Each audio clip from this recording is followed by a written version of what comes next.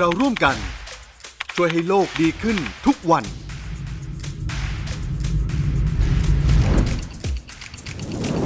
แต่โลกเดือดยังรุนแรงขึ้นทุกวินาที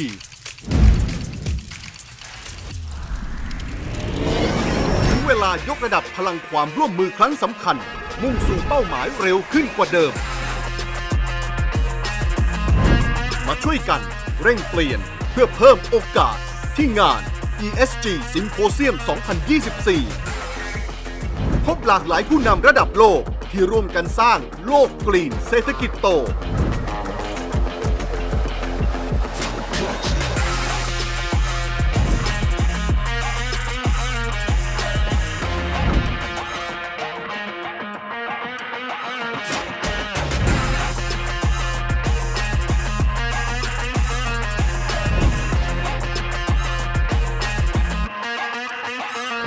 เปิดวิสัยทัศน์ติดสปีดพาไทยสู่สังคมคาร์บอนต่ำได้จริง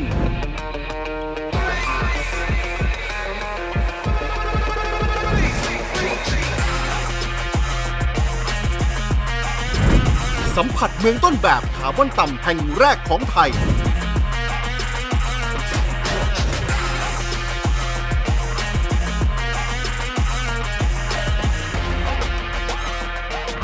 30 กันยายนนี้ที่งาน ESG Symposium 2024 ศูนย์การประชุมแห่งชาติสิริกิติ์ยิ่งเร่งเปลี่ยนยิ่งเพิ่มโอกาส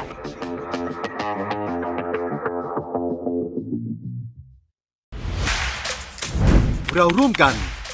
ช่วยให้โลกดีขึ้นทุกวัน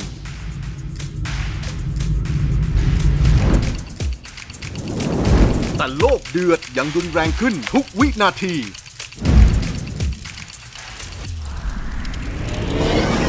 เวลายกระดับพลังความร่วมมือครั้งสำคัญมุ่งสู่เป้าหมายเร็วขึ้นกว่าเดิม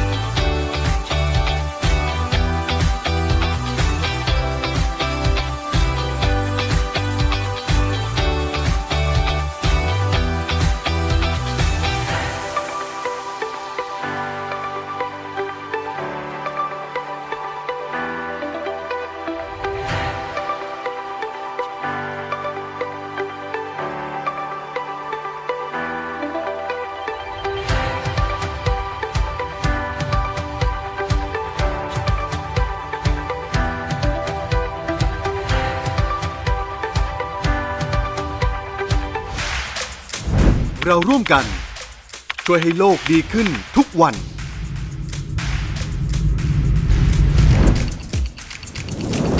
แต่โลกเดือดยังรุนแรงขึ้นทุกวินาที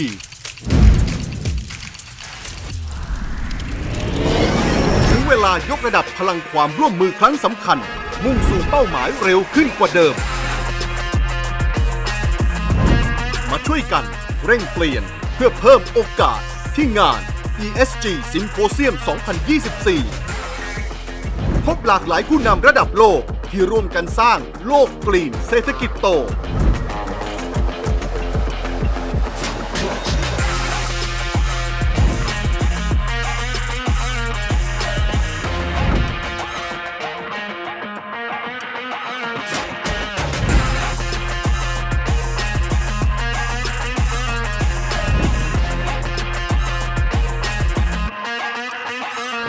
เปิดวิสัยทัศน์ติดสปีดพาไทยสู่สังคมคาร์บอนต่ำได้จริง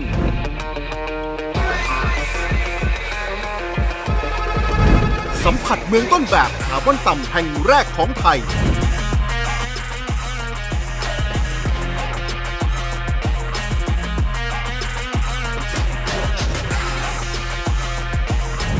30 กันยายนนี้ที่งาน ESG Symposium 2024 ศูนย์การประชุมแห่งชาติสิริกิติ์ยิ่งเร่งเปลี่ยนยิ่งมีโอกาส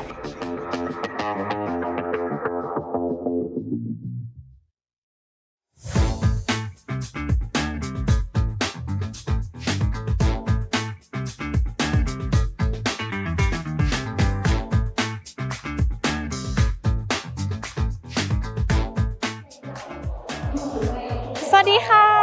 สวัสดีทุกท่านที่กำลังรับชมผ่านช่องทาง Facebook YouTube IG หรือ TikTok ของ ESG Official ค่ะดิฉันนางสาวลลิตยา พนาเจริญไพบูลย์หรือเรียกสั้นๆว่าลิตาก็ได้ค่ะวันนี้ลิตาขอยินดีต้อนรับทุกท่านเข้าสู่งาน ESG Symposium 2024 Driving Inclusive Green Transition ยิ่งเร่งเปลี่ยนยิ่งเพิ่มโอกาสค่ะก่อนที่จะพาทุกท่านเข้าไปสู่งาน ESG Symposium กันเนี่ยวันนี้ลิตาได้รับมอบหมายให้มาพาทุกท่านเยี่ยมชมภายในงานซึ่งทาง ESG เองเนี่ยได้จัดเตรียม Exhibition เมืองต้นแบบคาร์บอนต่ำแห่งแรกของประเทศไทยมาไว้ตรงนี้เรียบร้อยแล้วค่ะซึ่งถามว่าทำไมถึงต้องใช้คำว่าคาร์บอนต่ำทุกคนอาจจะเคยได้ยินว่าตอนนี้เนี่ยโลกเรากำลังเผชิญกับ global warming หรือที่เรียกกันว่าสภาวะโลกร้อนใช่ไหมคะแต่ว่าตอนนี้เนี่ยมันไม่ใช่แล้วค่ะทุกท่านตอนนี้เรากำลังอยู่ในสภาวะโลกเดือดหรือที่เรียกกันว่า global boiling ค่ะซึ่งสิ่งที่เราทำอยู่ตอนนี้เนี่ยมันอาจจะยังต้องติดสปีดขึ้นอีกนิดนึงค่ะดังนั้นแล้วเนี่ยเราจะต้องขอความร่วมมือของทั้งทางภาครัฐภาคเอกชนหรือภาคประชาสังคมมาร่วมเร่งเปลี่ยนสู่ green transition เพื่อเพิ่มโอกาสให้คุณภาพชีวิตที่ดีขึ้นไปอีกเพื่อเพิ่มโอกาสให้ธุรกิจนั้นเติบโตขึ้นในระยะยาวและเพิ่มโอกาสให้โลกที่ยั่งยืนโลกที่กรีนด้วยความร่วมมือของพวกเราเองค่ะและในงานครั้งนี้นะคะ ESG Symposium ของเราสามารถพบกับผู้นำระดับโลกมาร่วมเปิดวิสัยทัศน์ร่วมกันมาติดสปีดพาประเทศไทยสู่สังคมคาร์บอนต่ำและแน่นอนว่ามีงาน Exhibition ที่ลิตาได้เกริ่นไปตอนแรกว่าเป็นเมืองต้นแบบคาร์บอนต่ำแห่งแรกของประเทศไทยและตอนนี้ลิตาก็ได้ยืนอยู่บริเวณหน้าของ Exhibition นี้เรียบร้อยแล้วค่ะแต่ถามว่ารายละเอียดจะเป็นยังไงเนี่ยเราไปพบเจอกับโซนแรกของเรากันได้เลยค่ะ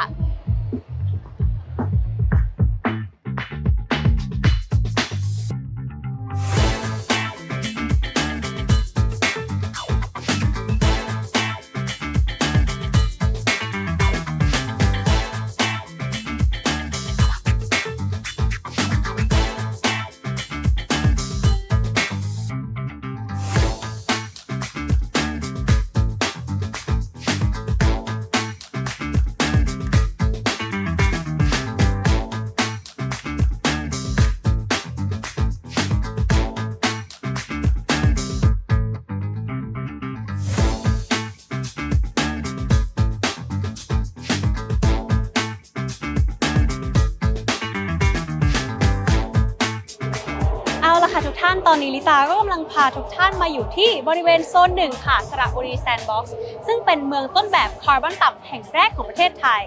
จากความร่วมมือทั้งจากทางภาครัฐภาคเอกชนและภาคประชาสังคมซึ่งตัวนี้เนี่ยได้มีการดำเนินงานมาเรียบร้อยแล้วประมาณ1ปีค่ะผ่านการดำเนินงานทั้งหมด5ด้านด้วยกันเดี๋ยวถ้ารายละเอียดเป็นยังไงเดี๋ยวลองไปถามพี่ออยกันเลยค่ะสวัสดีค่ะพี่ออย สวัสดีครับริต้าครับขอต้อนรับสู่เมืองสระบุรีคาร์บอนต่ำครับอย่างที่ริต้าบอกเมื่อสักครู่ว่า5ด้านมีอะไรบ้างนะครับด้านแรกเลยครับก็คือเรื่องของพลังงานครับ พลังงานเป็นส่วนสำคัญเลยนะครับแล้วก็เราได้ความร่วมมือกับหน่วยงานภาครัฐและเอกชนสามารถทำโซลาร์คาร์พอร์ตได้นะครับที่แรกเลยนะครับหลายคนคิดว่าโซลาร์เซลล์ติดตั้งง่ายๆสิแต่การเกิดความร่วมมือที่ภาคราชการเนี่ยก็ไม่ใช่เรื่องง่ายเหมือนกันต้องร่วมกันปลดล็อกด้วยนะครับด้านที่2ก็คือด้านของอุตสาหกรรมเรามีปูนซีเมนต์ผลิต 80% ที่นี่ของประเทศไทยนะครับแล้วเราก็มีปูนโลหะขั้นต่ำเพื่อช่วยลดตรงนี้ด้วยนะครับอีกส่วนนึงคือเรื่องของ waste ครับของเสียจัดการยังไงนะครับหลายคนคิดว่าแยกขยะแล้วไปฝังกลบไม่ได้เดี๋ยว CO2 จะเยอะขึ้นนะครับเราต้องลดลงแล้วก็ใช้ประโยชน์ให้เกิดมากที่สุดเราเรียกว่า regenerative model แล้วเกิดเป็นรายได้กับชุมชนได้ด้วยนะครับที่สระบุรีก็มีเกษตรด้วยมีการปลูกข้าวทราบไหมครับว่าเป็นข้าวอะไรที่ชื่อดังๆข้าวเสาให้นะครับเสาให้ซึ่งสามารถมีเรียกว่านาเปียกสลับแห้งไม่ขังน้ำนานนะครับแล้วก็ลดเรื่องของ CO2 ได้ด้วยคาร์บอนก๊าซมีเทนนั่นเองนะครับด้านสุดท้ายด้านที่5พื้นที่สีเขียวเราจะเห็นว่าภูเขาป่าไม้เยอะมากที่สระบุรีนะครับซึ่งตรงนั้นเนี่ยเราก็ร่วมกับชุมชน38แห่งนะครับซึ่งอนุรักษ์เอาไว้ช่วยดูดซับคาร์บอนนะครับแต่อยากรู้ว่า1ปีที่ผ่านมามีความร่วมมืออะไรบ้างไปดูด้านหลังกันเลยได้ค่ะนะครับซึ่งตลอด1ปีที่ผ่านมานะครับเราก็จะมีทั้งภาครัฐภาคเอกชนนะครับแล้วก็ภาคประชาชนอันนี้ก็คือ7กระทรวงเลยนะครับที่ร่วมมือกันแล้วก็หน่วยงานย่อยอีกประมาณ23หน่วยงานนะครับซึ่งทั้งจังหวัดสระบุรีช่วยกันอย่างตัวอย่างเช่นต่างประเทศเราก็มีความร่วมมือกับพรินสตันนะครับจากอเมริกาเลยใช่อเมริกาเขาทำเนซิโร่อเมริกาได้สระบุรีก็จะเนซิโร่ด้วยเหมือนกันแล้วก็ขยายผลที่อื่นด้วยเหมือนกันนะครับแล้วก็จะมีเรื่องของ PA ครับการไฟฟ้าส่วนภูมิภาคนะครับมาลงทุนให้กับราคาโซลาร์เซลล์ที่ลานจอดรถนะครับแล้วก็จะขยายผลที่อื่นต่อเหมือนกันนะครับก็จะมีของอุตสาหกรรมจังหวัดนะครับร่วมกับ SME แล้วก็จะไม่ทิ้งคนตัวเล็กไปข้างหลังด้วยเหมือนกันนะครับแล้วก็มีทุนเทคโนโลยีต่างๆเดี๋ยวเราได้ชมต่อนะครับกับทางวนั่นเองซึ่งเราเชื่อว่าในปี 2170 เราจะลดได้5ล้านตันเยอะเหมือนกันนะคะเนี่ยได้กับ5ด้านนะครับซึ่งเรามีความเชื่อมั่นว่าถ้าจังหวัดสระบุรีทำได้จังหวัดอื่นก็ทำได้เช่นกันค่ะโอเคขอบคุณมากเลยนะคะพี่ออยขอบคุณค่ะเอาละค่ะงั้นเดี๋ยวเราไปชมกันที่โซน2กันต่อเลยนะคะซึ่งตรงนี้เนี่ยบอกเลยจะเป็นเกี่ยวกับเรื่องของ energy transition ค่ะ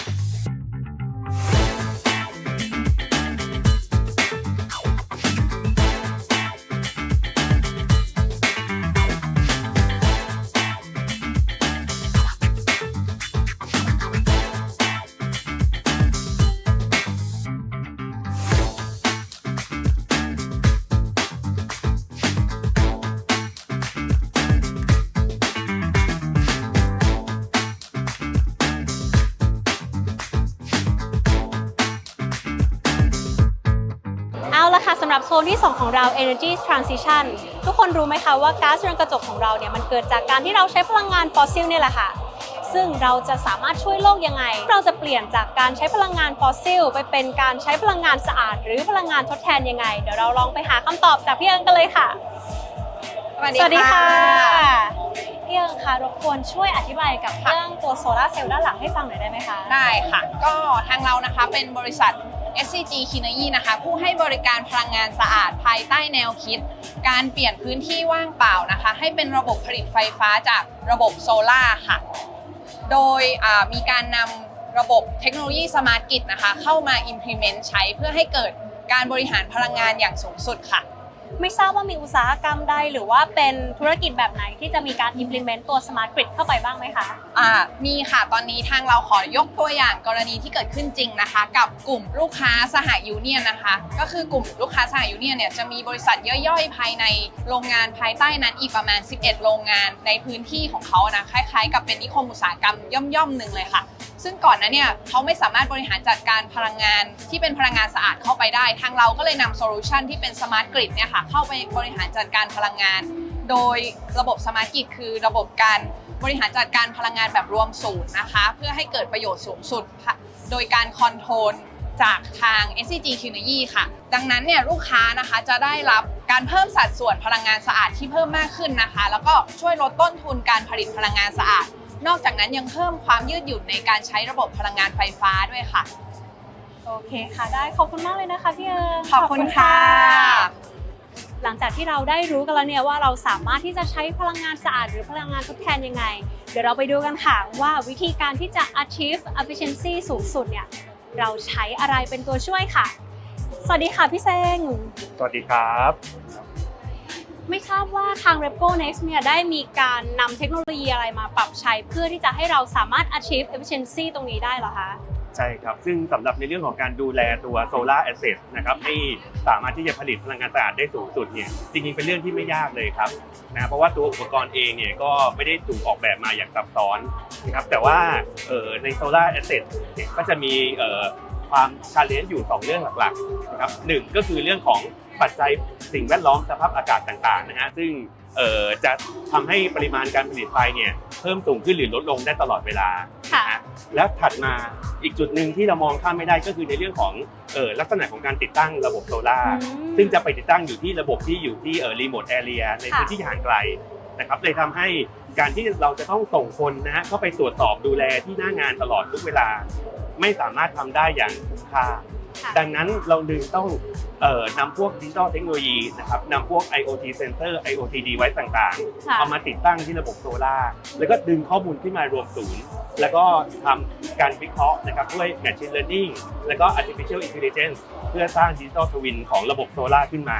ทำให้เราสามารถที่จะ predict รู้ตัวล่วงหน้าว่าตอนนี้ระบบโซล่าเริ่มมีปัญหาและสามารถเข้าไปแก้ไขปัญหาได้อย่างทันท่วงทีครับถือว่าช่วยลดระยะเวลาในการทำงานได้เยอะมากๆเลยนะคะเนี่ยใช่ครับได้ค่ะโอเคขอบคุณมากเลยนะคะพี่เซงสำหรับข้อมูลในวันนี้ขอบคุณค่ะเอาละค่ะงั้นเดี๋ยวเราจะไปชมในโซนถัดไปกันเลยนะคะยังไงก็ลองไปดูกันเลยค่ะ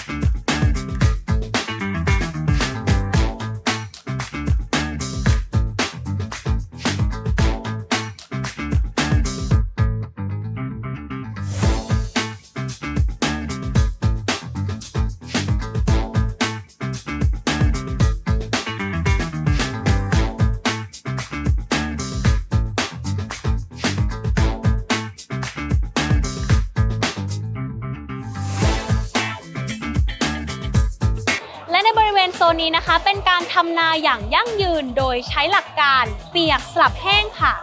ซึ่งจริงๆแล้วเนี่ยลิตาก็เพิ่งเคยได้ยินคำนี้เป็นครั้งแรกเหมือนกันแต่ไม่เป็นไรเดี๋ยวเราไปฟังรายละเอียดพร้อมกันดีกว่าทุกคนอาจจะเห็นเครื่องนี้เรียบร้อยแล้วใช่ไหมคะตัวนี้จะเป็นมิเตอร์ตรวจวัดระดับน้ำค่ะโดยใช้พลังงานจากแสงอาทิตย์หรือโซลาร์เซลล์ตรงนี้เลยโดยที่มันจะมีการส่ง notification ผ่านไลน์แจ้งเตือนให้กับเกษตรกรให้มีความสะดวกสบายมากยิ่งขึ้นในการบริหารจัดการปริมาณน้ำโดยที่ตรงนี้เนี่ยเขาแอบกระซิบกันมาว่าลดการเกิดก๊าซมีเทนได้ด้วยนะคะแต่ว่าลดได้ยังไงเนี่ยไม่มั่นใจเหมือนกันเดี๋ยวเราไปหาคำตอบกับพี่ไพศาลพร้อมกันเลยค่ะสวัสดีค่ะพี่ไพศาลสวัสดีครับสำหรับเกษตรรักโลกนะครับในส่วนของเราคือจะเป็นการทำนาเปียกสลับแห้งนะครับหรือการทำนาแบบน้ำน้อยนะครับซึ่งเราจะมีวัสดุอุปกรณ์มาช่วยเกษตรกรในการควบคุมระดับน้ำนะครับในการทำนานะครับก็ทำให้ลดก๊าซมีเทนนะครับแล้วก็เพิ่มรายได้ให้เกษตรกรนะครับและลดรายจ่ายนะครับแล้วก็จะนำพาเกษตรกรสู่สังคมคาร์บอนต่ำนะครับด้วยทำได้จริงโดยหลัก4 ปนะครับปรับระดับเปียกสลับแห้งปุ๋ย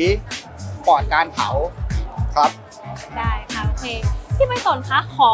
รบกวนเวลาสักแป๊บหนึ่งพอดีแอบเห็นต้นไม้ตรงนั้นแปลกมากยินดีครับอันนี้คือต้นอะไรอะคะมันไม่ควรจะมาอยู่ตรงนี้สิครับก็ภูมิใจนำเสนออีกเช่นกันครับก็จะเป็นพืชพลังงานในส่วนที่จะมาแทนฟอสซิลของเราเหมือนกันนะครับคงจะได้ยินคำสลักรีแซนบ็อกนะครับซึ่งเป็นคำฮิตหรือว่าติดเทรนด์อยู่ในขณะนี้ครับเมือง สังคมสู่คาร์บอนต่ำนะครับสำหรับเนเปียนะครับที่ผมภูมิใจนำเสนอนะครับทางเรานะครับได้มีส่วนผลักดันและเข้าไปร่วมกับเกษตรกรนะครับในการจัดตั้งวิสาหกิจชุมชนแล้วก็ในอนาคตเราจะจดเป็นวิสาหกิจเพื่อสังคมนะครับซึ่งจะพัฒนาเป็นพืชพลังงานสู่โรงงานเพื่อทดแทนฟอสซิลต่อไปลดรายจ่ายนะครับแล้วก็เพิ่มรายได้ให้กับทางเกษตรกรครับเยี่ยมเลยค่ะขอบคุณนะคะพี่ไฟสนครับแต่ว่าเหมือนเคยได้ยินมาว่ามันจะมีวัสดุอื่นๆที่สามารถเอามาใช้แทนเป็นเชื้อเพลิงฟอสซิลได้อีกด้วยยังไงก็เดี๋ยวให้พี่โต๊ดมาให้คำตอบกับเรากันค่ะสวัสดีค่ะพี่โต๊ดสวัสดีครับสวัสดีค่ะครับก็ของเรานะครับอยู่ภายใต้กินเซอร์คูล่านะครับสิ่งที่เราดำเนินการก็คือเราเปลี่ยนขยะของเสียจากทางพืชผลการเกษตรให้เป็นพลังงานที่เรียกกันว่าเชื้อเพลิงชีวมวลไบโอแมสเหรอคะใช่ครับเราทำการคอนเวิร์ตหรือแปรรูปมันให้สามารถมาใช้งานในเตาเผาของภาคอุตสาหกรรมได้โดยที่เบเนฟิตที่เราได้ก็คือ1 PM 2.5 เราสามารถลดการเผาได้2การเพิ่มรายได้ให้กับเกษตรกรและ3ก็คือการลดต้นทุนให้กับภาคอุตสาหกรรมและที่สำคัญคือภาคอุตสาหกรรมพอใช้เชื้อเพลิงชีวมวลแล้วเขาจะลดเชื้อเพลิงที่เป็นฟอสซิลได้อันนี้ช่วยเรื่องโลกร้อนแน่นอนครับโอเคค่ะได้เยี่ยมไปเลยค่ะขอบคุณนะคะพี่โต๊ดขอบคุณค่ะเอาละค่ะถัดไปเดี๋ยวเราจะลองไปดูเรื่อง Green Space Expansion หรือที่เราจะไปกันที่โซน4ของเรานั่นเองป่ะ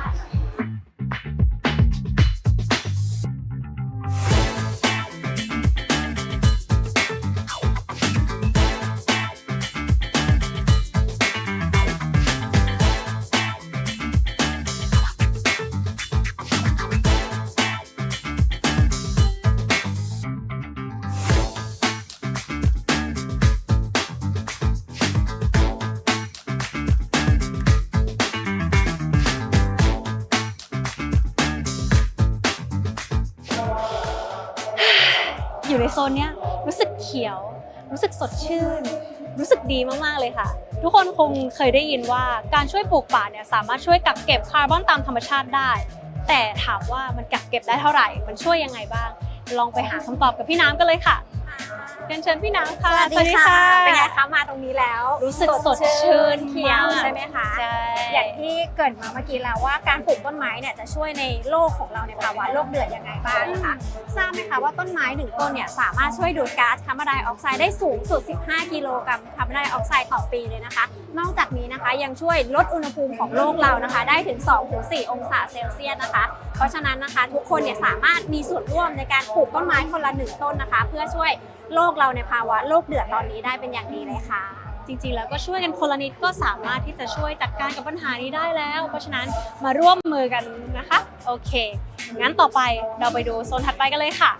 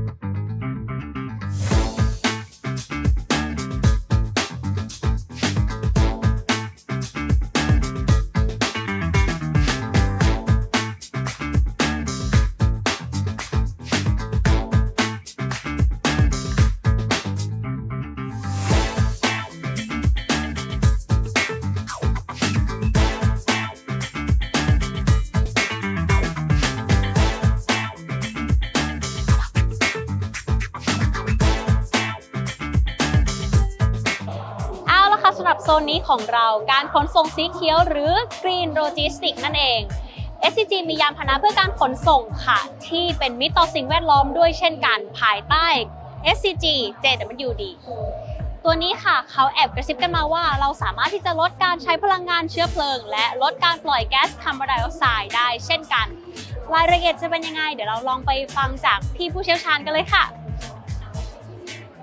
สำหรับโซนที่ 5 ของเราค่ะ Green Logistics จากบริษัท SCG JWD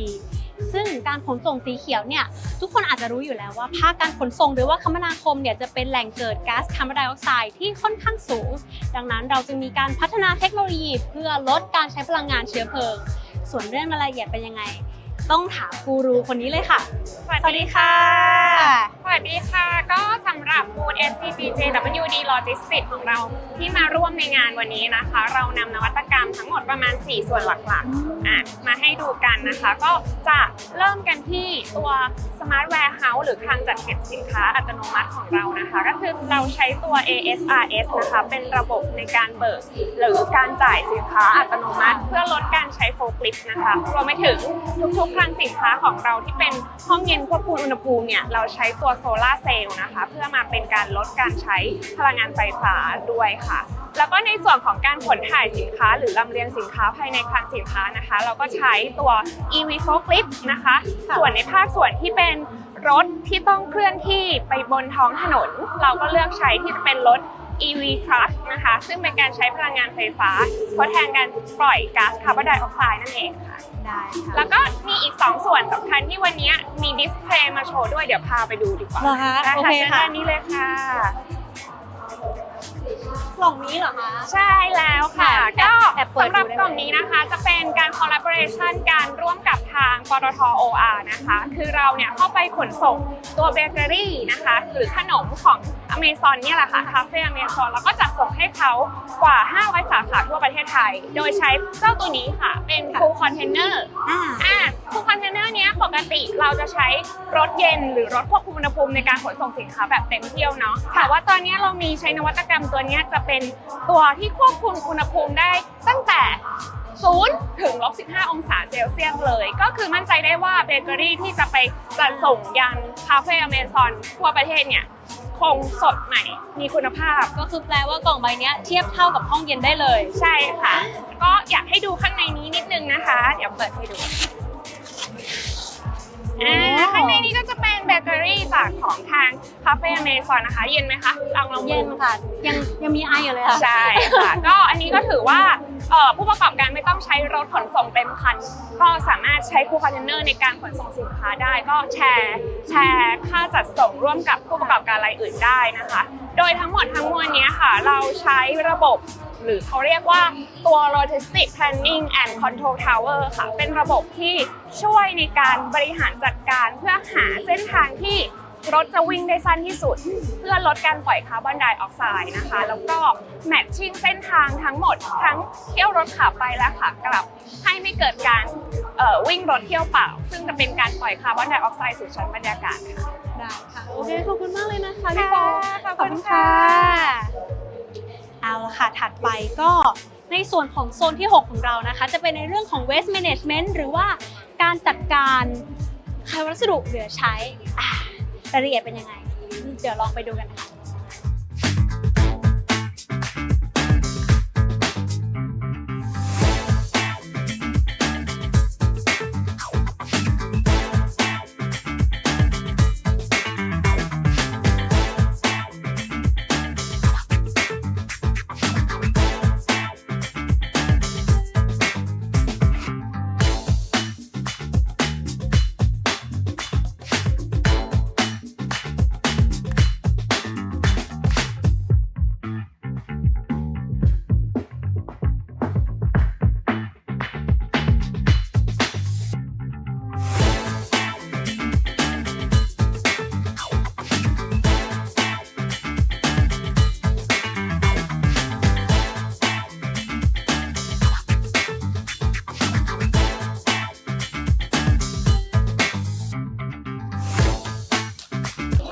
สำหรับโซนที่ 6 ของเรา waste management ค่ะหรือเป็นการจัดการวัสดุเหลือใช้ตั้งแต่ต้นทางจนถึงปลายทางไม่ว่าจะเป็นตั้งแต่ครัวเรือนชุมชนโรงเรียนหรือภาคอุตสาหกรรมเองก็ตามตัวอย่างแรกค่ะของเราจะเป็นโปรเจกต์ของ Waste วิทยาค่ะซึ่งรายละเอียดจะเป็นยังไงเดี๋ยวต้องรบกวนให้พี่นุชช่วยมาอธิบายให้ฟังด้วยนะคะได้เลยค่ะเรื่องของเวทวิทยานะคะเป็นเรื่องของการบูรณาการวิชาเรียนนะคะต่างๆในหลักสูตรที่โรงเรียนมีการจัดทำขึ้นนะคะไม่ว่าจะเป็นเรื่องของการจัดการขยะนะคะเรื่องของการจัดการสิ่งแวดล้อมค่ะอย่างเช่นง่ายๆเลยนะคะเรื่องของการชั่งน้ำหนักนะคะบวกเลขลบคูณหารเนี้ยสามารถที่จะสอดแทรกไปกับวิชาคณิตศาสตร์ได้นะคะหรือเรื่องของภาษาอังกฤษนะคะ reduce reuse recycle paper plastic ก็สามารถที่จะเรียนรู้ไปกับวิชาภาษาอังกฤษได้ค่ะ โอเคค่ะเยี่ยมเลยเห็นมี Kids Box ตรงนี้ด้วยดูน่าสนใจมากเลยโอเคก็ถ้าสำหรับท่านใดที่สนใจนะคะสำหรับเรื่องของเวสวิทยาก็สามารถสแกน QR Code ตรงนี้ได้เลยค่ะหรือว่าสามารถติดตามรายละเอียดได้ใน Facebook ของ SCG ได้เลยนะคะเอาละค่ะทำไมมันอยู่ตรงนี้อ่ะพี่กี้คะขอถามเลยค่ะอันนี้เป็นโปรเจกต์ของ SCG ด้วยเหมือนกันหรือเปล่าคะใช่ครับเป็นโปรเจกต์ของ ESG นะครับตัวนี้เป็นก้อนขวดพลาสติกนะครับที่สามารถลดอากาศในการขนส่งได้ถึง10เท่านะครับก็เราเนี่ยสร้างรถบีบอัดขึ้นมานะครับเพื่อที่จะสามารถทำให้กระบวนการขนส่งขยะรีไซเคิลเนี่ยมีประสิทธิภาพมากขึ้นนะครับจริงๆเนี่ยรถบีบอัดของเรานะครับบีบได้ทั้งขวดน้ำนะครับขวดนมกระดาษแล้วก็กระป๋องต่างๆเลยนะครับแล้วก็นอกจากนั้นนะครับยังมีแพลตฟอร์มนะครับในการช่วยคำนวณนะครับการลดคาร์บอนไดออกไซด์ที่เกิดจากกระบวนการรีไซเคิลได้นะครับอันนี้ก็เป็น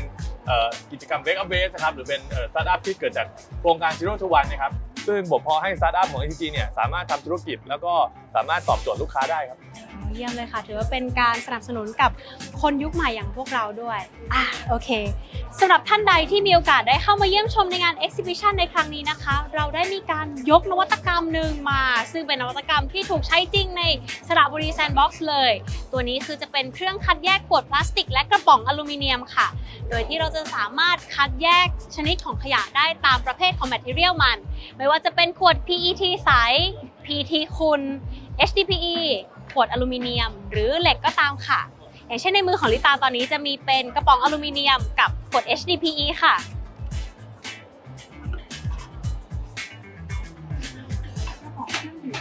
ลงไปฝั่งซ้ายใช่ไหมคะแล้วถ้าเป็นในส่วนของ HDPE เองแล้วก็จะถูกส่งไปอีกช่องนึงค่ะแน่นอนว่าขยะแต่ละประเภทเนี่ยจะถูกนำไปแปรรูปแล้วก็นำไปพัฒนาต่อทดแทนการฝังกลบค่ะโดยที่ตรงนี้เนี่ยสามารถที่จะลดการปล่อยก๊าซเรือนกระจกได้แน่นอนค่ะเอาละค่ะถัดไปเดี๋ยวเราจะไปดูในโซนไหนลองไปดูต่อเลยค่ะ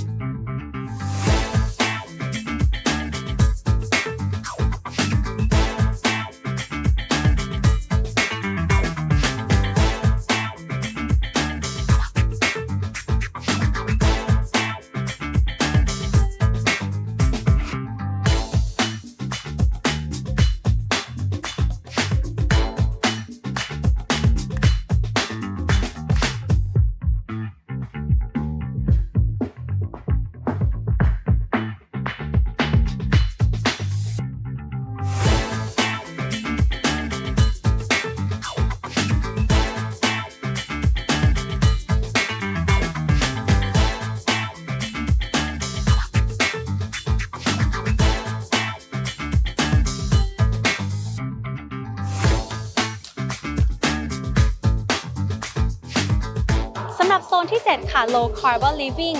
ทุกคนรู้ไหมคะว่าจริงๆแล้วอุปกรณ์เครื่องใช้ในชีวิตประจำวันของเรามันก็สามารถที่จะปล่อยก๊าซคาร์บอนไดออกไซด์ได้เช่นกันค่ะซึ่งมันจะดีกว่าไหมถ้าเราเปลี่ยนมาใช้วัสดุที่เป็นมิตรต่อสิ่งแวดล้อมแล้วก็ลดผลกระทบต่อสิ่งแวดล้อมด้วยค่ะเอาละค่ะนี่ก็จะเป็นโปรเจกต์ของ SCG ค่ะได้แก่โปรเจกต์ Net Up ค่ะจาก SCGC เราจะมาถามรายละเอียดกับพี่ขวัญกันค่ะสวัสดีค่ะพี่ขวัญสวัสดีค่ะไม่ทราบว่าตัวโปรเจกต์ Net Up เนี่ยมีอะไรที่มันมาจุดประกายในการทำโครงการนี้คะค่ะโครงการ Net Up เนี่ยนะคะเป็นโครงการที่ทาง SCGC อะค่ะมีความตั้งใจมากนะคะในแง่ของการที่จะเอาขยะทะเลที่เป็นอวนประมงนะคะที่ชาวประมงเนี่ยบางครั้งเนี่ยเกิดความที่ชำรุดแล้วอะตัดลงทะเลไปเลยบางทีเนี่ยมันก็จะไปพันน้องเต่าน้องปลาเนาะมาเปลี่ยนมาเป็นวัสดุที่มีมูลค่าเพิ่มอย่างเช่นในอุตสาหกรรม Textile Industry นะคะซึ่งความยากของมันเนี่ยค่ะก็คือต้องแต่กระบวนการเก็บกลับมานะคะแล้วก็ทำความสะอาดแล้วก็การขึ้นรูปเป็นเม็ดแล้วก็ทำให้เส้นใยเนี่ยค่ะมีความคงทนเหนียวแน่นแล้วก็เหมาะกับวัสดุในการใช้งานนะคะซึ่งตอนนี้ค่ะวัสดุของ Net Up เนี่ยนะคะมีการพัฒนาขึ้นหลากหลายรูปแบบนะคะตอนนี้ค่ะเดี๋ยวน้องๆไปดูได้นะคะเนี่ยค่ะอันนี้ก็เป็นเสื้อในยุคแรกของเรานะคะเส้นใยของเราเนี่ยมีความนุ่มค่ะแข็งแรงแล้วก็ใส่แล้วเย็นมาก นะคะก็เรามีการพัฒนาผสมในรีไซเคิลตั้งแต่ 50-100% นะคะแล้วก็สามารถผสมเส้นใยฝ้ายได้ด้วยนะคะก็จะมีลักษณะเป็นนุ่มแบบว่าหนุ่มๆก็จะเป็นคนละสไตล์กันใช่อีกสไตล์หนึ่งนะคะแล้วก็เป็นเสื้อโปโลรวมถึงตอนนี้นะคะก็สามารถพัฒนากับเป็นกระเป๋านะคะหรือว่าหมวกเสื้อชุดชั้นในได้ด้วยตอนนี้ค่ะเราร่วมกับแบรนด์ซาบีน่านะคะเป็นชุดชั้นในในประเทศไทยนะคะที่คำนึงถึงสิ่งแวดล้อมแล้วก็พัฒนาโปรดักต์ในการใส่ใจสิ่งแวดล้อมรวมถึงแบรนด์ Ecology นะคะที่ก็พัฒนาเป้กระเป๋าแล้วก็เตียงผ้าใบพวกนี้เกิดจากสินค้าที่เกิดจากโครงการ Nest Up ทั้งหมดเลยโดยการเอาอวนประมงไม่ใช้แล้วนะคะมาเปลี่ยนมาเป็นวัสดุที่มีมูลค่าเพิ่มได้ค่ะจริงๆแล้วการเริ่มต้นจากจุดเล็กๆเนี่ยมันก็ง่ายสำหรับเราแล้วก็ดีต่อโลกด้วยค่ะโอเคค่ะขอบคุณนะคะพี่ขวัญขอบคุณค่ะนอกเหนือจาก Nest Up แล้วเนี่ยเราก็ยังมีโปรเจกต์อื่นอีกไม่ว่าจะเป็นตัว SCG Polymer Recycle แล้วอีกอย่างหนึ่งที่เราจะพามาดูวันนี้ค่ะเป็นโปรเจกต์ของ SCGP จะเป็นโปรเจกต์เรื่อง Face Ready Pack ค่ะซึ่ง Face Ready Pack จะเกี่ยวกับอะไรนั้นต้องขออนุญาตเชิญสาวสวยคนนี้มาช่วยอธิบายด้วยค่ะสวัสดีค่ะสวัสดีค่ะขอบคุณค่ะลิตาในโซน Low Carbon Living ตรงนี้นะคะก็อยากจะเชิญชวนทุกคนมาลดคาร์บอนด้วยการเปลี่ยนมาใช้ผลิตภัณฑ์รักโลกของเรากันค่ะก็คือ Food Service Packaging นั่นเองลิตาเคยลองไหมคะเคยแล้วค่ะผักผงอบชีสตัวนี้นะคะบรรจุภัณฑ์เนี่ยรักโลกมากๆเลยเพราะว่าวัสดุถึง 90% นะคะทำจากเยื่อยูคาลิปตัสที่สามารถย่อยสลายได้ใน60 วันแล้วก็ตัวฟิล์มพลาสติกสามารถรีไซเคิลได้ด้ว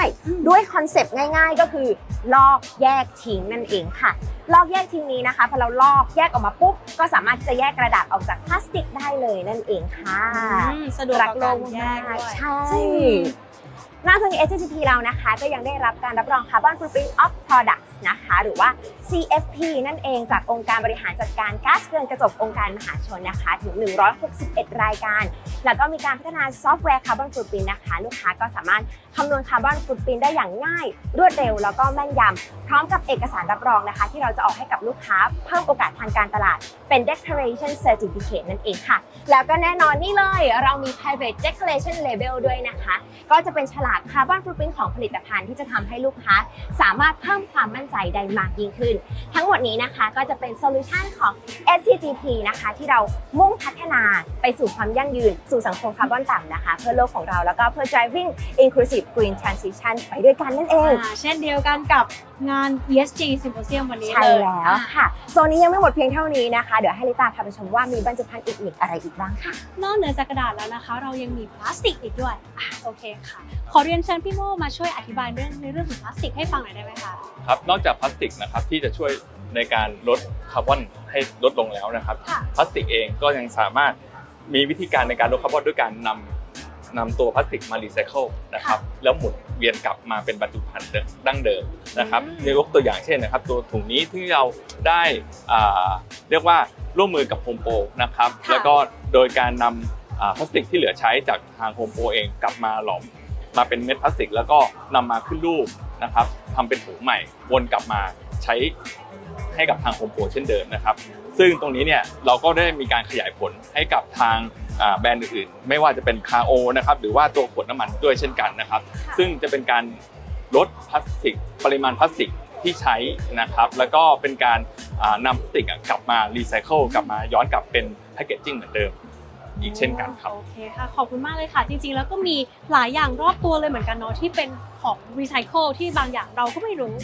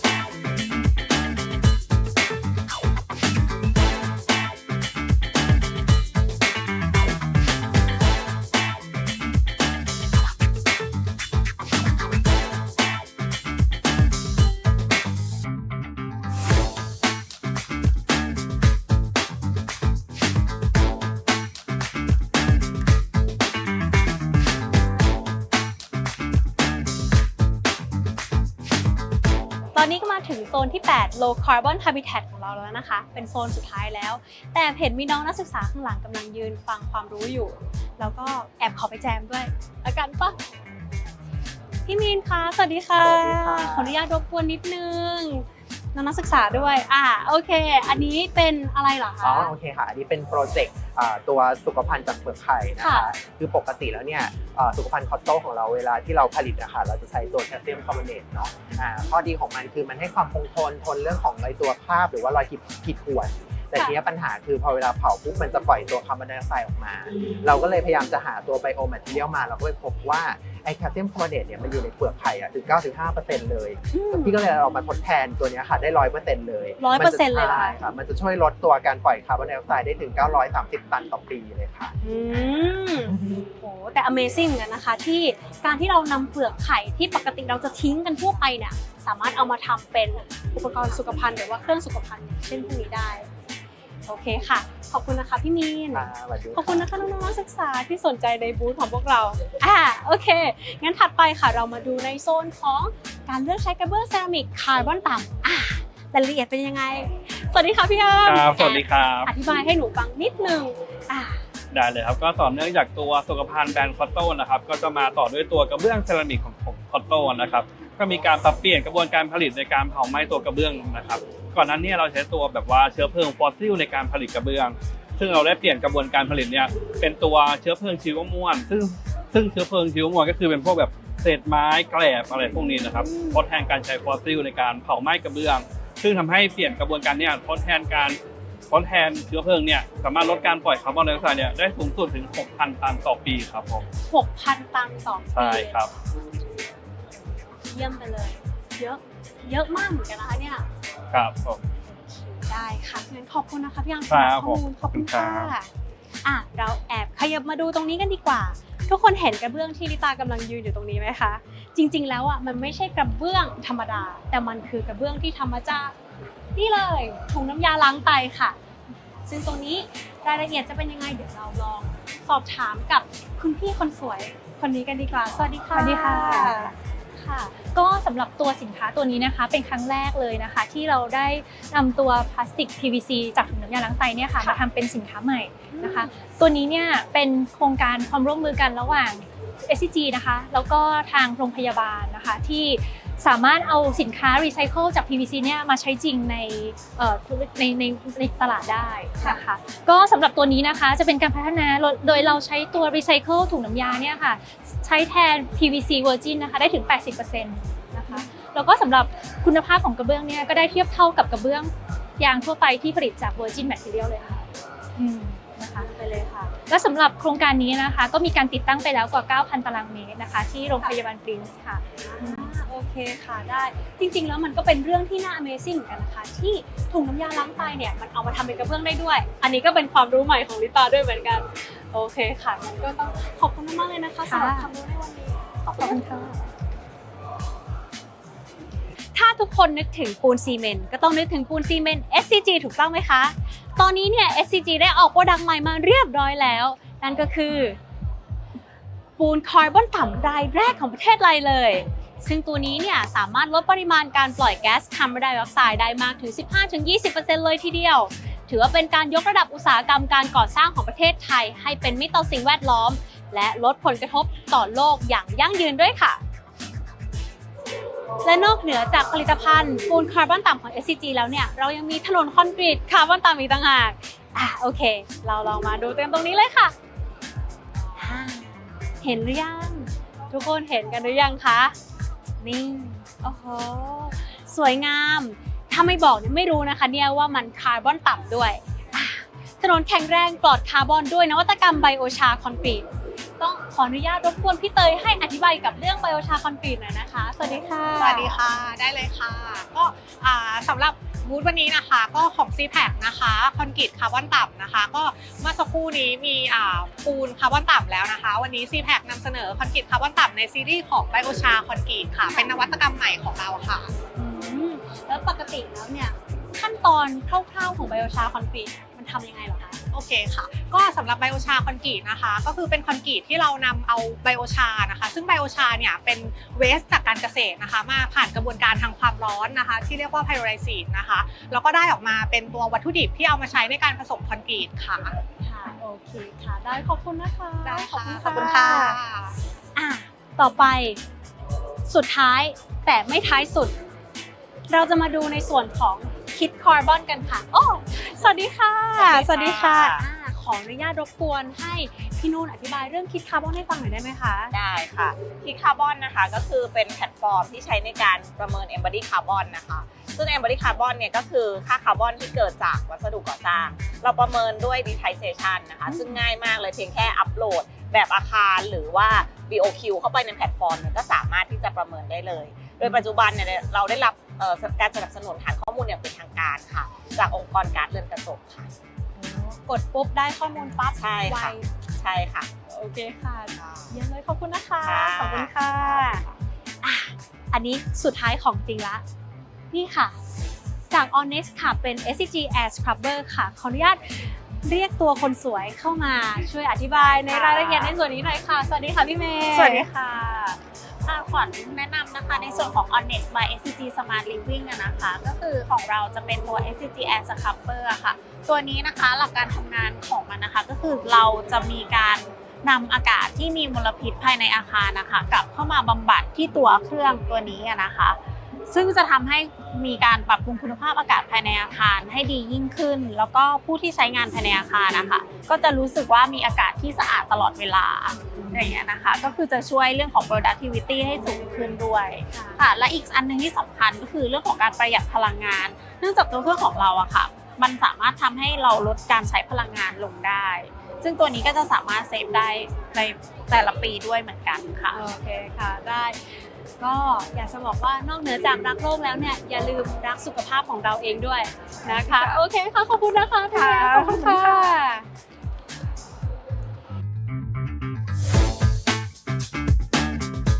และนอกเหนือจากนี้นะคะทุกท่านสามารถที่จะมาทดสอบได้ว่าเราพร้อมแล้วหรือยังที่จะมาช่วยกันแก้ปัญหาโลกเดือดผ่าน8คำถามข้อด้วยกันค่ะเพื่อร่วมสร้างเมืองคาร์บอนต่ำเพื่อโลกที่ยั่งยืนไปด้วยกัน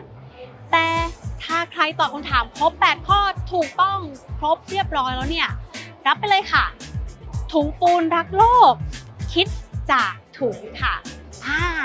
แล้วซึ่งตรงนี้เนี่ยขอแอบกระซิบไปก่อนเลยว่า1วันมีเพียงแค่50รางวัลเท่านั้น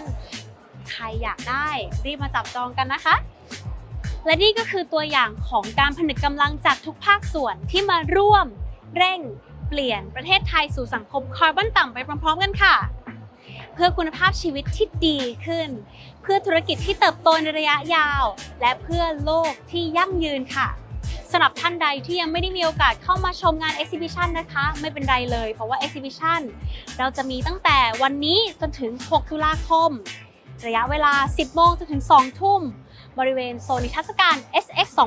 2024 Hall 3 ชั้น G โซน Better Community ในศูนย์ประชุมแห่งชาติสิริกิติ์ค่ะ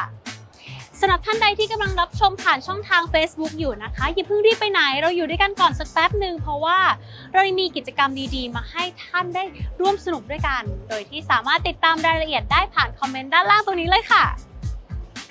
และนอกเหนือจากนี้เนี่ยถ้าท่านใดต้องการสอบถามข้อมูลเพิ่มเติมหรืออ่านอัปเดตข่าวสารรายละเอียดกิจกรรมต่างๆสามารถเข้าไปชมข้อมูลได้ใน www.scg.com ค่ะสำหรับวันนี้ก็หมดหน้าที่ของลิตาเรียบร้อยแล้วที่จะพาทุกท่านมาเยี่ยมชม Exhibition Low Carbon City เมืองต้นแบบคาร์บอนต่ำแล้วนะคะแต่ไม่เป็นไรค่ะเพราะว่า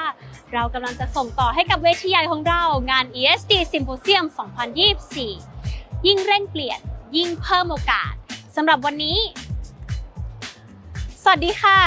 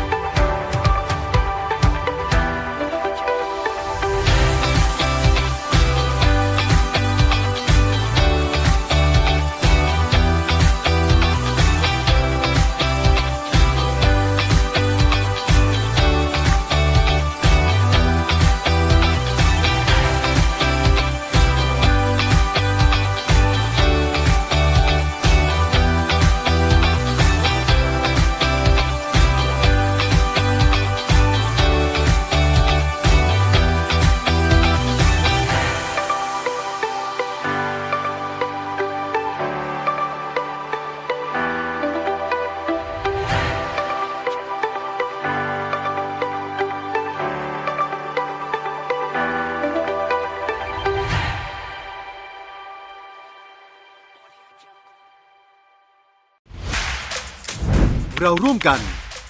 ช่วยให้โลกดีขึ้นทุกวัน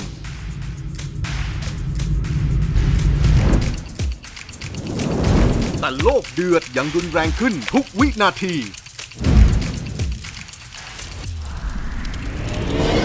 ถึงเวลายกระดับพลังความร่วมมือครั้งสำคัญมุ่งสู่เป้าหมายเร็วขึ้นกว่าเดิมมาช่วยกันเร่งเปลี่ยนเพื่อเพิ่มโอกาสที่งาน ESG Symposium 2024 พบหลากหลายผู้นำระดับโลกที่ร่วมกันสร้างโลกกรีนเศรษฐกิจโต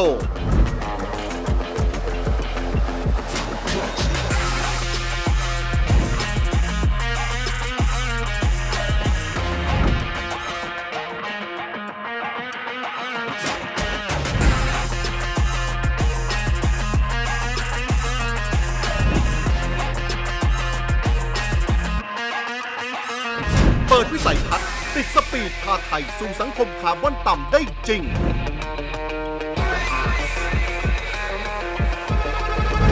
สัมผัสเมืองต้นแบบคาร์บอนต่ำแห่งแรกของไทย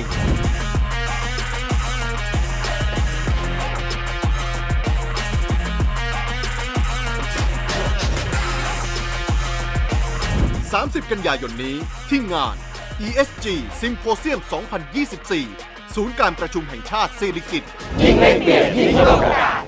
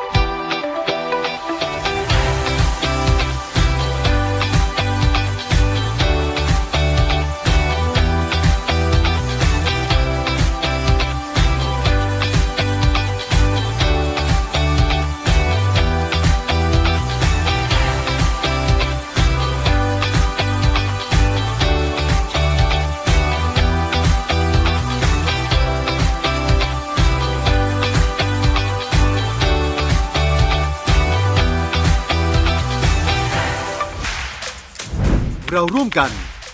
ช่วยให้โลกดีขึ้นทุกวัน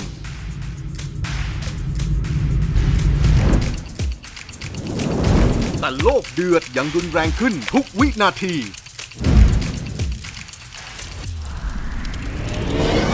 ถึงเวลายกระดับพลังความร่วมมือครั้งสำคัญมุ่งสู่เป้าหมายเร็วขึ้นกว่าเดิม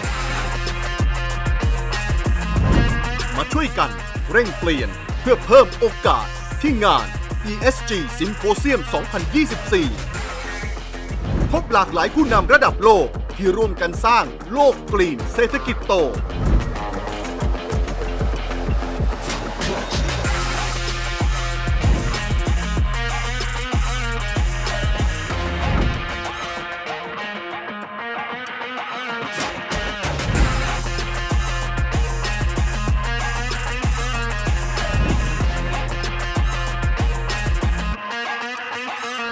เปิดวิสัยทัศน์ติดสปีดพาไทยสู่สังคมคาร์บอนต่ำได้จริง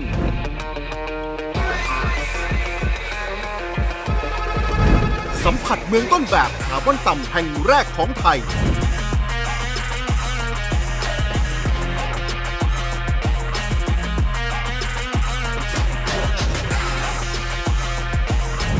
30 กันยายนนี้ที่งาน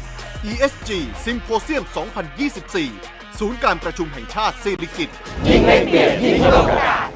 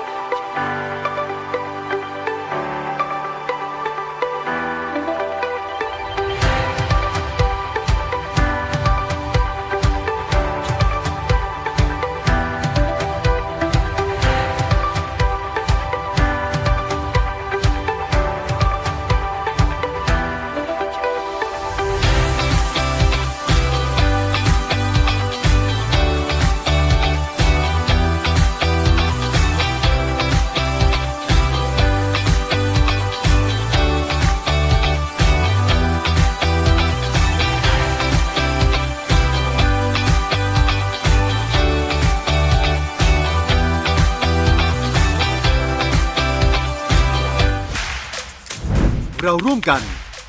ช่วยให้โลกดีขึ้นทุกวัน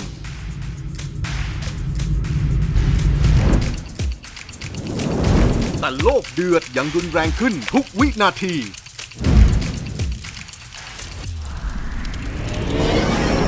ลายกระดับพลังความร่วมมือครั้งสำคัญมุ่งสู่เป้าหมายเร็วขึ้นกว่าเดิมมาช่วยกันเร่งเปลี่ยนเพื่อเพิ่มโอกาสที่งาน ESG Symposium 2024 พบหลากหลายผู้นำระดับโลกที่ร่วมกันสร้างโลกกรีนเศรษฐกิจโต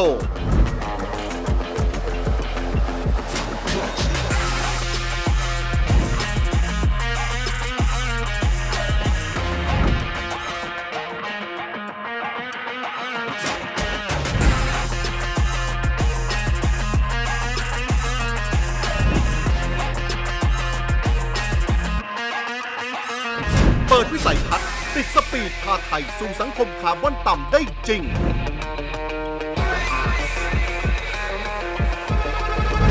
สัมผัสเมืองต้นแบบคาร์บอนต่ำแห่งแรกของไทย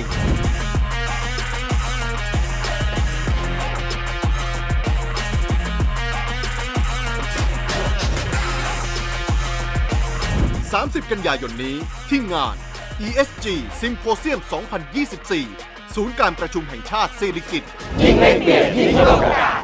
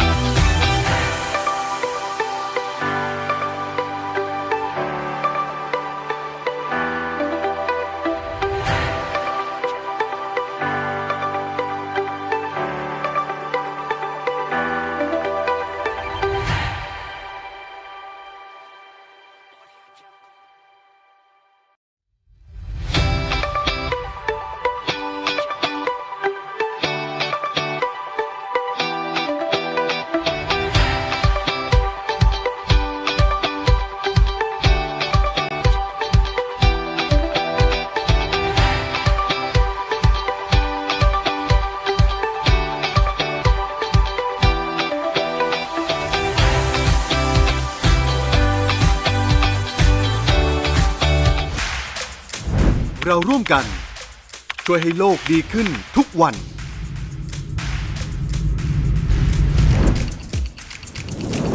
แต่โลกเดือดยังรุนแรงขึ้นทุกวินาที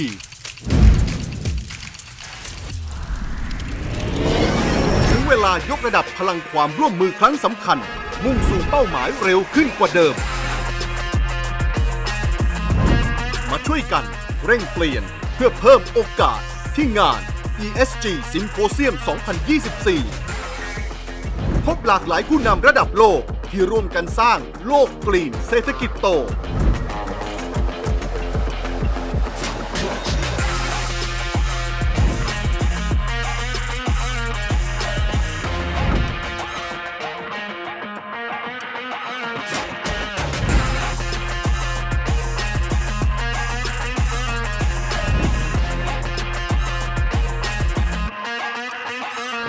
เปิดวิสัยทัศน์ติดสปีดพาไทยสู่สังคมคาร์บอนต่ำได้จริง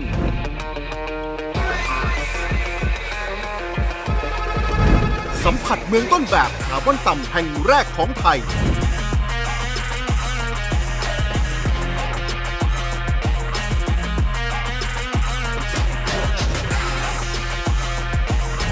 30 กันยายนนี้ที่งาน ESG Symposium 2024 ศูนย์การประชุมแห่งชาติสิริกิติ์ยิ่งเร่งเปลี่ยนยิ่งเพิ่มโอกาส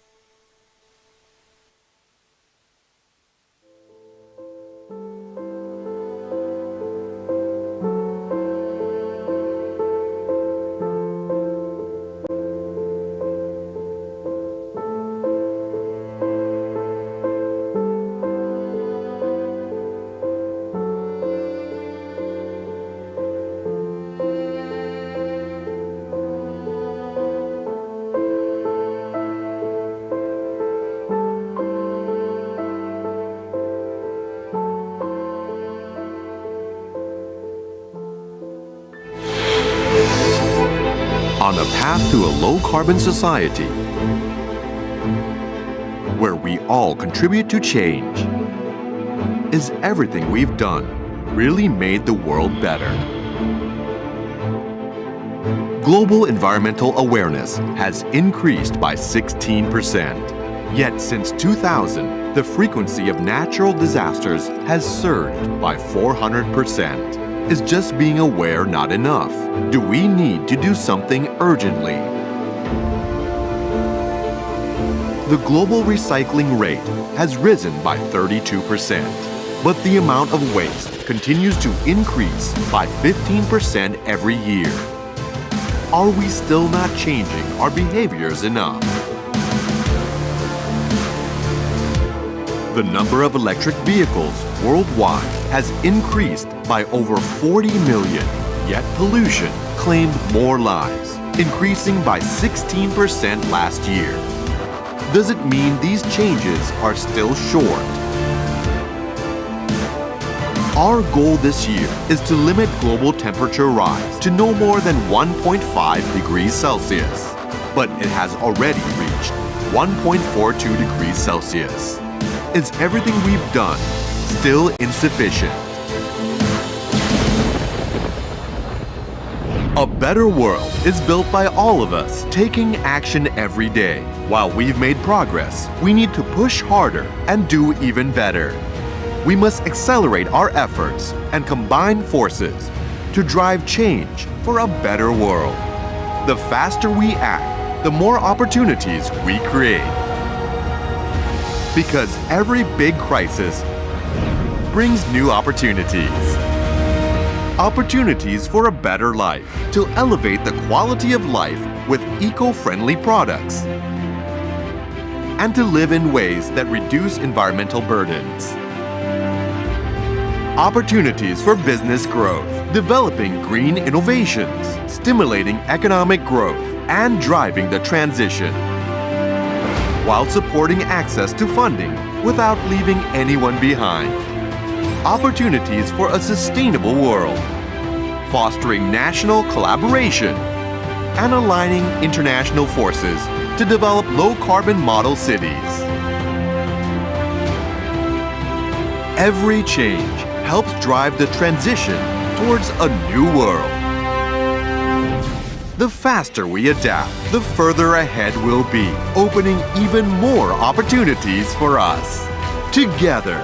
let's step into a sustainable future, driving inclusive green transition.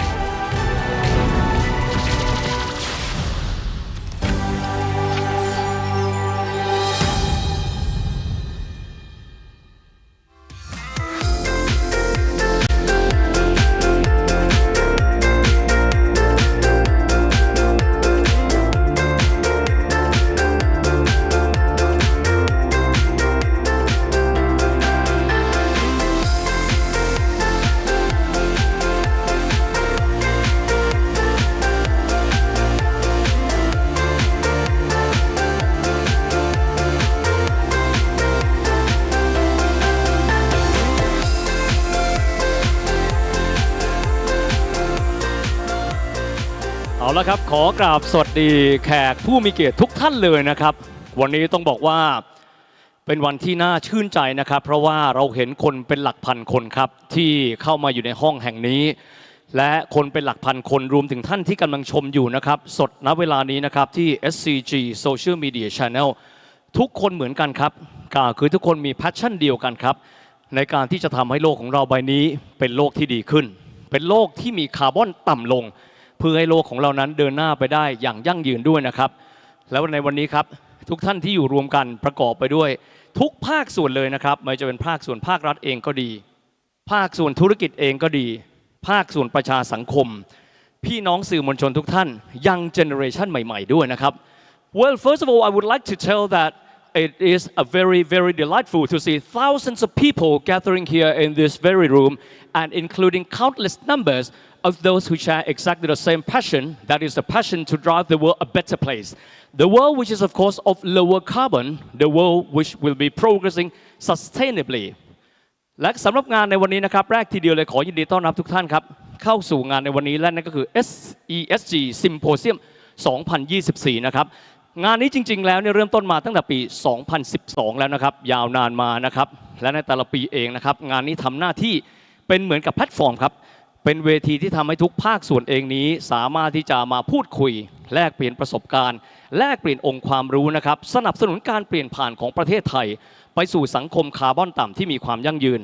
นอกจากนี้นะครับงานในวันนี้ยังมีวัตถุประสงค์นะครับเพื่อที่จะผลักดันการที่จะทำให้แนวทางปฏิบัติต่างๆของพวกเรานั้นเป็นไปตามแนวโน้มนะครับเป็นไปตามแนว ESG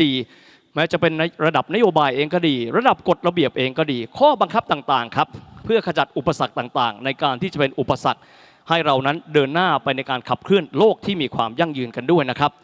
Well, first of all, I would like to welcome all of you to this afternoon symposium, which is ESG Symposium 2024. And for this symposium has been organized in 2012, and it has been a national platform where all of us across the board, every single sector, state as well as a business community, civil society, press members, new generation are gathering here together in order to make sure that we, all of us, will be fostering our collaboration and we share the knowledge. And our goal is collectively explore pathway to facilitate the transition to a low carbon society. And furthermore, we seek to elevate and expand ESG aligned practices, address challenges, and more importantly, inclusively together. สำหรับงานในปีนี้นะครับธีมงานก็คือ driving inclusive green transition ก็คือยิ่งเร่งเปลี่ยนยิ่งเพิ่มโอกาสนะครับและในวันนี้ผมวิทย์สิทธิเวกินรับหน้าที่เป็นผู้ดำเนินรายการด้วยนะครับ and for this year ESG Symposium 2024 is organized under the theme driving inclusive green transition the faster we act the more opportunities we createต้องบอกแบบนี้นะครับจาก VTR ที่เราได้เห็นไปด้านหลังนี้จะพบนะครับว่าถึงแม้ในขวบปีที่ผ่านมาครับพวกเราทุกคนทุกภาคส่วนเลยนะครับจะมีความพยายามในการที่จะผลักดันมิติของความยั่งยืนแต่เห็นได้อย่างชัดเจนนะครับว่าความพยายามของเรานั้นยังไม่เพียงพอในการนำพาสังคมของเราไปสู่สังคมคาร์บอนต่ำครับดังนั้นในการเพิ่มโอกาสสิ่งนี้ความสำคัญคือเรื่องของสปีดครับก็คือการที่พวกเรานั้นเร่งในการที่จะขยับแอคชั่นของเราขึ้นมาเพื่อที่เรานั้นจะได้สามารถเพิ่มโอกาสให้มากขึ้นโอกาสที่ว่าถึงนั้นประกอบไปด้วยอะไรบ้างโอกาสของการมีคุณภาพชีวิตที่ดีโอกาสเพื่อธุรกิจที่จะสามารถเติบโตโอกาสเพื่อดูแลโลกให้ยั่งยืนเพราะเรารู้ดีนะครับว่าทุกเวลาที่ผ่านไปเรากู้มันกลับคืนไม่ได้ครับสิ่งเหล่านี้เองคือโอกาสที่สำคัญสำหรับพวกเราด้วยนะครับ Well, after you might have watched the VTR earlier on, you might have seen that despite our collective action, which is increasingly year by year and even day by all of us, finally we are still far away from low carbon society, and one of the way is that all of us have to accelerate our action collaboratively as well as inclusively to speed up our action because if we speed it up, that means we have more opportunity. Once we mean opportunity, what do we mean? Opportunity for enhanced quality of life, opportunities for business growth, and opportunities for sustainable world. Every moment is passing is a critical opportunity that we need to seize as well. สำหรับเวทีของเราในวันนี้นะครับจะพูดคุยกันในหลากหลายประเด็นด้วยกันนะครับเราก็จะมีหลากหลายเวทีแต่ว่านอกเหนือไปจากนี้นะครับเราจะสังเกตได้นะครับว่าจริงๆแล้วเนี่ยนะครับเรามี pre-session นะครับตลอด2เดือนที่ผ่านมาจนกระทั่งมาถึงวันนี้ก็คือ ESG Symposium 2024 ซึ่งในวันนี้ครับสิ่งเหล่านี้จะถูกนำขึ้นมานำเสนอบนเวทีแห่งนี้ด้วย Well, prior to today, the organizer has organized the pre-session to make sure that the input from every sector has been collected and this will be extracted and distilled and will be brought upon this stage as well. ในช่วงแรกสถานการณ์เปิดเวทีในวันนี้นะครับจะเป็นการแสดงวิสัยทัศน์ในการขับเคลื่อนสู่สังคมคาร์บอนต่ำไปด้วยกันนะครับในหัวข้อนะครับที่มีชื่อว่า Global Perspective on Green Transition. And now to officially commence today's event, and I would like to proceed further to the very first keynote speaker under the title Global Perspective on Green Transition. And the speaker for the first session, she is the resident representative of the United Nations Development Programme, or UNDP. And now, please join me in welcoming Ms. Nymph Collier-Smith.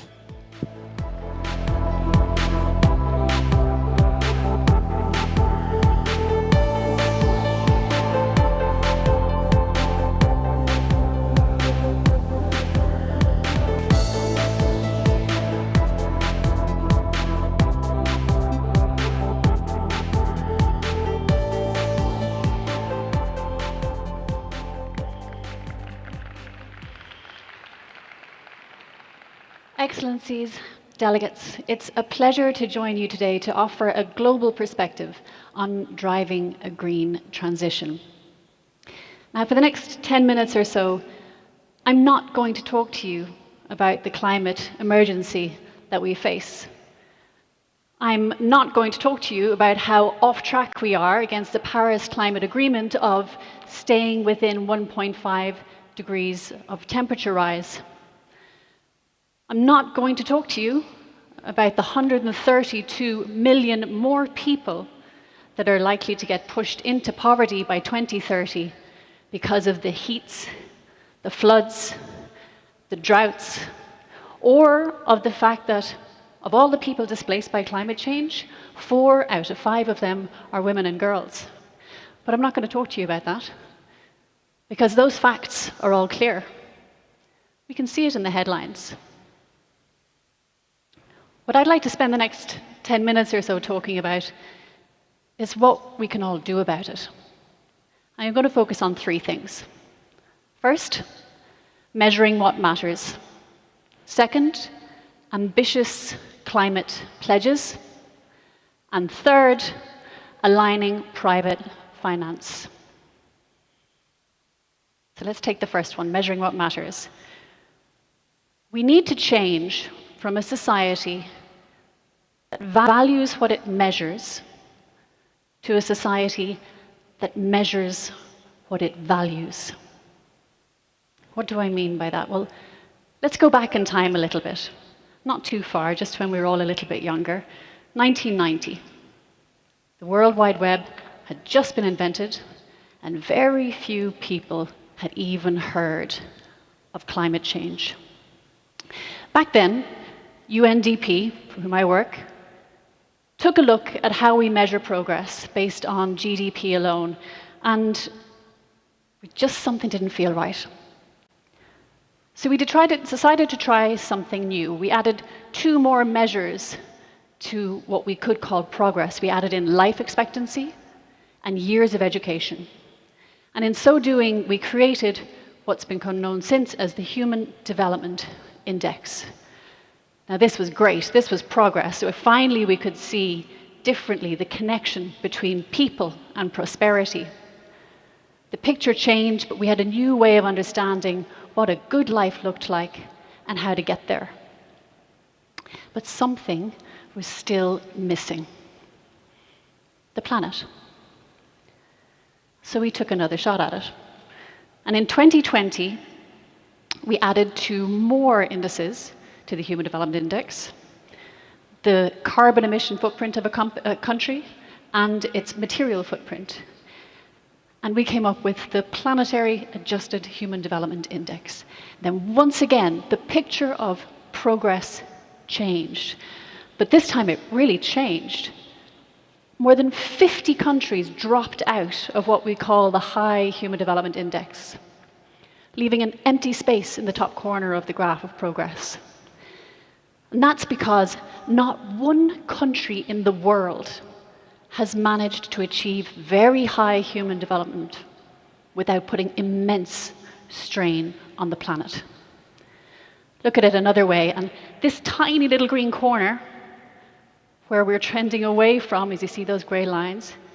that little green corner is where we should be headed. Low planetary impact, high human development. That is the next frontier for human development. To get there, every single country has to change. So that brings me to my second point: ambitious climate pledges. Now, a week ago, across the water in New York, even though negotiations came right down to the wire, the member states of the United Nations signed a new agreement. They signed off on the Pact for the Future. It was a first important step in ambition. And it recognized that this generation cannot pass on the challenges that we face today to the next generation. We have to leave them with the freedom to make their own choices. And we have a powerful tool to enable them to make positive choices, and they're called the nationally determined contributions, or countries' climate pledges under the Paris Agreement. Now, NDCs are sovereign, politically backed pledges. They define a country's pathway on climate action aligned with national development priorities, and they have the power to transform economies. Next year, in 2025, we mark the 10th anniversary of the Paris Climate Accord. It marks the beginning of a new 5-year cycle of commitments to limit global warming to a maximum of 1.5 degrees in temperature rise. And as I'm sure many of you know, and the scientists would agree, this is going to be a make or break moment. In the words of UNFCCC, these are going to be amongst the most important policy papers written this century. They're also very complex and technical plans.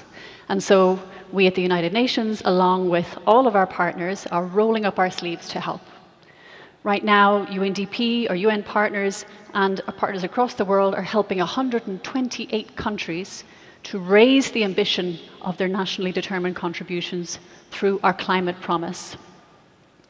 And with the UN's support, ambitious NDCs are more inclusive, more gender sensitive, more ambitious, and more youth oriented. And this is what needs to come through in the negotiations next year. Done right, these plans can double as national investment plans. They can create jobs, connect billions to clean power, boost health, and advance equality. But for ambitious plans to work, they have to be buoyed by financial currents that are moving in the same direction. That's what takes me to my third and last point, ladies and gentlemen, aligning private finance. Even with the most ambitious NDCs that we can imagine, we are not going to keep the world at 1.5 degree temperature increase without significant buy-in from the financial and capital markets, from industry, and from the corporate sector. Money matters. That's why in 2 months from now in Baku, at the next climate COP, delegates are going to try and move a new partnership forward on financing to help shift investment patterns called the New Collective Quantified Goal. And that's intended to unlock development financing for development countries, or climate financing for development countries. Now, it's not that no progress has been made. In fact, in some sectors, remarkable progress has been made. There's more investment in renewable energy than at any time in history. In terms of cars, 1 in 5 new vehicles on the road today is electric. But the problem is, most of those investments are flowing to projects in the world's biggest economies. Now, this is self-defeating, because in our globalized economy, the disruption to supply chains that happened during COVID-19 is going to feel like a hiccup compared to the disruption that we will face in an unchecked climate crisis. It's time for business to get down to business. It's time to make better choices about where to spend money, about where to invest, where to build, which materials to use, how to heat, how to cool. It's time to stop pouring money into the fossil fuel sector and start putting the health of people and planet ahead of short-term stakeholder interests. This can be difficult. That's why what we call integrated national financing frameworks with climate at the heart are so important. Again, we work with 86 countries around the world, including here in Thailand, on integrated national financing frameworks. So what do they mean? Well, it's essentially a way of examining all available financing, domestic, international, concessional, public, private, and considering how to take that financing and multiply it and so that it catalyzes a shift in our global economy towards the green transition that we are seeking. For those who want to act and aren't sure of what the next step looks like, there are so many services and tools and ideas available, and so many, I'm sure, in this room. Immediate examples: Thailand's SDG Investor Map, helping to connect companies to bankable SDG climate-forward projects. Or Thailand's SDG Guidebook for Thai-listed companies, launched with UNDP and the Security Exchange Commission last year, designed to help countries to better understand the Sustainable Development Goals and how their role can help advance those goals. Forward-leaning Thai investors can get involved in global initiatives like the Global Biodiversity Finance Initiative, which advances innovative financial methods such as carbon markets, biodiversity credits, and they simultaneously benefit people and planet. Excellencies, delegates, UNDP conducted a survey on climate change last year, one of the biggest surveys that we've conducted, and the results speak for themselves. 80% of those surveyed across the world said that they want their country to do more on climate action. 86% of people globally said that they want their countries to work together to address climate change, even when they disagree on things like security and trade. That is why we hold that if we measure what we value and let the facts guide us, with ambitious national pledges developed by governments and communities and captured in nationally determined contributions, and private flows that accelerate positive change, then we can do what the title of this symposium here in Bangkok calls on us to do, to drive an inclusive, green transition for this generation and for the next. Well, big round of applause for the resident representative of United Nations Development Program, Thailand, Ms. Nam Collier Smith, upon the speech, which is a global perspective on green transition. นั่นก็เป็นสปีกเกอร์ท่านแรกนะครับสำหรับท่านต่อมาครับถ้าหากว่าเรามองย้อนกลับไปลงจะพบนะครับว่าโลกในยุคตั้งแต่การปฏิวัติอุตสาหกรรมเป็นต้นมานะครับเรื่องของศักยภาพในการแข่งขันของโลกเหล่านี้ขยับขึ้นอย่างรวดเร็วครับแต่ในศตวรรษที่ 20 และ 21 นี้เราจะพบเรื่องของปัญหาสิ่งแวดล้อมเรื่องของการเปลี่ยนแปลงสภาพภูมิอากาศนะครับดังนั้นเรื่องของการพัฒนาเสริมศักยภาพการแข่งขันที่เราจะต้องใช้พลังงานแน่นอนครับคงจะต้องมีการเปลี่ยนแปลงและนั่นคือเรื่องของ energy transition นะครับหรือว่าการเปลี่ยนแปลงในเรื่องของแพลตฟอร์มพลังงานด้วยนะครับ Well, the world since the Industrial Revolution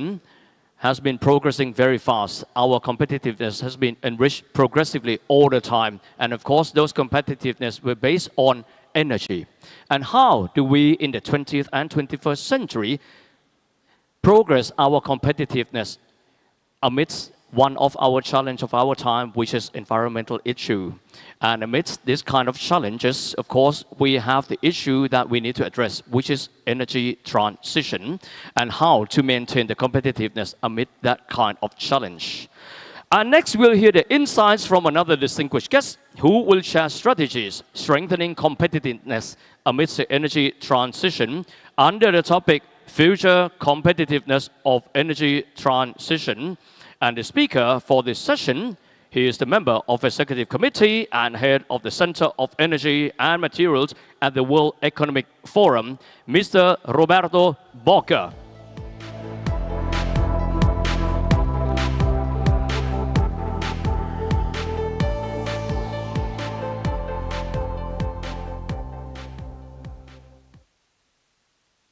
Honorable Prime Minister, esteemed member of the Cabinet, distinguished CEOs and respected colleagues. First, let me express my regret for not being able to be with you in person today. Nevertheless, I'm grateful for the opportunity to address this topic of how ASEAN can ensure its future competitiveness in light of the energy transition. In the next few minutes, I will share a simple framework for the energy transition and how at the forum we measure the progress of the transition. How Thailand and ASEAN are doing in the transition according to our measurement. What are the biggest trends, challenges and opportunity we see in the energy transition going forward? ASEAN-specific opportunities identified by a group of leaders from the region. And allow me to start by highlighting some insight from our Energy Transition Index. We know that a just energy transition centers on equity and inclusivities that aims for a fair shift towards a secure, sustainable, low-carbon future. The Energy Transition Index offers insight into this progress by assessing two key areas: system performance on one side and the transition readiness on the others, across the three critical dimensions of any energy system: energy equity, security, and sustainability. These three dimensions must be balanced, and this is a task which has been proven to be complex and challenging, as we all know. Globally, the Energy Transition Index highlights that the energy transition is slowing, and the loser of this slowdown is actually equity more than sustainability. When it comes to Thailand, your country currently ranks 60th in an overall score, and this is out of 120 countries, and is higher than the ASEAN average of 66. Our analysis point to the fact that ASEAN countries score higher on transition readiness and momentum, but lag in the system performance due to economic and infrastructural barriers. Globally, significant shifts are shaping the energy transition. China has emerged as a leader using a non-market-led approach to address pollution, sustainability, and energy security, while market-driven solutions elsewhere are slower. This suggests the need for quicker, more decisive action. Additionally, global collaboration on energy is decreasing as countries prioritize internal resilience.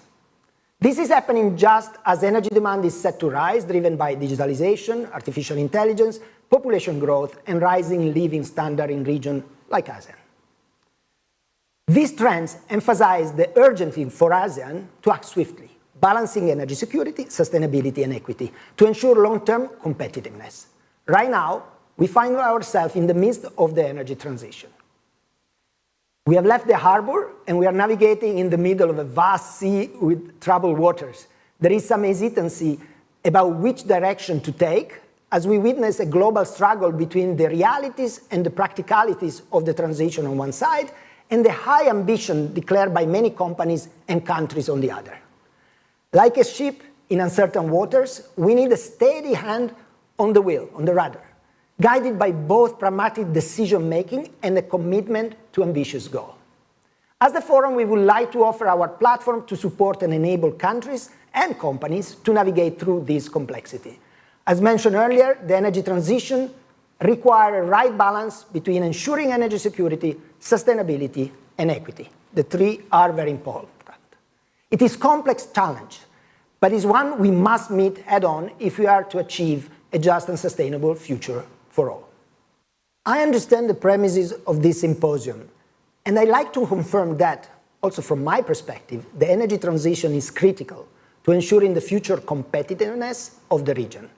But achieving this transition is not an easy task.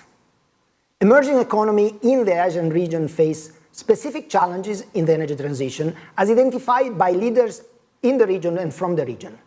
These include four main challenges. First, insufficient clean energy financing. It is estimated that emerging and developing economies currently only receive 15%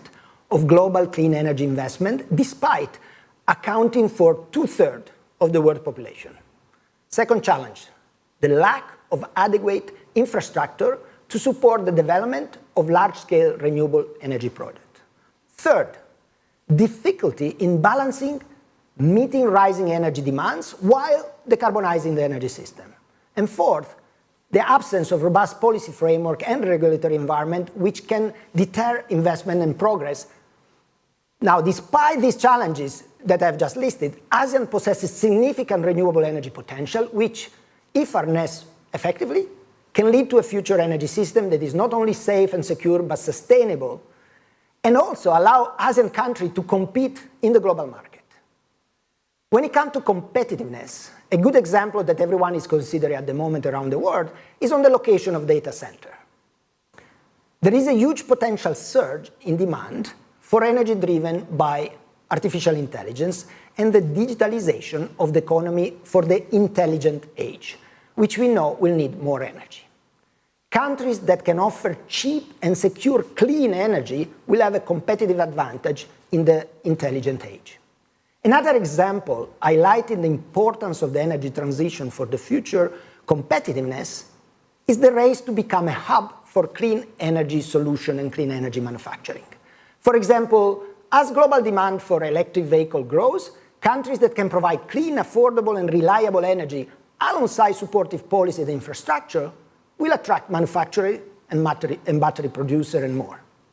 So if we agree on the idea that the energy transition is critical to competitiveness, then we have to make sure that the transition to a low-carbon future is rapid, at scale, and also pragmatic, taking into account the challenges that we talk about. For such a transition, we need to be clear on its cost and revenue opportunity. Having a strong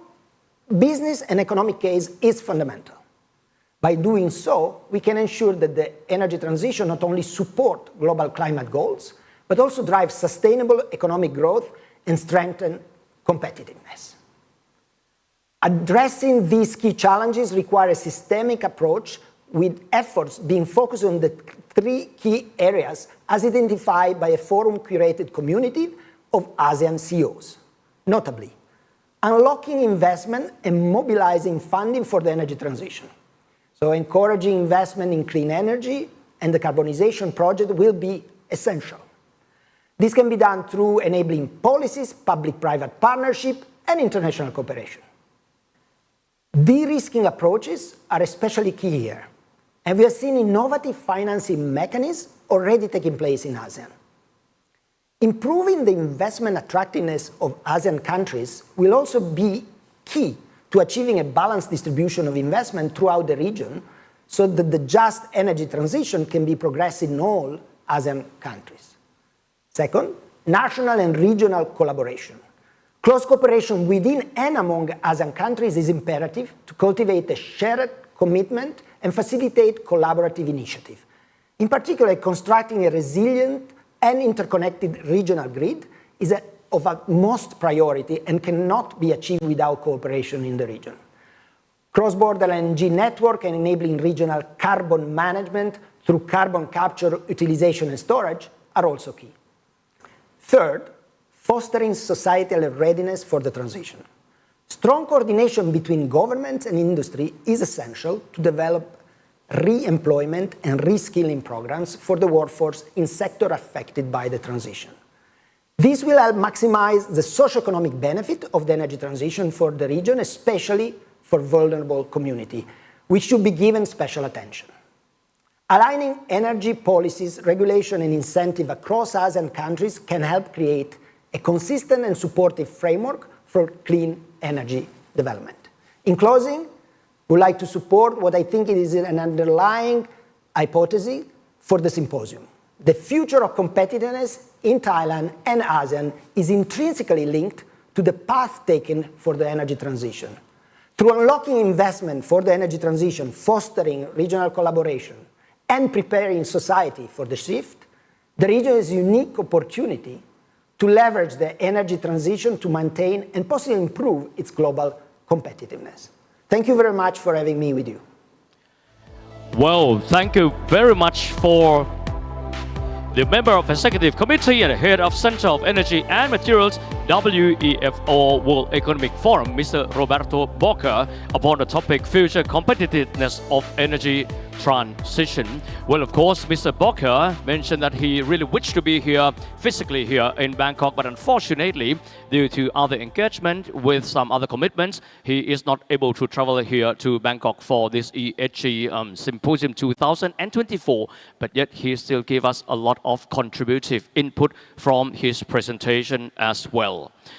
และลำดับต่อไปนะครับเราจะได้พบกับ Keynote Speaker ท่านที่3นะครับที่จะมาแชร์ให้ฟังถึงตัวเคสจริงนะครับของการเปลี่ยนผ่านสู่เมืองสีเขียวในหัวข้อนะครับที่มีชื่อว่า regenerative case sharing from China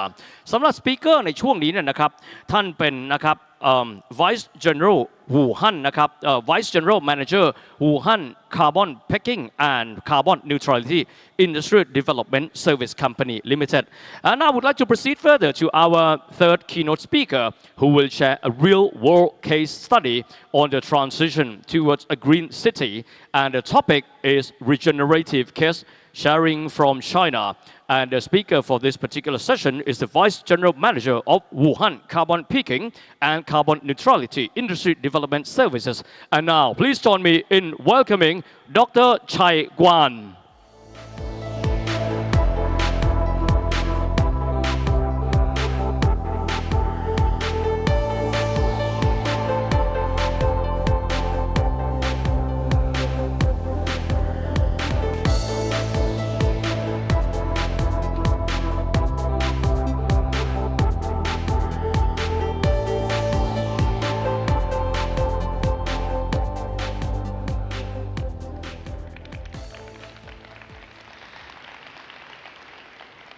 Ladies and gentlemen, distinguished participants and friends, thank you very much for the opportunity at this wonderful event. China and Thailand have cooperated in the development on the national ETAs since 2016. And during that time, both countries began to engage in the discussions and the cooperation on the sustainable development and also the climate aid issues. Here today, I will give a talk on the progress and outlook of the Chinese ETAs. So, begin to the carbon market. We may need to know there are two key regulations in China. The first one is in 2021. The government issued a document titled Carbon Peaking and Carbon Neutrality Regulations. In these regulations, we established a special chapter on carbon reduction. We focus on energy efficiency, the share of non-fossil energy, the reduction of carbon dioxide, and also the carbon sink capacity. In 2024, the government introduced a carbon trading and carbon management regulations. And in these regulations, we are focused more on the monitoring, reporting, and also the verification systems. We highlight the reinforced management, serious supervision, and also strengthened partners. Besides the regulations, we also working on the carbon market. We have the mandatory carbon market and also the voluntary markets. These two markets aims to reduce the greenhouse gas reduction production and also facilitate the transition to the low carbon economy in China. So in the Chinese national carbon market, we have the CRC, the Chinese carbon emission trading market. And we also have the regional carbon market. We call them Hubei region carbon market. And in this area, we have a 7 regional carbon market. Hubei is one of the biggest one in China and play the dominant role in the regional carbon markets. In the voluntary carbon market, we have CCER, the Chinese Certified Emission Reduction, and we also have the regional carbon credit. This is designed for the small and middle-sized enterprises to protect them, enjoying the reduction process. And the prices of both two markets, as you see now, the blue one is from the national carbon markets and the green one is from the regional carbon markets. During the last 10 decades, the price was increased from 20 yuan to 40 yuan, and right now it's half of the national carbon markets. And the price in the national carbon market was increased around 87% in the last 3 years, and now the warning is increased by 19%, and also the number of the enterprises in the trading system was increased by 15%. There's a reason why the price is much more higher than the regional carbon markets, because of the national market is more concerned about the power generation, cement production, and also the steel manufacturing. Behind that, we also have our regional carbon market, which is designed for the small and the medium-sized enterprises. And in these regional markets, we have more than 100.04 million tons the trading volumes, and also have 98.23 billions RMB in the trading value. And in this region, we have more than 343 enterprises in the system, and more than 900 institutional investors, and also over 20,000 of the quantified investors. And the price is around 40 to 45 in the regional carbon market. Besides the regional carbon market, we have our own carbon credit in the regional, in Wuhan city. We call low carbon city. We designed a minimum program which enables users to document their low carbon activities and to calculate it or manage their carbon accounts.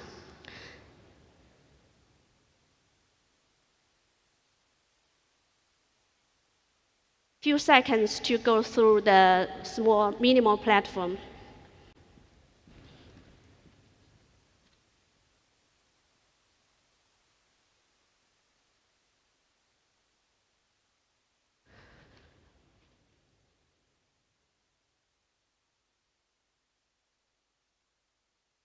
Okay, go more details to our carbon credit. If you are living in the community, you can save your trash, and this trash can earn to the carbon. It's like 1 kilogram trash equals to 1.5 kilogram carbon reduction, and this carbon reduction will go back to your carbon account. She can use the carbon, go to the local supermarket local carbon supermarket, and to buy something for drinks, for food, and also something else. There's another way for the reduction, for the behavior, like if you are riding bicycle around 1 kilometer, and it means you will save 19 grams of the carbon reduction. And also this reduction will go to your carbon account. He can just sell them as a donation, or he can just change to the coupons for shopping. In this platform, we also have our educational materials. In the materials, we tell the people how to use this platform and how to enjoy the activity and how to earn the carbon reduction. And in the right side, we also have our central systems. In this system, we would have to like to see what kind of activities is more opportunity in the community. And we also can know how much carbon will produced or produced in the activity. In able to engage our peoples to join the low carbon life, we also set up a construction implementation plan from 2023 to 2025. And in this structure, we have now more than 10 plus methodologies and evaluation standards, and also 20 plus of the carbon inclusive technology service providers, and more than 15 plus of the carbon reduction project and scenarios. Okay, besides the individual's carbon reduction, we also have our climate financial platform. This is the one and This is the first one and the only one in Hubei, which is focused on the financial on carbon system. Yeah. This is designed by the Wuhan Carbon Peaking and the Carbon Neutrality Institute. Until now, we have a project, we have enterprises, we had carbon accounts and also investors. There are more than 5,000 enterprises are registered in the system, and more than 67 projects are enrolled in, and also more than 67 investors. All these participants are required for 68 billion yuan for the climate-friendly project. Here's a diagram of the platform. So it's automatically to connecting how the enterprises to find for funding and how the investor to find a friendly climate project. So once the project owner apply for the registering, and all his carbon account and the green technologies will send in to the financial institute. Once they get the message, and then they will send feedback to the third-party service organization. And this third-party organization will give a certificate to the enterprise, and like you have 2A, 3A, or 2B, or 3B. And once he gets this certificate, he can go to the financial institute, and the funding will be released. So this is just a small overview of the diagram from China. Yeah. If you are still interested on the Chinese cases from Wuhan low carbon city, you can follow up our carbon form and also can scan the QR code. So thank you very much for your attention and. Well, thank you very much, Dr. Cai Guan. 谢谢蔡冠博士 The Vice General Manager of Wuhan Carbon Peaking and Carbon Neutrality Industry Development Service Limited in China under the topic Regenerative Cash Sharing from China เป็นความรู้ใหม่นะครับเพิ่งทราบว่าตลาดคาร์บอนที่ใหญ่ที่สุดของจีนอยู่ที่มณฑลหูเป่ยนะครับ So this is quite a new knowledge. Hubei is quite important. And we have here from the studies from Hubei, China. We are going to the second session, which is related to the potential of Thailand in transition to sustainability. You might have posed so many questions like energy transition, how does it will look like, and how can we be a part of the sustainability? And for risk management, waste management, how can we do about it? For ESG Symposium this afternoon, in which we will explore the potential for driving Thailand green transition through the perspective of our globally experienced guest speakers. Of course, there are many factors in which we need to take into account, and three major ones are energy transition, agriculture, and waste management. And today the stage is set already, and I would like to invite the three panelists who will share with us the insights for all of us in order to learn how to improve our potentials for our sustainable transition. Our first panelist, he's a research professor at Princeton University, United States of America, who will share his views upon energy transition. Please join me in welcoming Dr. Eric Larsen. ขอเรียนเชิญท่านแรกนะครับท่านเป็น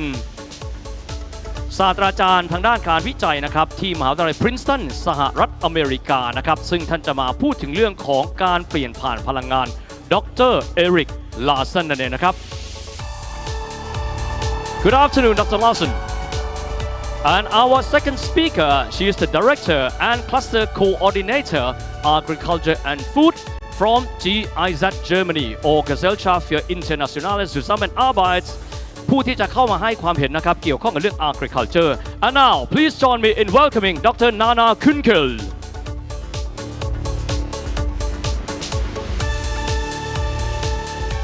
สำหรับท่านที่3นะครับท่านเป็น Deputy Managing Director I Environment Investment Limited or IEI Itochu United Kingdom who will be sharing generative waste management And now, please join me in welcoming our third panelist for this afternoon, Mrs. Belinda Knox.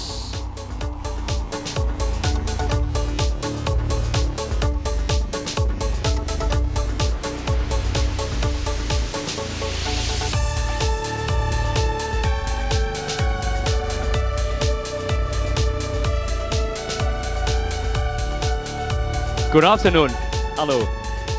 สวัสดีครับ Good afternoon. Good afternoon once again. We have approximately 50 minutes for the three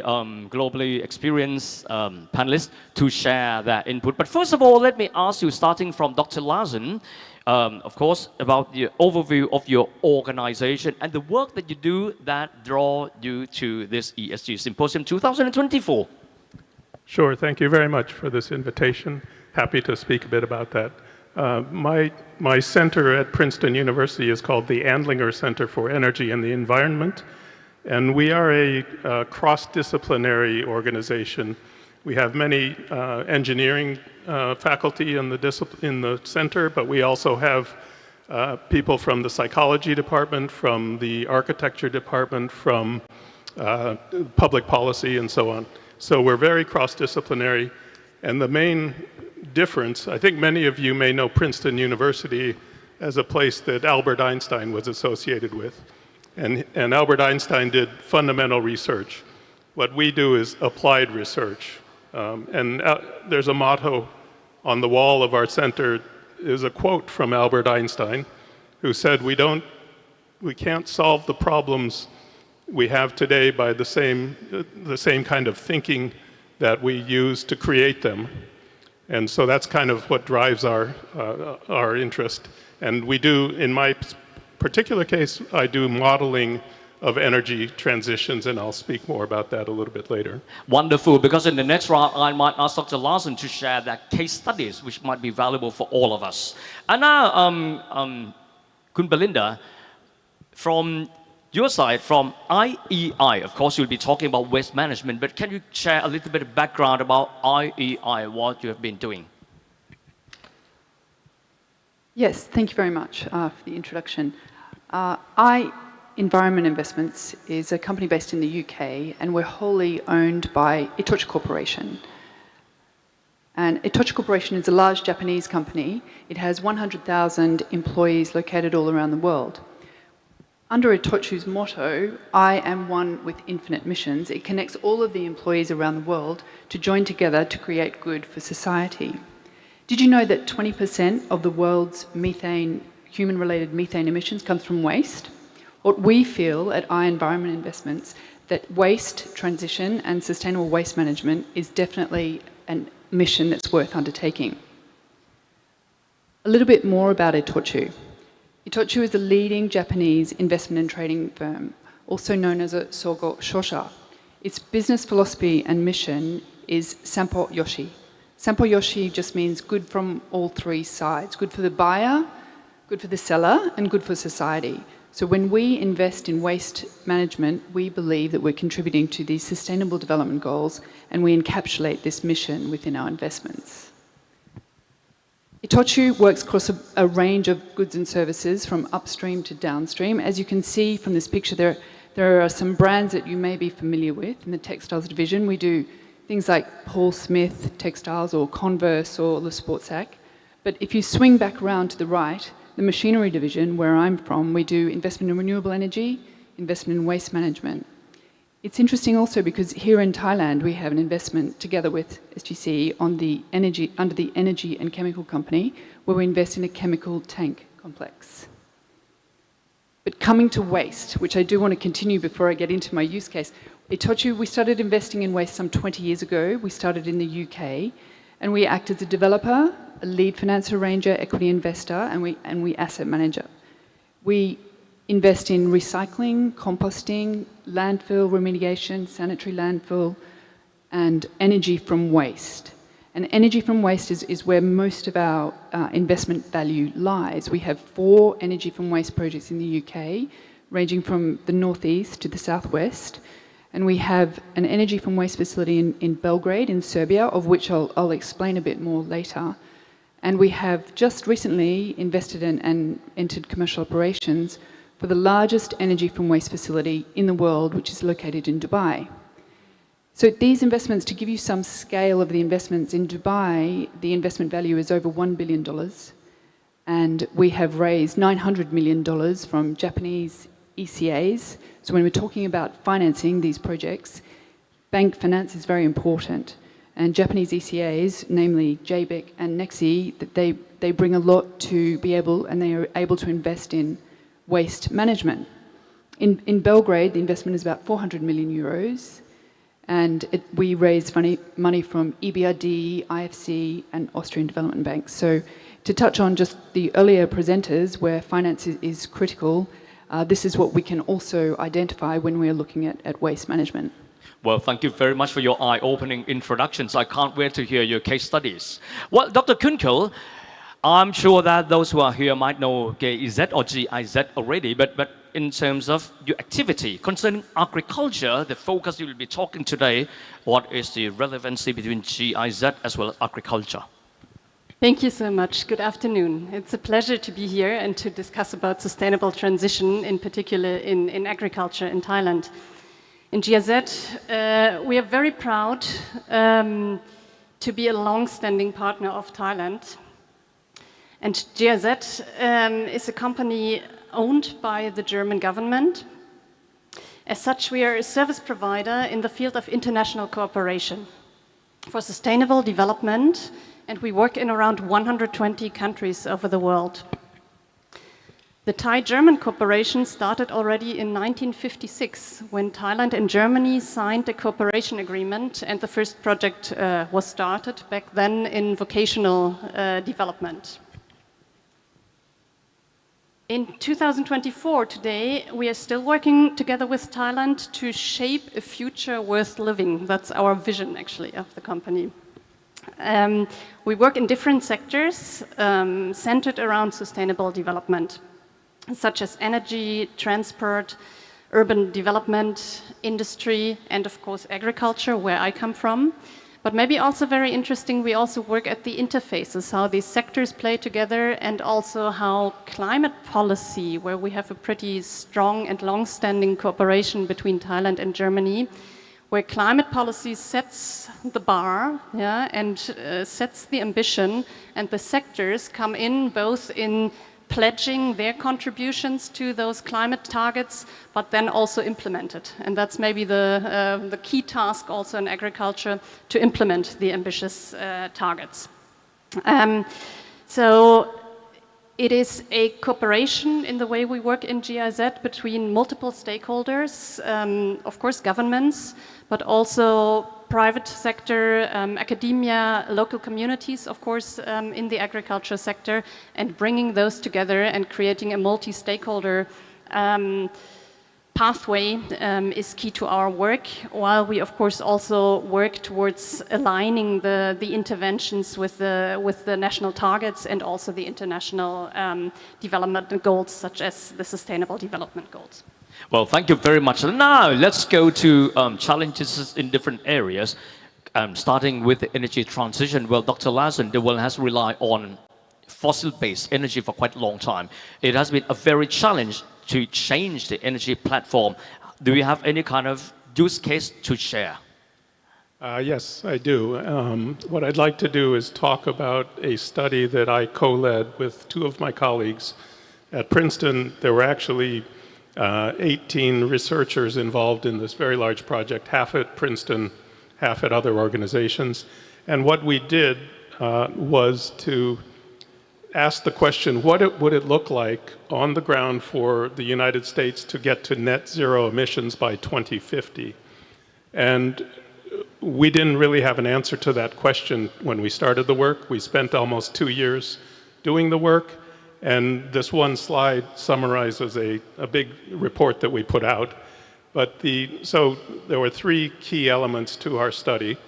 The first was that we actually did quantitative modeling of what kinds of technologies and what kinds of measures would be required to go from the carbon emissions of the United States, where they were in 2020, that's when we started the work,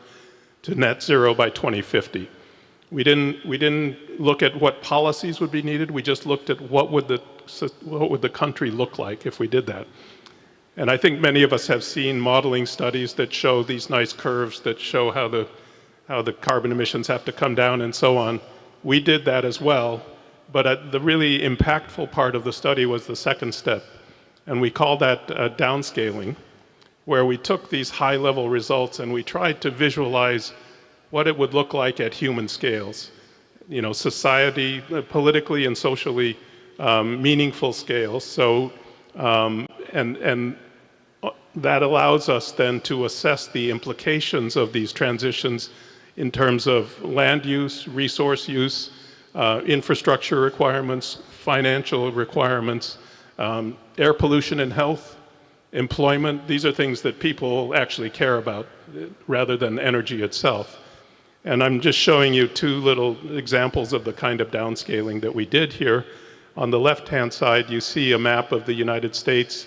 in 2050, and it's showing where we would have solar farms and wind farms and transmission lines if we followed this pathway to 2050. And it doesn't show here, but the resolution of the mapping is at less than 10 kilometers. So you could, if you're living in the middle of Illinois in the United States, you could zoom in on our map and see what it might look like if that future comes about. On the right-hand side, we're showing you the analysis of employment across different resource sectors, and each little box, it's difficult to read, but each little box is a state in the United States. And it shows which sectors will have increasing employment. It shows states where there will be employment loss because of the fossil fuel phase out. But again, these are the things that matter to people, and it was very clearly communicated in our study. And then the last point at the bottom is that we spent a lot of time interacting with stakeholders across all of societies. So when we finished our study, it was released as the Biden administration was beginning in 2021. My two co-leads and I gave maybe 300 briefings over the course of a year to government, to private sector, banking, energy, other sectors within the private, non-governmental organizations, civil society organizations, high schools, colleges. So we were trying to speak to all of society to let them know what we had found. And we think we're quite confident that outreach effort, together with the very fine-scale modeling that we did, was really instrumental in helping passage of two very important pieces of federal legislation in the United States. I've used the shorthand here, but it's the Infrastructure Investment and Jobs Act of 2021 and the Inflation Reduction Act of 2022. And these two pieces of legislation have fundamentally changed the direction that the United States is going now towards carbon reductions. It's not enough yet, but it's much better than where we were before that, and we think that our study had quite an influence on that. And maybe I'll talk about it a little bit later, but we're trying to collaborate with teams in other countries now to launch similar studies because we think they can also be impactful in those other countries.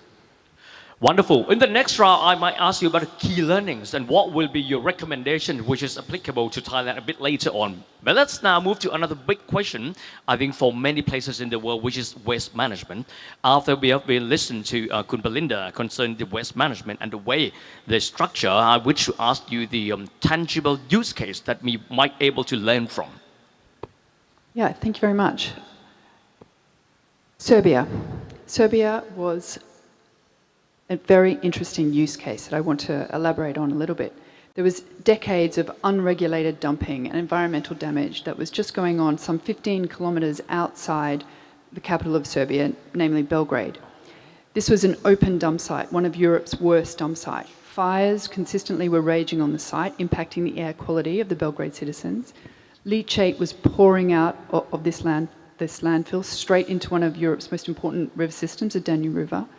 Waste pickers roamed the site freely and landslides were regularly occurring. It was really a massive environmental catastrophe. It had a very big waste problem. But Belgrade has actually now enjoyed a transformation in waste, of which I'll just talk to you briefly about, and then I'll show you a nice video. Improving Serbia's waste treatment process really became a national priority, and why did it do so? Serbia had an EU accession pathway, and one of the chapters that they were required to close was an environmental chapter. And this required them to literally clean up their backyard. And Serbia launched a national recycling target to mirror the EU's recycling target so that it should achieve 65% by 2030. But importantly, in 2017, the Belgrade city launched a PPP tender, a public-private partnership tender, for a comprehensive waste treatment facility, including valorising waste in an energy from waste facility, leachate treatment, landfill remediation of their existing dump site, a new sanitary landfill gas recovery, and construction and demolition waste recycling. This was an extremely ambitious project. Itochu, together with its partners, we started this journey in 2017, and I'm pleased to say the project has now entered commercial operations. The project's investment is about 400 million euros, and importantly, it's affordable to the citizens of Belgrade. I'll talk a bit more about that later as how that has come about.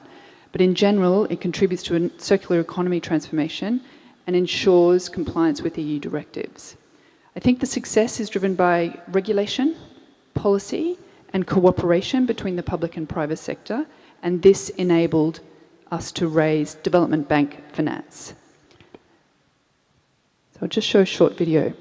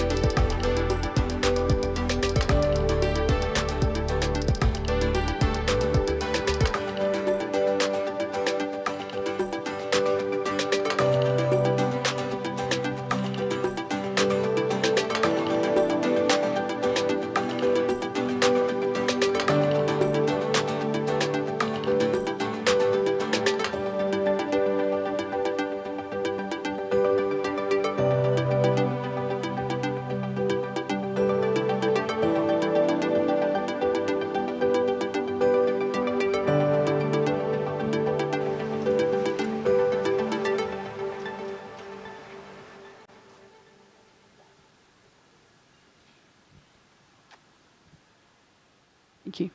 Thank you very much. Well, I've got a lot of questions which are technical terms, but later on we might be able to learn that together when you give recommendations from that use case. Well, let's come to Dr. Kunkel.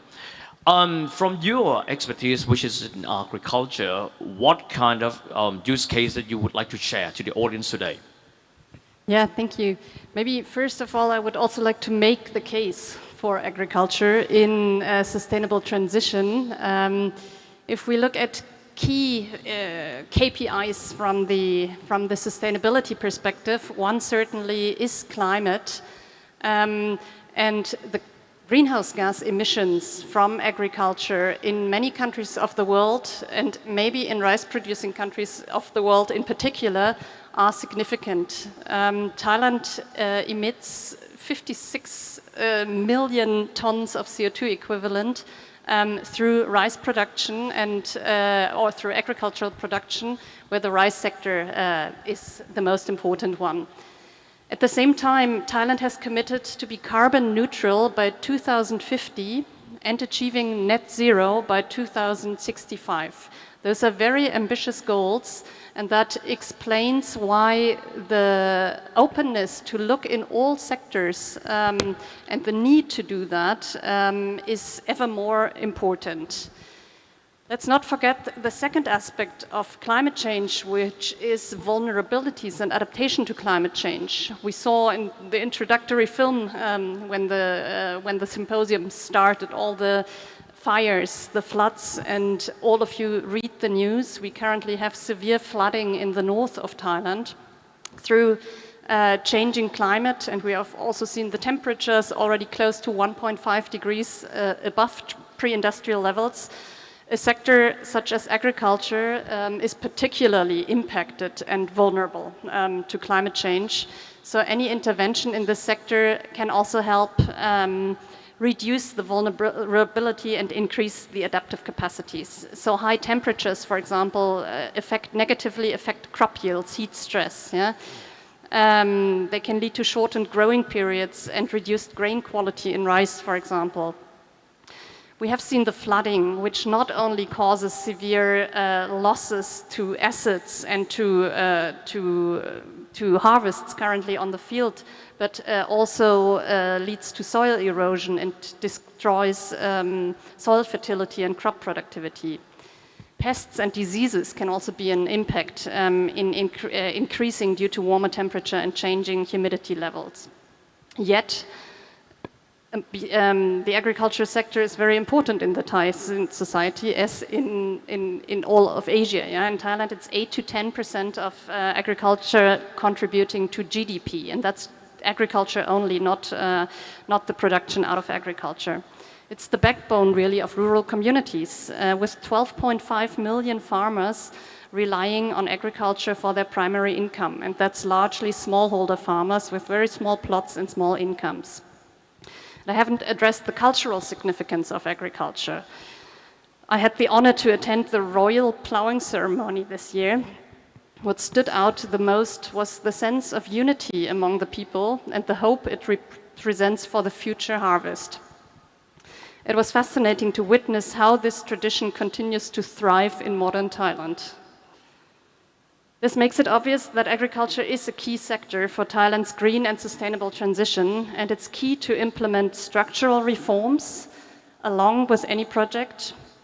embrace innovation, create that innovation and apply it, and to foster investments. I'll leave it here and look into more details. Wonderful, because in the next round we'll be asking, now we have heard a lot of wonderful use case, but how do we learn from it?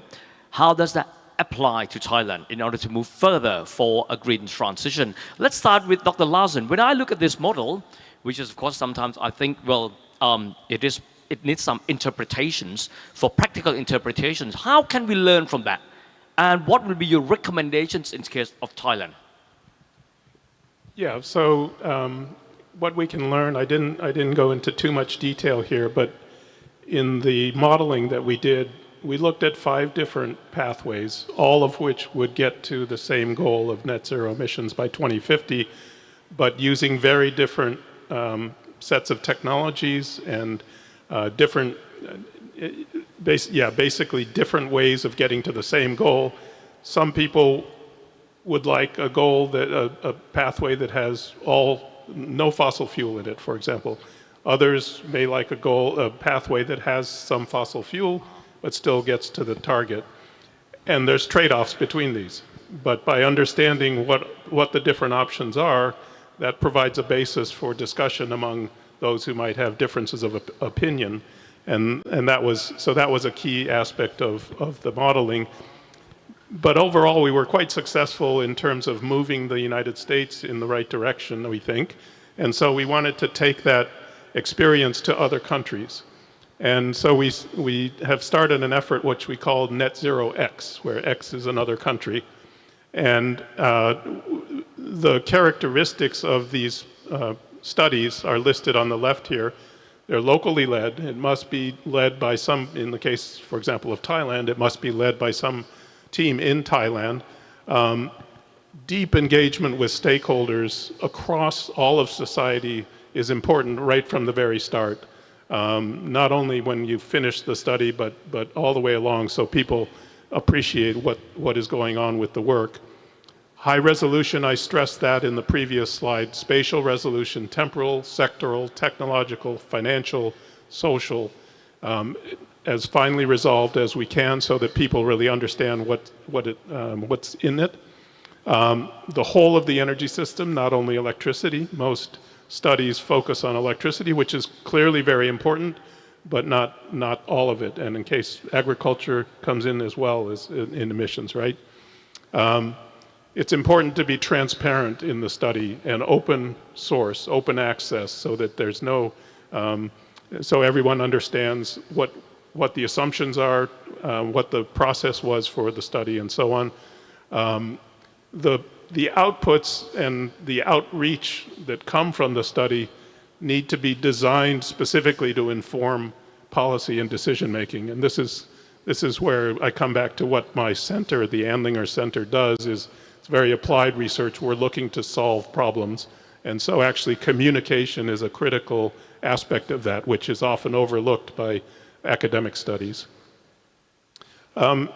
the case of the US, the modeling that we did laid a foundation now of tools and methodologies that we can use going forward to assess the progress that the country is making. So we could do an update every 5 years, for example, and see if we're meeting our goals or if we need to do something differently somewhere, and so on. And then finally, Princeton, we are happy to collaborate with the local teams. The role that we would play is mostly sharing our models, providing training where needed, providing advice from our experiences, and so on. And we actually tested out a Net Zero X sort of proof of concept by going to Australia and completed a Net Zero Australia study last year. And that study is having a similar impact in Australia as the US study did in the US. And we have a number of other countries that I'm showing here that we think are particularly important ones to pursue. We do have collaborations already with colleagues in China, in India, in Brazil, and in Poland. And we're having conversations with a number of other countries, including we've had some discussions with folks in in Thailand at Chulalongkorn and Thammasat universities and others. That hasn't progressed, but the value of such a study for Thailand is visualization and actionable understanding of all of the capitals that are required in a net zero transition.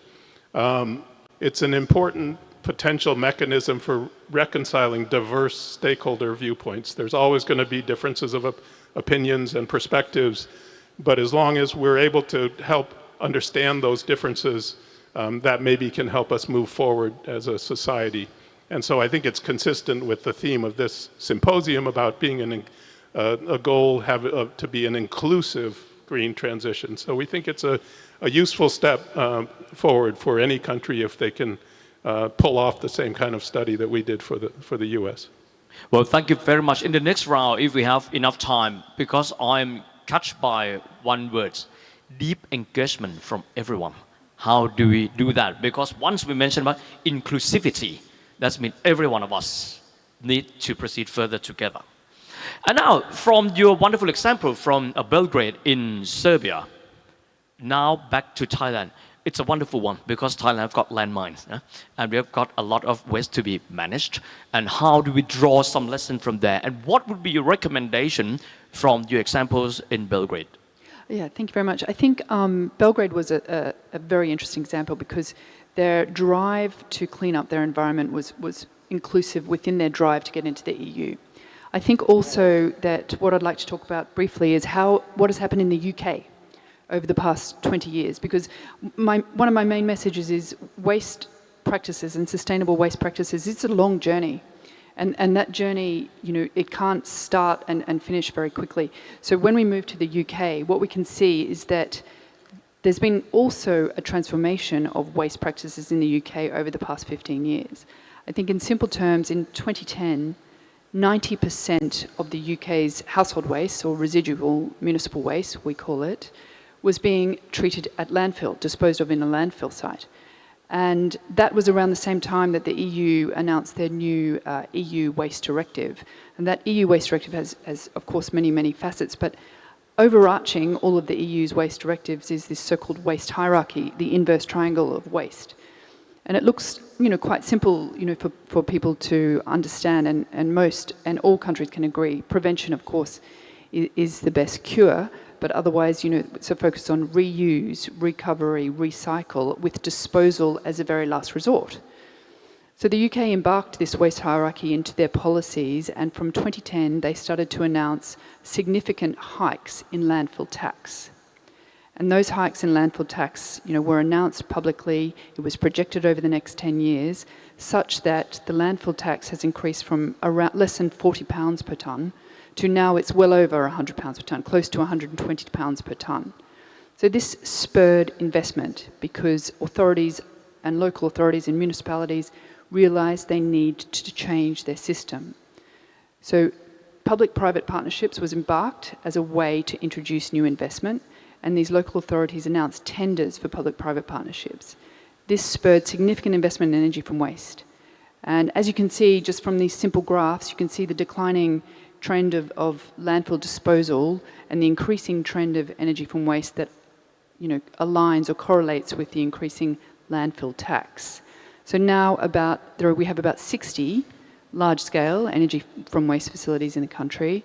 and this treats about 70 or 80% of the UK's household waste. And recycling rates have also increased. So I think it's important when we're looking, to embark policies in any country, this is quite a long journey. And I just would like to continue on the UK because what we think is very important is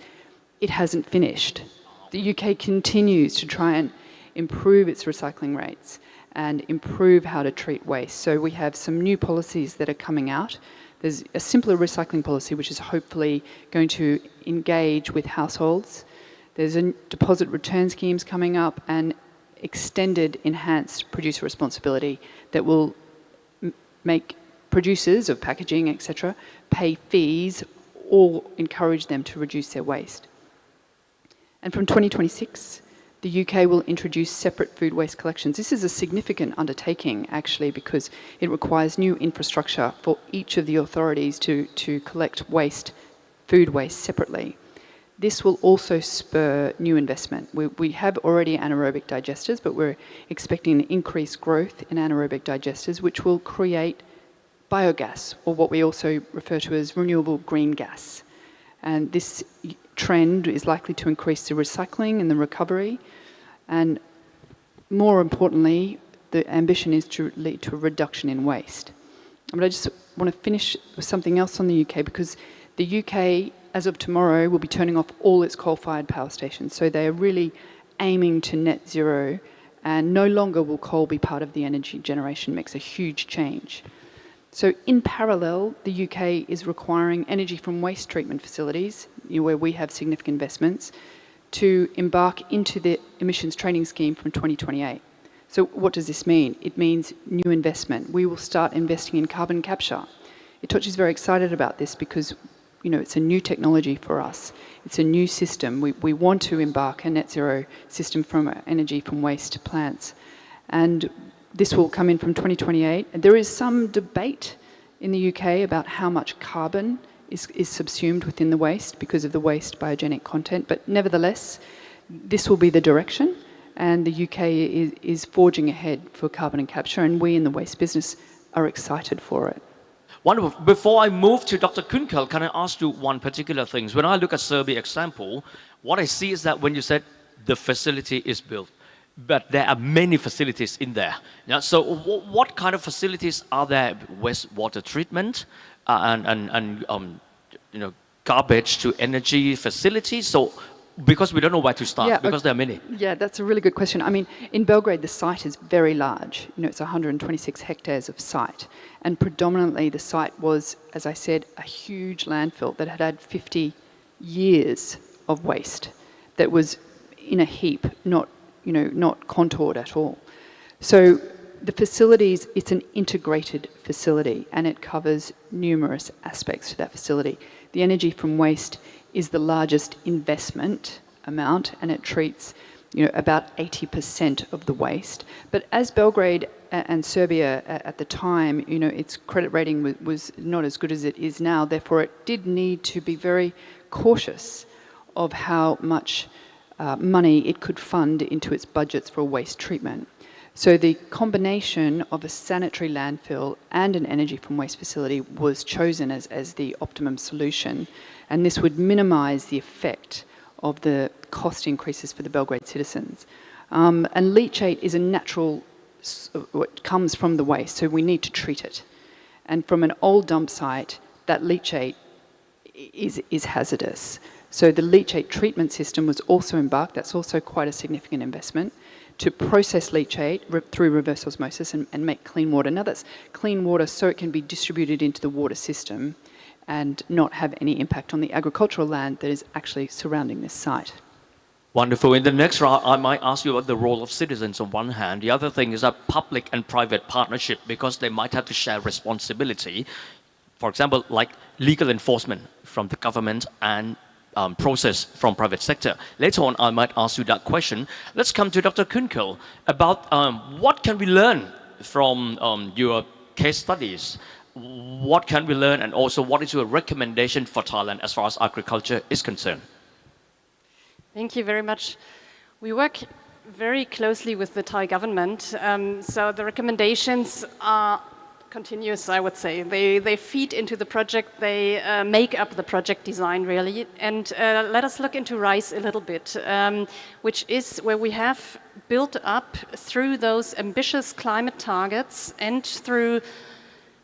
projects coming in from the climate finance side and from public-private partnerships, have built up a rice portfolio with the Ministry of Agriculture and Cooperatives in Thailand and its agency, particularly the Rice Department, but also other agencies, the Department of Agricultural Extension, the Bank for Agriculture and Agricultural Cooperatives, and further institutions. And this is now gaining a scale where the aim is to work towards paradigm shift and transformation of the sector. And projects are covering more than 300,000 rice farmers in Thailand. There are about 4 million rice farmers altogether. Mobilizing investment, international cooperation and resources through public-private partnerships from different sources, from the German government, from the UK government, the European Union, and the largest share from climate finance, the Green Climate Fund, but also the Global Environment Facility. And those projects aim at adaptation and mitigation, mitigation of greenhouse gases and adaptation to climate change in the rice sector. And there are options to reduce emissions. There are options to better adapt to climate change. And we have designed the projects and realized packages of techniques, of new and modern techniques to the farmers, brought to them through knowledge, through extension systems, through better access to finance, because some of them do need investment, through supporting policies in that mix can help and make farmers adopt new practices. Key is that those suits of techniques or packages really bring immediate economic benefit to the farmers, because that's in agriculture. One specifics is it's not one big utility or one big factory, yeah, where you change something, but it's hundreds and millions of individuals who have to make decisions to change course and to go in a different direction, of course supported. Concretely those, and actually I mean cost savings and higher prices leading to higher income for the farmers is the factor that is decisive in the end whether it works or not. And in our projects we have experienced we can increase incomes around 20%. Which is not an extremely strong incentive. Let's also face it. Yeah, it's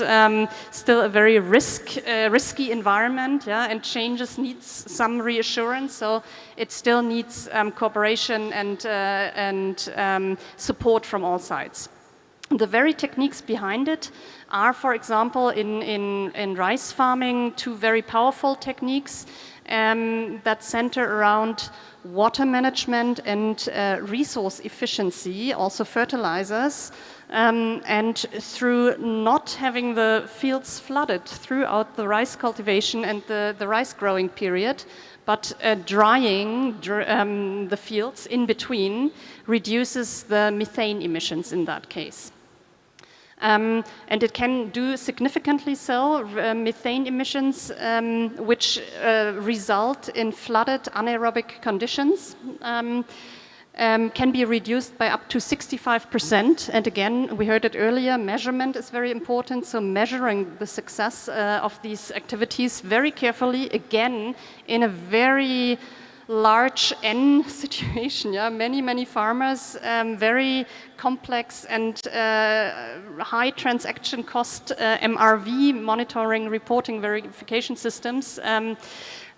but are yet needed to show both to the farmers and to the policy level and to the international pledges a country might take from that what is working. Second technique is so-called laser land leveling, which levels the field stronger, so all inputs can be used more efficiently. Yeah? The water can reach all, with one water level, you can reach all areas of the field, and the same holds for fertilizers.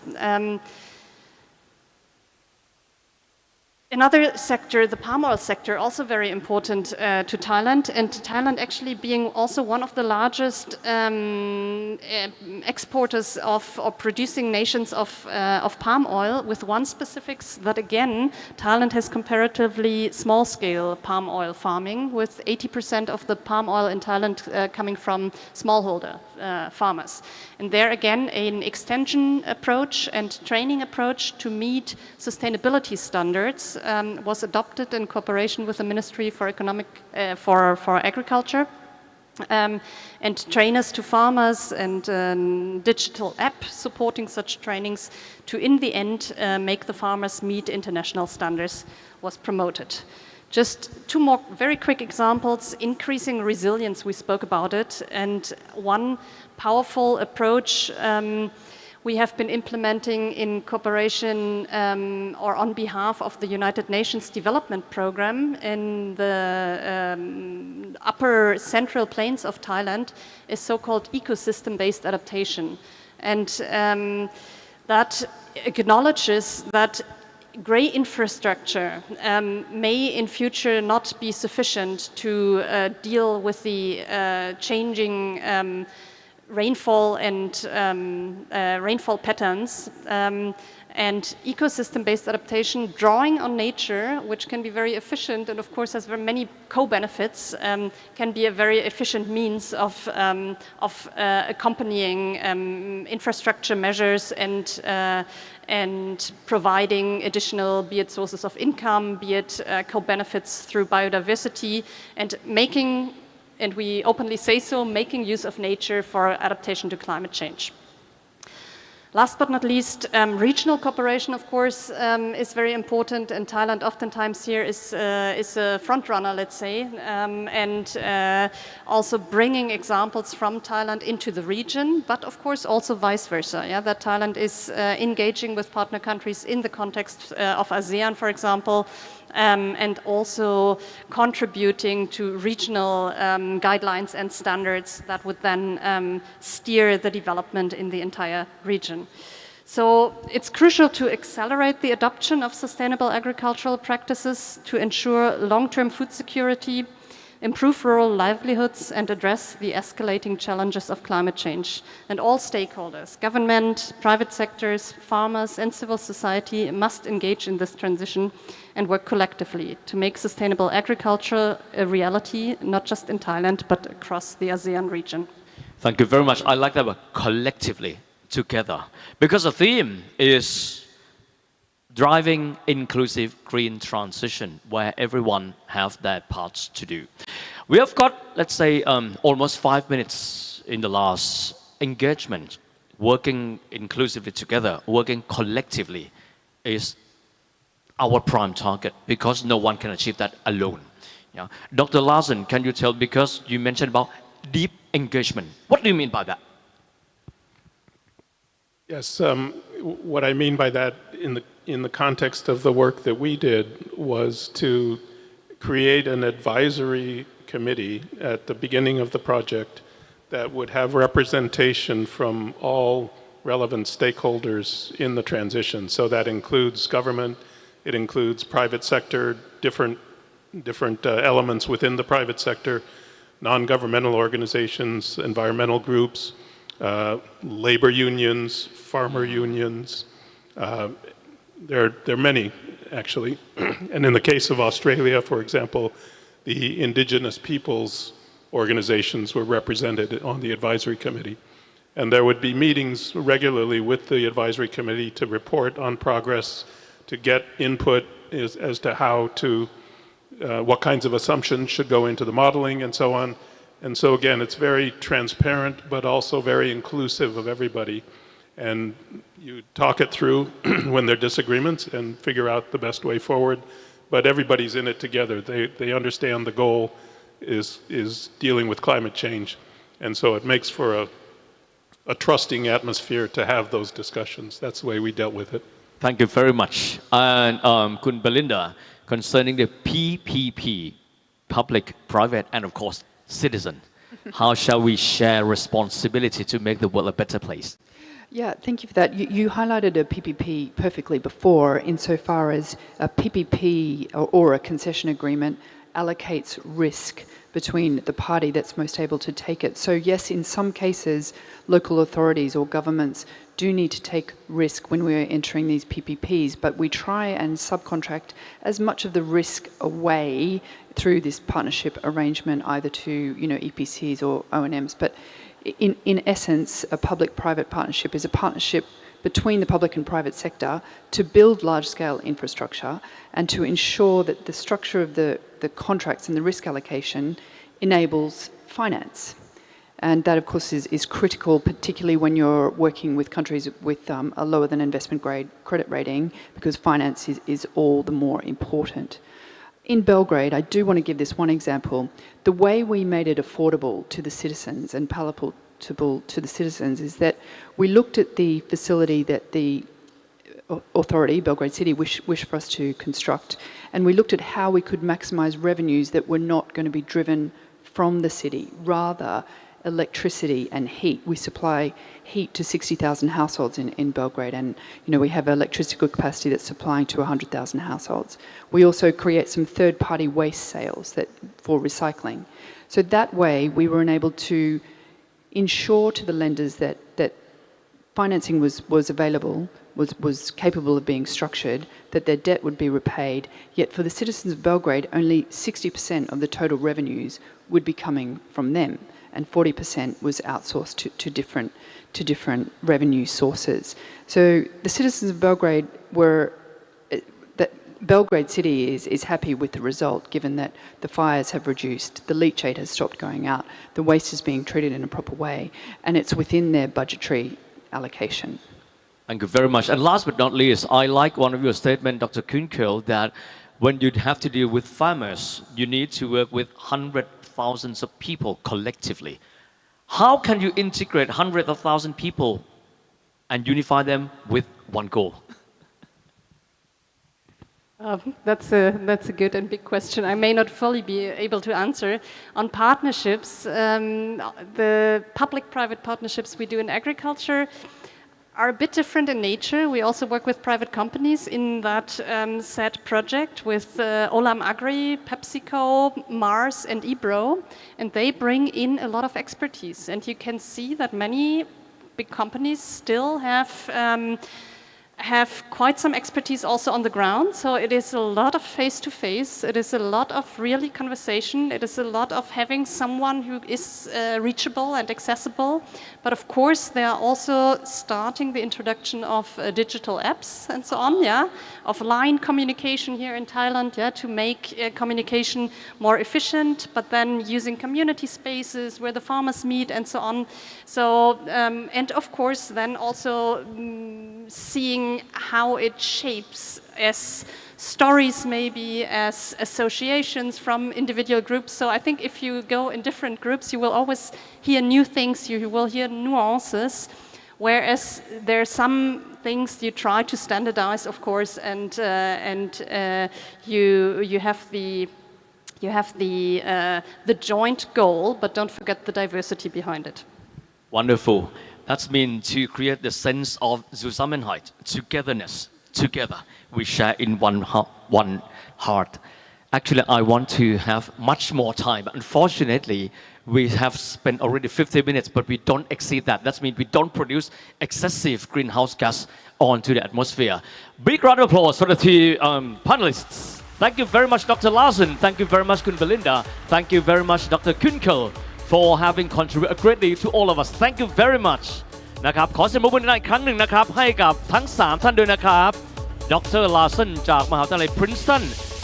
ทางด้านของนะครับถัดมาเลยคือคุณเบลินดานะครับจากทางด้านของ IEI แล้วก็ทางด้านของดร. นานาคุนเคลนะครับซึ่งท่านก็มาจาก GIZ นั่นเองนะครับ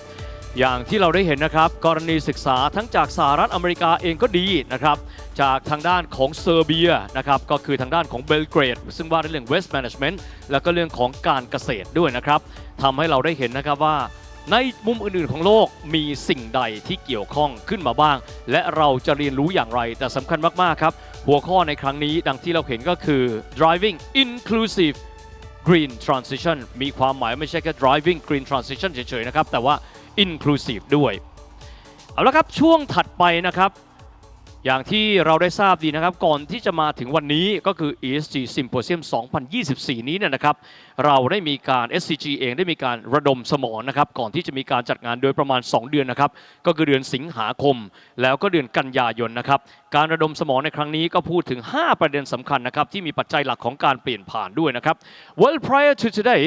the ESG Symposium 2024, SCG has organized a pre-sessions that do the brainstorming for the inputs from 5 different aspects, including Saraburi Sandbox, the first low-carbon city model in Thailand. Second, sustainable packaging value chain. Third, technology for decarbonization. And the fourth is circular economy. And the fifth is just transition. นะครับก่อนที่เราจะไปฟังการสรุปคืบหน้านะครับว่าการ brainstorm ในชุดนี้นั้นเป็นอย่างไรกันบ้างนะครับเดี๋ยวเราจะได้รับทราบนะครับจากผู้ที่จะขึ้นมาอัปเดตนะครับในแต่ละ session ด้วย But before we move further for the next valuable panel discussions, I would like to move further for the VTR that's showing how the brainstorming during the pre-session is all about.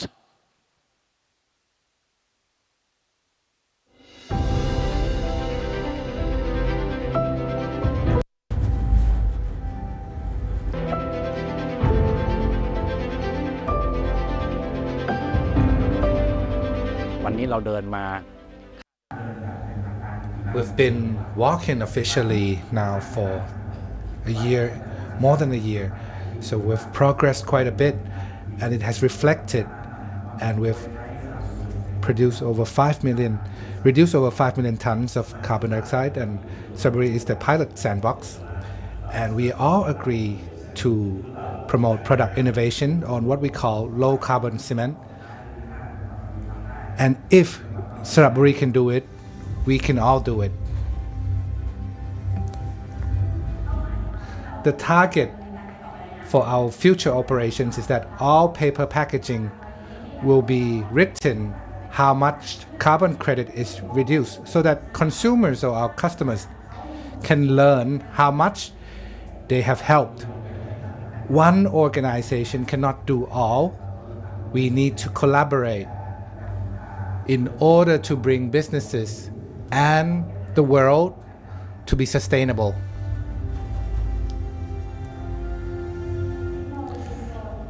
Technology for decarbonization is one of the main mechanics that will help businesses to reduce carbon dioxide. To use this technology, it will help mitigate carbon emission, so we need support and investments so that it becomes practical.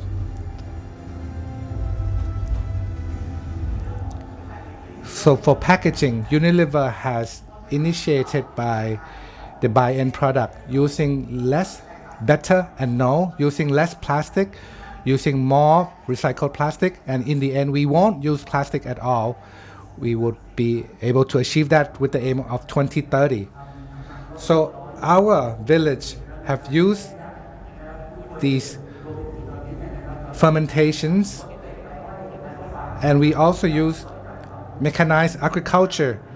for sugarcane leaves. And this is all incredible, not just for individuals, but for organizations. So we would like for your participations to be involved. How are we going to get SME entrepreneurs and unofficial workers to be involved? Well, entrepreneurs will need to adapt,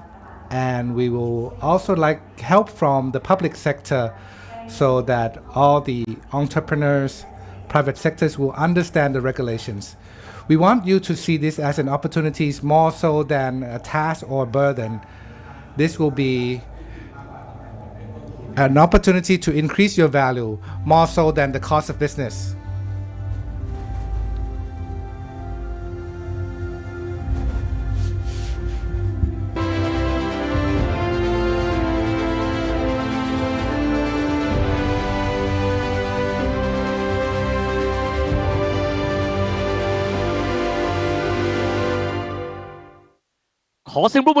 So big round of applause for our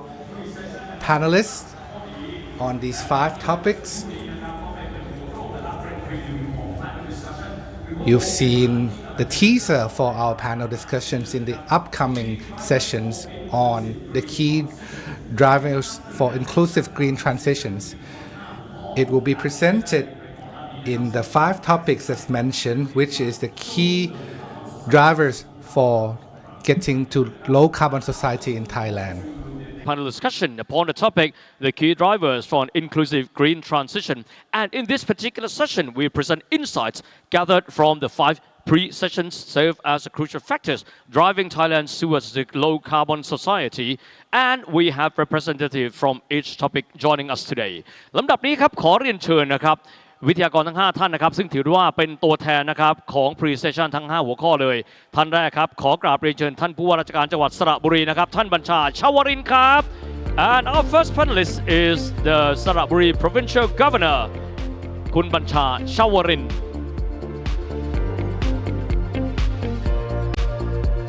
ขอเรียนเชิญท่านผู้ว่านะครับถัดมา for the topic technology for decarbonizationขอเรียนเชิญนะครับรองศาสตราจารย์ดร.จัญญาชาญชัยชูจิตผู้อำนวยการศูนย์การจัดการโลจิสติกส์และ supply chain อย่างยั่งยืนคณะการจัดการนะครับสิ่งแวดล้อมมหาวิทยาลัยสงขลานครินทร์ด้วยนะครับ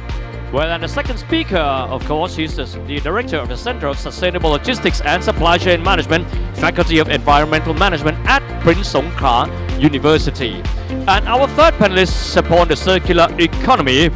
and he's the head of sustainability for Tetra Pak Thailand. และท่านที่3นะครับที่จะมาคุยเรื่องเศรษฐกิจหมุนเวียนคุณปติญญานะครับสินสุพดลนะครับซึ่งท่านเป็นผู้อำนวยการฝ่ายความยั่งยืนบริษัท Tetra Pak ประเทศไทยจำกัดนะครับขอเรียนเชิญนะครับ หัวข้อที่ 4 ครับ just transition ลำดับนี้ขอเรียนเชิญนะครับประธานสมาพันธ์ SME ไทยคุณแสงชัยธีรกุลวานิชครับ Upon the topic just transition here is the president of the Federation of Thai SME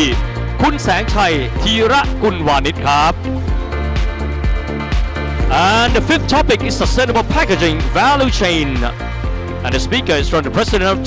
the Thai Pulp and Paper Industry Association ขอเรียนเชิญนะครับคุณสุชัยกประเสริฐศรีนะครับนายกสมาคมอุตสาหกรรมเยื่อและกระดาษไทยนะครับ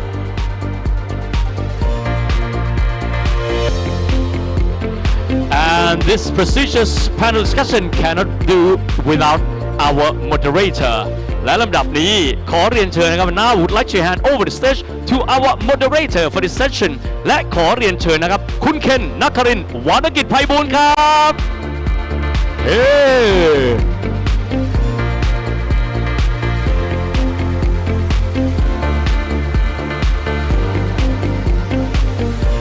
And now stage is yours คุณเคน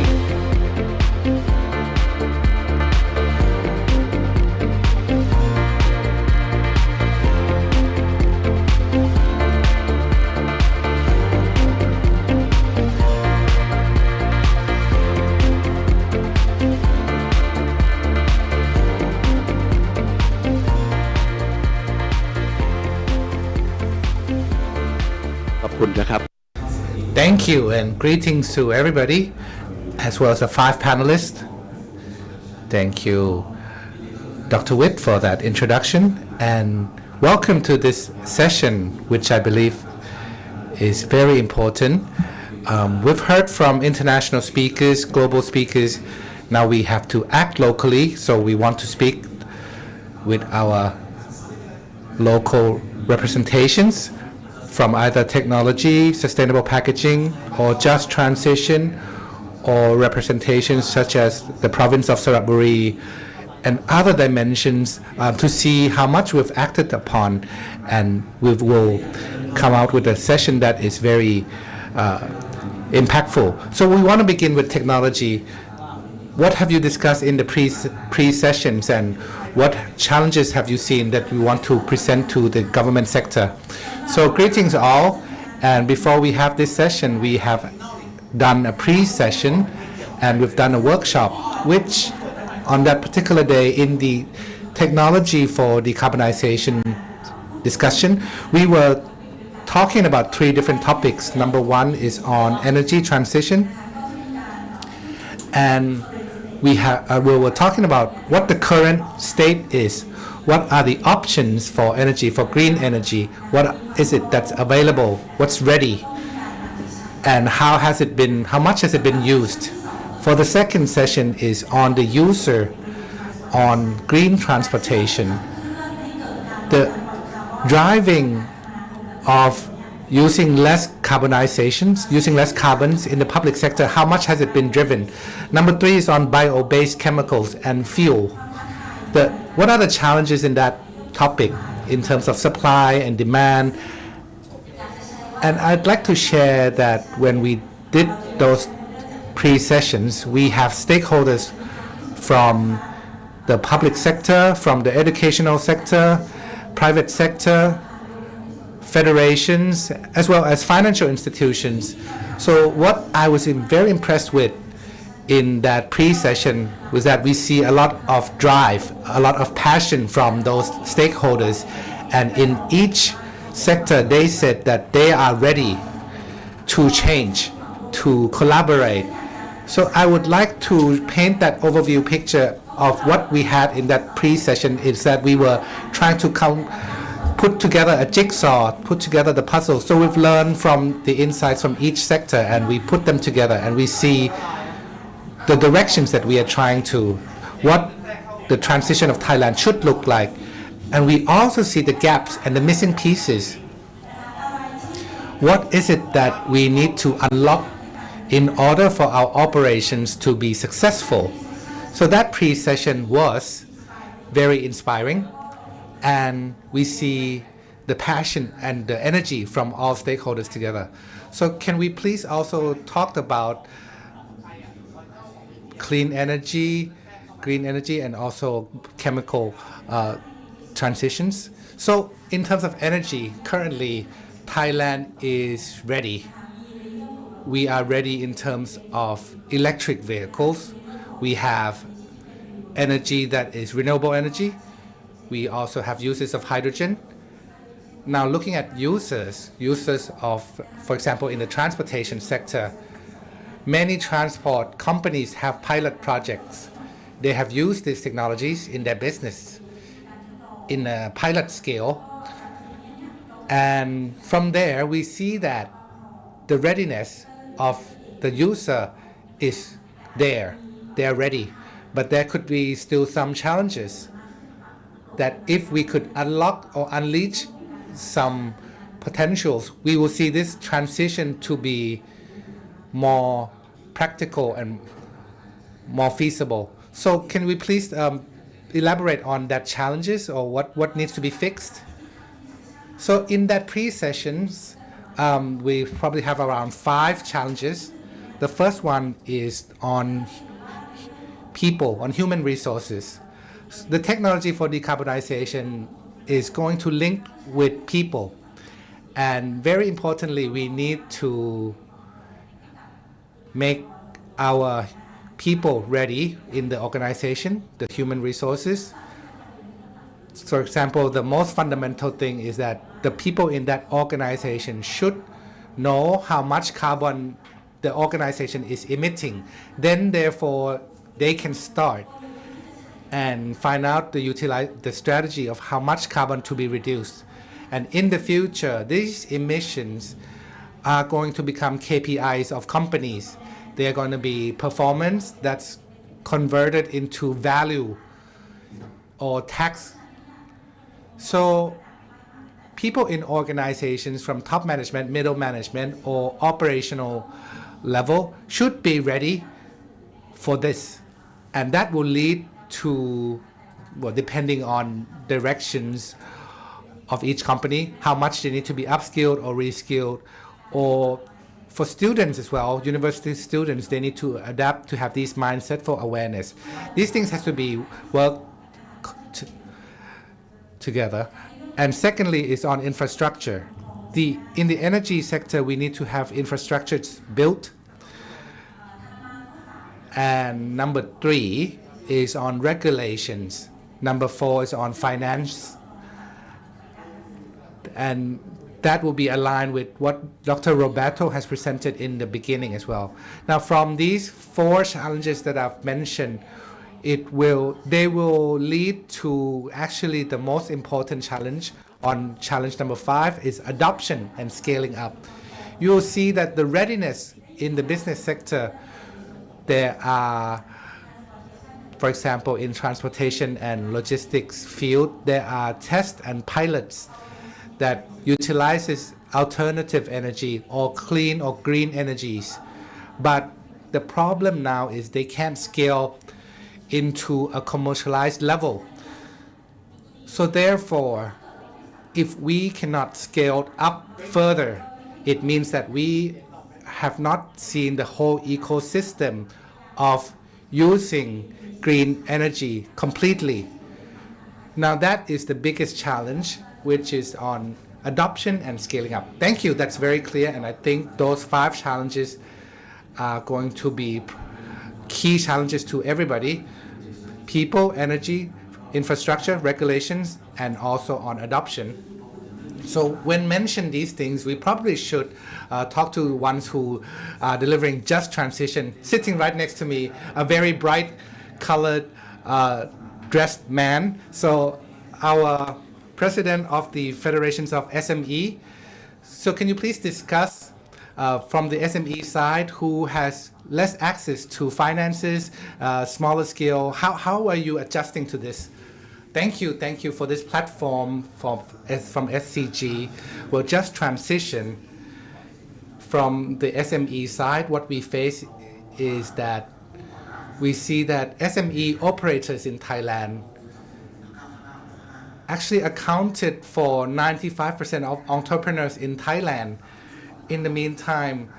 these 3.2 million SME entrepreneurs with other 12.8 laborers or 71% of all employment. The key here is that SMEs, if you look at the GDP size, it's roughly around 35% of the national GDP, and the export level is around 13%. But looking at the number of people in exports, you will see that there are 23,000 of them, accounted for 60-something% of all exporters, which is high. What we learn and what we can compare is that these transitions that we need to do, we see models in other countries, such as South Korea, for example, where they did ESG for SMEs program. It is something that SEG is doing also. They are the leader in this transition. Very similar. What they do in South Korea, they promoted large business to incentivize these transitions for SMEs in the supply chains to be more green, or to be more to use less carbon. Now, South Korea also tries to put ESG in the awareness of all SME entrepreneurs.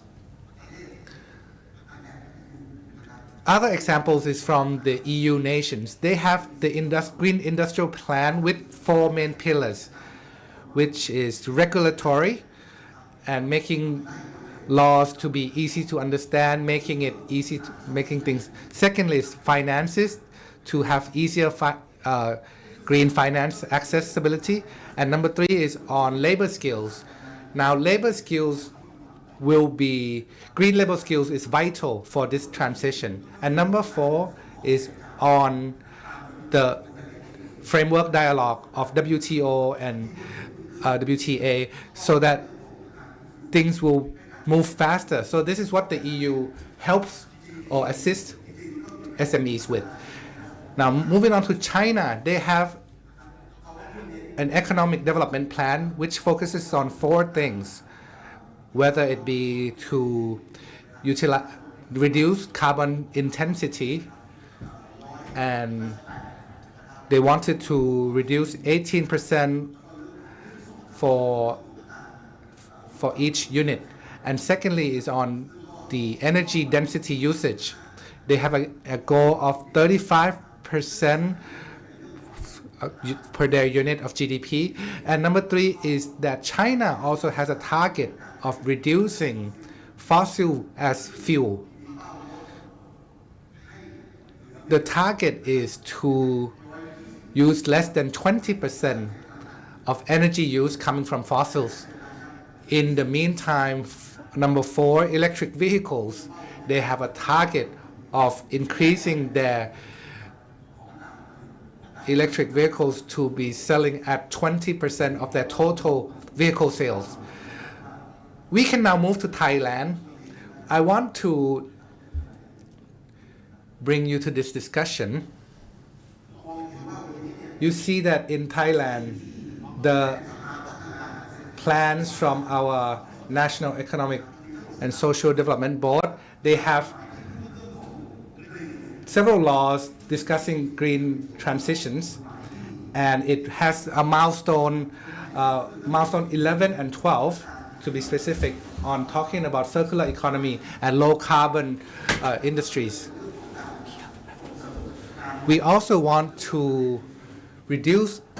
promote climate change, and at the same time using this milestone 7 to make things stronger. And SCG is a good model. Saratburi Sandbox is one of the good models to transition this into smaller private sectors, entrepreneurs and so on. What's important now is that we need to create high-skill workforces and also create wealth and increase wealth among generations. And milestone 13 is actually very important, is that to have public sector, government sector to be modernized and working for the solutions. If you see in the financial side, that will be a booster for entrepreneurs, especially SMEs, to move towards the right-hand side. But what we need is not just money alone. We also need innovations, whether it be about carbon capture, carbon storage technology, or innovations that could lead to development of transitions and other technologies. Green alone, maybe people are saying that it's not economical. We have to make it economical. The economical greens will lead to productivity, and it will lead to productions, leads to more employment. SME are facing several standards that needs to be competing, both international and local standards. How do we make these standards accessible and with lower costs? So this will help SMEs to transition faster. In the meantime, in the knowledge base, we have to also allow SMEs to understand these ESG knowledge at an easy level, because SMEs have 3 different levels: micro, small, and medium. They have different awareness and knowledge level, and the government needs to provide enough incentives and handicap levels for each particular size. Lastly, the market is also key. The market has to be expanded. They need to feel that they can access more markets with these transitions. Thank you very much. It's not just about money, but it's also about knowledge and also regulations. But I need to interrupt you with one thing, because we have our Deputy Prime Minister who is about to give the speech. So please, I would like to send the stage to Dr. Witt. Thank you very much for the first half of the stage. Let's transition to Dr. Witt.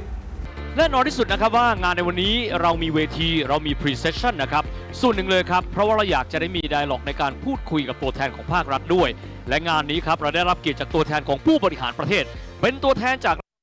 Well, the most important sector that we are looking forward to is the representative from the government. And may I just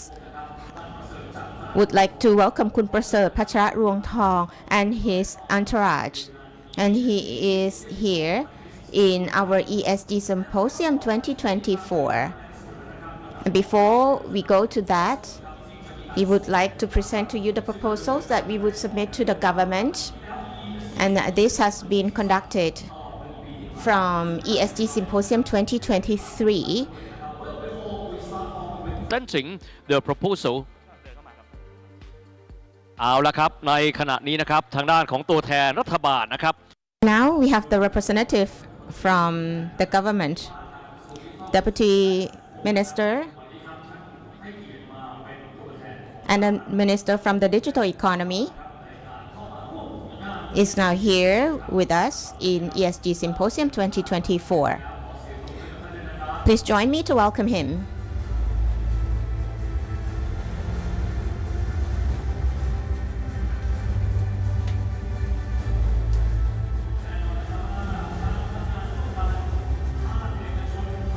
The partnership between the public, the private, and the civil society sector, the people sector, is quite important. And we have the Minister of Digital Economy and Society together with us.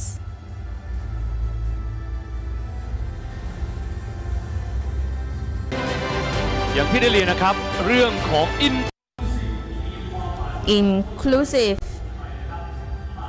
is important for everyone, the public, the private, and the people sector, and also the media, the new generation. We have to help each other to go towards green transition. We move forward. I would like to present the showcase proposal that we deliver to the government. We have been continuously working on this since ESG Symposium last year 2023. Over the past year, what progress have we made? We have a video summarizing our activities for everyone to watch. Please enjoy.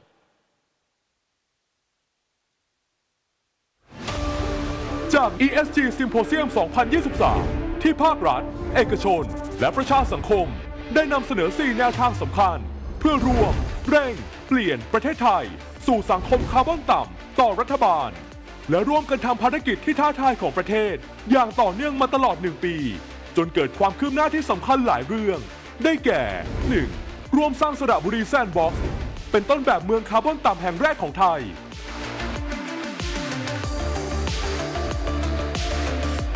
มีความคืบหน้า5 ด้านดังนี้การเปลี่ยนสู่พลังงานสะอาดจังหวัดสระบุรีร่วมกับมหาวิทยาลัยพรินสตันวิเคราะห์ศักยภาพพื้นที่เพื่อจัดทำแผนพลังงานของจังหวัดสระบุรีพบว่ามีศักยภาพผลิตไฟฟ้าจากพลังงานสะอาดได้ถึง 100,000 เมกะวัตต์ซึ่งสามารถครอบคลุมการใช้พลังงานสะอาดทั้งจังหวัดหน่วยงานราชการร่วมกับการไฟฟ้าส่วนภูมิภาคปลดล็อกข้อจำกัดด้านการใช้พลังงานสะอาดทำให้สามารถติดตั้งโซล่าร์คาร์พอร์ตที่จอดรถศูนย์ราชการจังหวัดสระบุรีได้สำเร็จ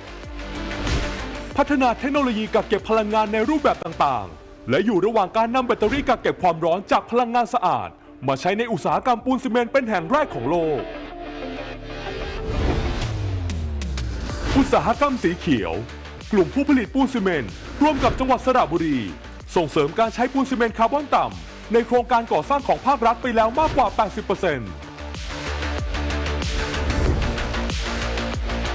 การจัดการของเสีย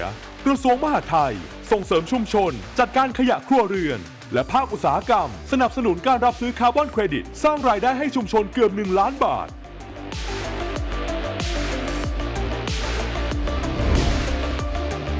การส่งเสริมเกษตรคาร์บอนต่ำส่งเสริมการปลูกพืชพลังงานเช่นหญ้าเนเปียกว่า100 ไร่เพื่อแปรรูปเป็นเชื้อเพลิงชีวมวลผลิตพลังงานทดแทนได้ 2,100 ตันสร้างรายได้ให้เกษตรกร 2,500,000 บาทต่อปีและสนับสนุนเกษตรกรสร้างต้นแบบและขยายผลหน้าเปียกสลับแห้งกว่า 1,000 ไร่ช่วยลดต้นทุนการผลิตได้ถึง 30%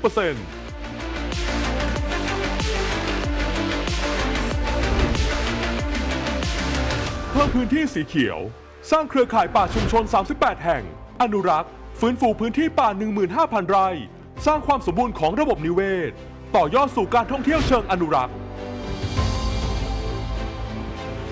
ความร่วมมือที่เกิดขึ้นนี้ทำให้สระบุรีแซนด์บ็อกซ์มีความคืบหน้าในทุกๆด้านอย่างต่อเนื่องและเป็นกลุ่มอุตสาหกรรมแรกของประเทศไทยที่เข้าสู่โครงการของ World Economic Forum 2. เร่งผลักดันเศรษฐกิจหมุนเวียนให้เป็นวาระแห่งชาติ SCGC ร่วมกับ Home Pro จัดทำโครงการเครื่องใช้ไฟฟ้ารักโลกครั้งแรกในไทยเชิญชวนประชาชนนำเครื่องใช้ไฟฟ้าเก่ามารีไซเคิลสร้างมูลค่าเศรษฐกิจหมุนเวียนจากสินค้ารีไซเคิลได้ถึง82 ล้านบาทในปี 2567 ตั้งเป้าเพิ่มเป็น 20,000 ล้านในปี 2573 ช่วยลดการปล่อยก๊าซคาร์บอนไดออกไซด์ได้กว่า 8,000 ตันเทียบเท่าการปลูกต้นไม้กว่า 800,000 ต้น 3. เปลี่ยนสู่พลังงานสะอาดและยั่งยืนเร่งปลดล็อกเปิดเสรีซื้อขายไฟฟ้าพลังงานสะอาดด้วยระบบ Grid Modernization และกระตุ้นให้มีการใช้โครงสร้างพื้นฐานสีเขียวหรือ Green Infrastructureรองรับการเปลี่ยนผ่านสู่พลังงานสะอาดของประเทศ 4. ไม่ทิ้งใครไว้ข้างหลังเติบโตไปด้วยกัน SCG ร่วมกับสภาอุตสาหกรรมแห่งประเทศไทยดำเนินโครงการ Go Together เสริมศักยภาพ SME ให้พร้อมปรับตัวสู่ธุรกิจคาร์บอนต่ำมี SME เข้าร่วมแล้วทั่วประเทศและตั้งเป้าเพิ่มจำนวนเป็น 1,200 คนภายในปี 2568 ขอบคุณพลังความร่วมมือจากทุกภาคส่วนในระยะเวลา1 ปีที่ผ่านมาซึ่งส่งผลให้เกิดความก้าวหน้าขึ้นในทุกๆเรื่องที่ชัดเจนแต่ภารกิจนี้ยังคงต้องช่วยกันผลักดันอย่างต่อเนื่องเพื่อเร่งเปลี่ยนประเทศไทยสู่สังคมคาร์บอนต่ำให้เกิดขึ้นได้จริงยิ่งเร่งเปลี่ยนยิ่งเพิ่มโอกาส เอาละครับและนั่นก็คือความคืบหน้า1 ปีนะครับตั้งแต่ ESG Symposium 2023 นะครับออกมาเป็นรูปธรรมดังต่อไปนี้และในลำดับนี้ครับจะมาถึงอีก1 ช่วงที่มีความสำคัญครับอย่างที่ได้บอกนะครับว่า And now This is a very important session when we are talking about inclusive green transition. The public, the private, the public and the private and the people sector, their collaboration would be very important. So may I now lead every one of us to the proposals that would be submitted to the government. All sectors are equally important. Inclusive green transition, that means every single one of us, including government, state, private, civil society, have the share in there. และในลำดับนี้ครับผมขอเรียนเชิญนะครับ President and CEO ของ SCG ขอกราบเรียนเชิญคุณธรรมศักดิ์เศรษฐอุดมขึ้นกล่าวในหัวข้อ Driving Inclusive Green Transition ขอเสียงปรบมือท่านด้วยนะครับ And may now invite คุณธรรมศักดิ์เศรษฐอุดม the President and CEO of SCG on the stage, please.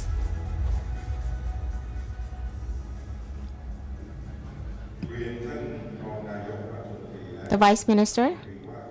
and the Minister for Digital Economy and Society, on behalf of all sectors who have conducted ESG Symposium 2024, I would like to express my appreciation to the Vice Minister to be here together with all of us. And this is the reflection that the government has given importance to Thailand to be the low carbon city and country. In the past years, we have seen that the government has given care and taken care of the victims of the flood extensively. We have encountered with the flood, the drought, and PM 2.5, which increases from the global warming. And this is the international issue. And this is quite a good timing that all of us are gathered to here to drive for the inclusive green transition, to increase the level of capacity of our country together. From the video that we have just watched, we have seen that for the past years, the coordinated of all sectors, from the public and private and the people sector, we have united to take on challenging transactions, and we have seen a lot of progress from that. So that's the evidence that Thailand has the capacity to grow economically, but at the same time sustainably. I would like to express my appreciation to all the stakeholders who has collaborated and given your effort to try to solve the problem for the past year. We have seen many evidences. We can raise the living standard and increase the income for the people from Saraburi Sandbox project. More than 100 of rice of Napier farming was there and generated income more than 2.5 million baht a year and can cut down carbon emission by 2,500 tons. We have manufactured low carbon cement so that can cut down carbon emission by 1.17 million tons of carbon. And low carbon cement takes more than 80% of all the production. And we just hope that we would be the first country in Asia that there is a no high carbon for the first country in Asia. We have conducted many projects. We join hand with Home Pro to collect the expired electrical appliances. And this year we have brainstormed and with more than 3,500 participants for the past 2 months. we have extracted our lessons learned in order to drive towards energy transition. And we have come up with 4 measures. 1, we have to unlock the laws and regulation so that we can drive towards a low carbon economy, like the liberalization of green energy through the smart grid. With this, all sectors can get more access to green energy. And for the large-scale green energy, people are afraid that the grid might be unstable. So we propose that we have the battery storage system to make it more secure, and the government can support it and incentivize the investors into the projects. And 2, to formulate the master plan for circular economy with the incentives. For example, the tax incentives and subsidies, especially the subsidies for research and technology development, including waste management. Also, we would like to support the environmentally friendly or green products. Then we would be able to strengthen the green economy for the country. And 2, we have to support green financing. Green financing is quite important. If we can get the support from the government, then we would have the carbon credit structure in place, and then it can cut down the cost for carbon credit system. So people can get green financing easier. And SCG is ready and willing to be the facilitators. And 3, technology and green infrastructure development. The support for the battery storage system, heat recovery system, BESS will help support the renewable energy to improve the infrastructure for green energy so that we can utilize the space to generate green energy and then to improve the energy infrastructure to suit green infrastructure. Green logistic development is also important, so we can have the technology to analyze the appropriate system so we can save the resources and cut down the cost.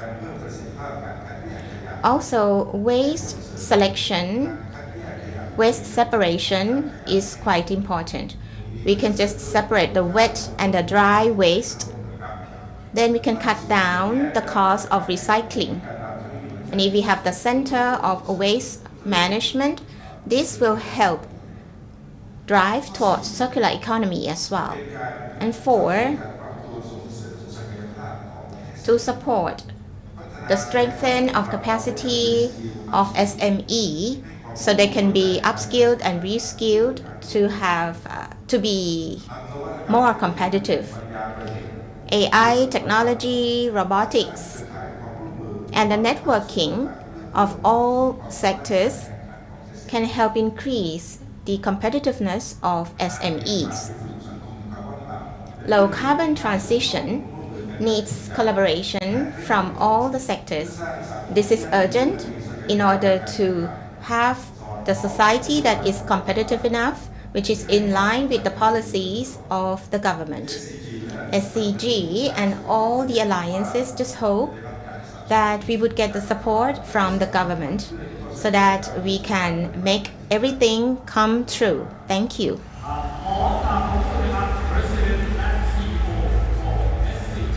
Thank you, SCG President and CEO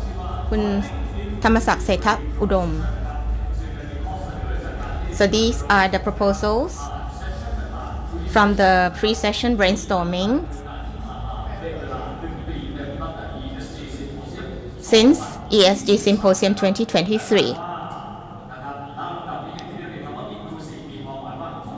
Inclusive means all sectors, including the government. And now this is the most important session today. We have the representative from the government to share with us on Thailand's vision and policy on driving inclusive green transition. So please join me to welcome the Vice Minister and the Minister for Digital Economy and Society, คุณประเสริฐ จันทระเรืองทอง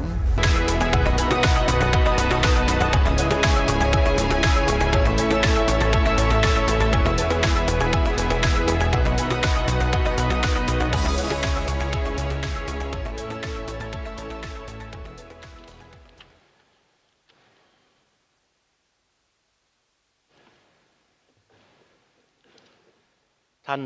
ธรรมศักดิ์เศรษฐอุดมกรรมการ Mr. Thamasak Sethaudom, CEO and President of SCG, the Permanent Secretary of the Ministry of Natural Resources and Environment, all the executives from the private and public sector, distinguished guests, and the media. Our Prime Minister Paetongtarn Shinawatra has addressed me on her behalf and asked me to represent her today. So first of all, I would like to congratulate and appreciate the topic of discussion today. And it is something that Thai citizens should be aware of. It is a requirement that there should be collaborations from all sectors, from the academics, the private sector or the public sector, and especially from youth and the next generations to be part of this topic together. Distinguished guests, for the past 20 years, we are all informed that the state of transition of weather and climate has impacted us tremendously. In the past 20 years, there has been several natural disasters that affects Thai people over 137 times. And it has made Thailand to be ranked 9th in the forms of severity of impact from climate change. Recently, we are also informed that there are situations that should be very worrisome that happen this year in 2024. We probably remembered that in April there was extreme heat in Mae Hong Son. The temperature has risen over 40 degrees by far, and many of the southern end of the north is also affected. Now in September, we also have extreme flooding from monsoon season, and it has affected the north and the north part of the northeast region to be impacted. Rain has been falling over 3 days straight, and it's what we call rain bomb. It impacted communities and the regions. Now, over the weekend, our Prime Minister has also been to Chiang Rai and Chiang Mai up north, and we see how important it is to be working on this.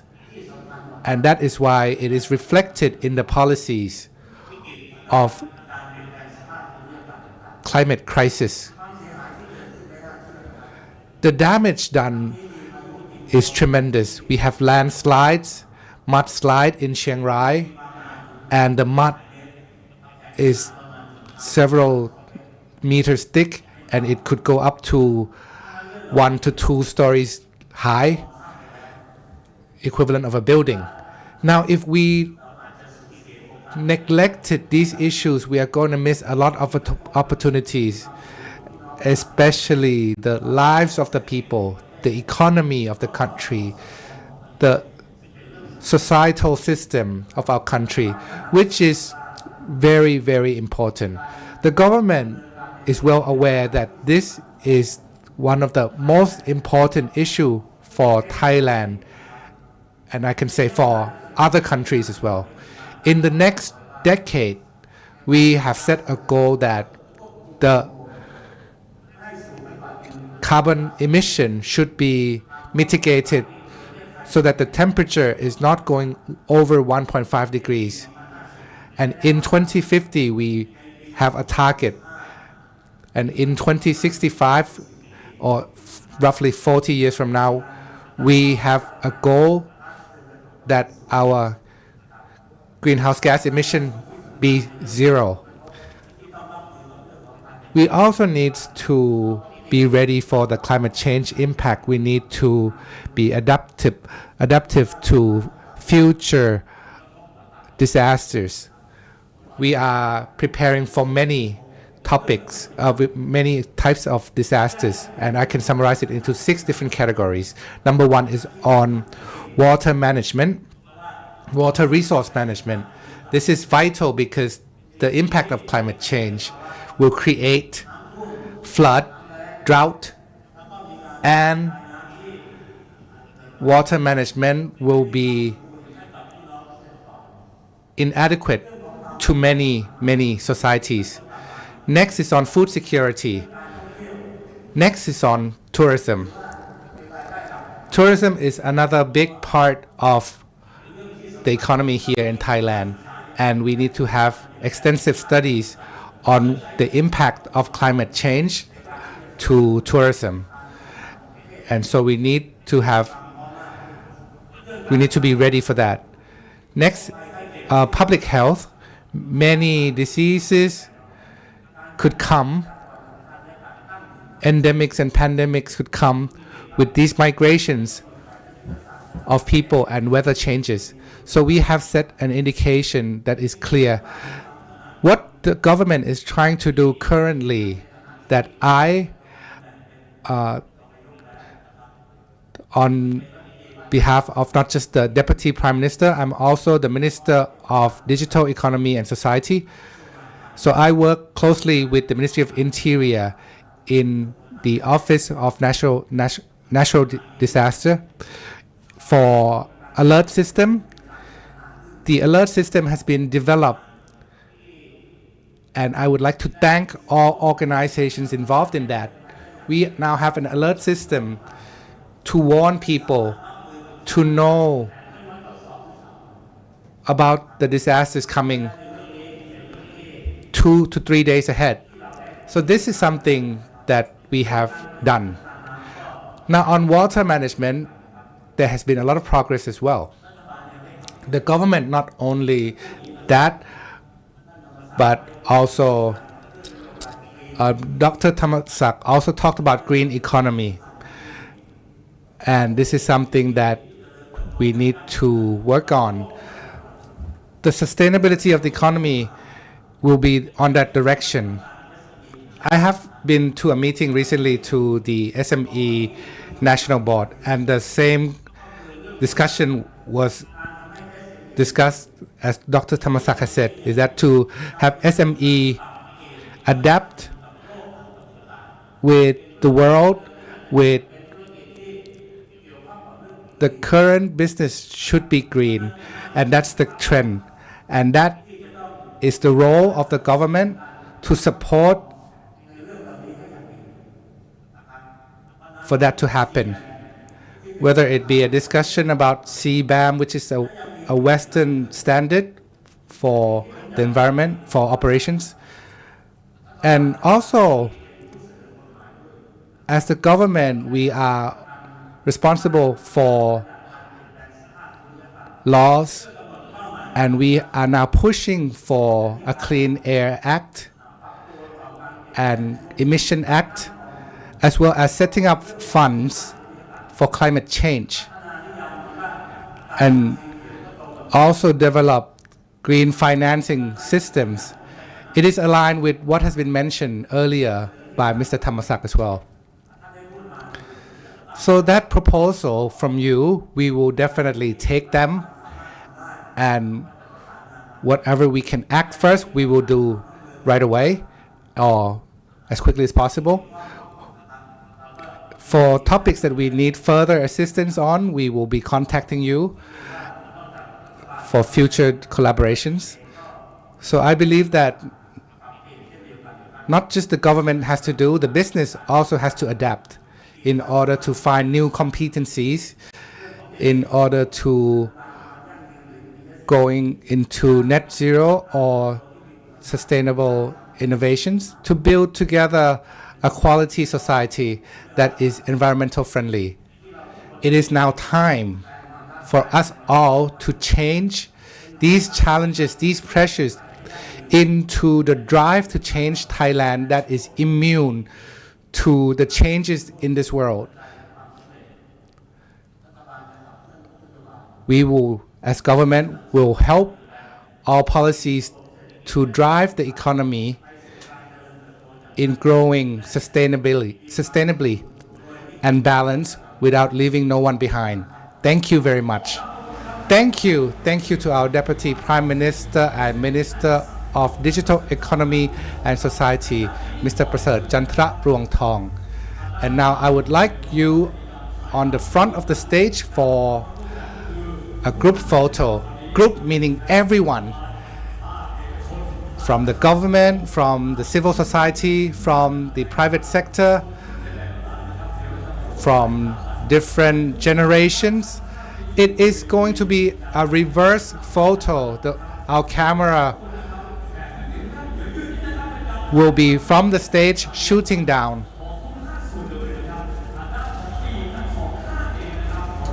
And so I would like you on the sides to please move closer in. And right after this photo session, we are going to continue with the panel discussions, the second half of the panel discussions. I believe everybody is here together, so please stand up closer, get tight. We want to be inclusive. Now please move towards the center, please, so that we can all get a good picture that includes as many as we can, because as we all know, we cannot perform this task alone, and we need as many of you as possible to drive this very important issue together. Now, there has been many proposals proposed to the government sector, and we are going to continue driving inclusive green transition together. There are many cameras, so let's start with the middle one, yeah? They are, okay, everybody's shooting. Up, that signal the collaboration, because the platform here, the ESG Symposium 2024, is designed to foster the collaboration among all the stakeholders, public, private, civil society, members of the press, new generation, and all business across all sizes.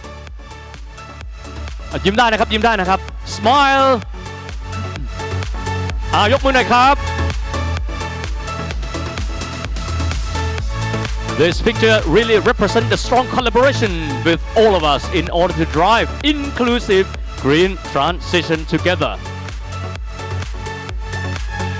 แต่ย้ำนะครับว่าหลังจากเวทีนี้อย่าลืมนะครับเรายังมีเวที panel discussion อีกหนึ่งเวทีที่จะคุยกันต่อนะครับเอาละครับขอขอบพระคุณทุกท่านมากๆนะครับขอขอบพระคุณนะครับพี่ๆช่างภาพทุกคนด้วยนะครับขอเสียงปรบมือนะครับและขอกราบขอบพระคุณด้วยนะครับท่านประเสริฐจันทรรวงทองท่านรองนายกรัฐมนตรีและรัฐมนตรีว่าการกระทรวงดิจิทัลเพื่อเศรษฐกิจและสังคมที่ให้เกียรติมาร่วมงานในฐานะตัวแทนของรัฐบาลในวันนี้ด้วยนะครับแต่ย้ำอีกครั้งหนึ่งนะครับว่าเวที But again, we still will continue with our panel discussion.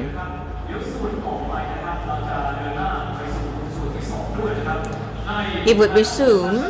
our panel discussion, the key drivers for inclusive green transition. Start in the first half already, but we have the second half, which is the remaining part of the sessions, the key driver for inclusive green transition. เวทีนี้ ก็ประกอบไปด้วยตัวแทนนะครับของ5ภาคส่วนที่จะมาคุยถึง5หัวข้อสำคัญที่เราได้มีการดำเนินงานมานะครับในช่วงขวบปีตั้งแต่ ESG Symposium 2023 ถึง ESG 2024 ด้วยนะครับเวทีนั้นกำลังจะเริ่มต้นขึ้นภายในเวลาอีกไม่กี่นาทีข้างหน้านี้แล้วนะครับWell, the panel discussion, the key driver for inclusive green transition by representative from 5 pre-sessions which has been working and updating the progress of the 5 projects will be on stage real soon. และลำดับนี้ขอเรียนเชิญนะครับท่านวิทยากรทั้ง5ท่านขึ้นมาบนเวทีขอเรียนเชิญอีกครั้งนะครับคุณบัญชาชวรินทร์ผู้ว่าราชการจังหวัดสระบุรี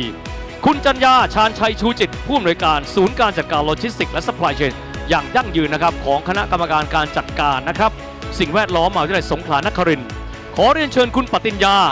ศีลสุพดลนะครับผู้อำนวยการฝ่ายความยั่งยืนของบริษัทเตตราแพ็คประเทศไทยขอเรียนเชิญนะครับท่านอยู่บนเวทีแล้วนะครับก็คือคุณแสงชัยธีรกุลวานิชประธานสมาพันธ์ SME ไทยขอเรียนเชิญนะครับคุณสุชัยกประเสริฐศรีนายกสมาคมอุตสาหกรรมเยื่อกระดาษและกระดาษไทยและลำดับนี้ขอมอบเวทีคืนให้กับคุณเคนนครินทร์วรรณกิจไพบูลย์สำหรับ second half ครับ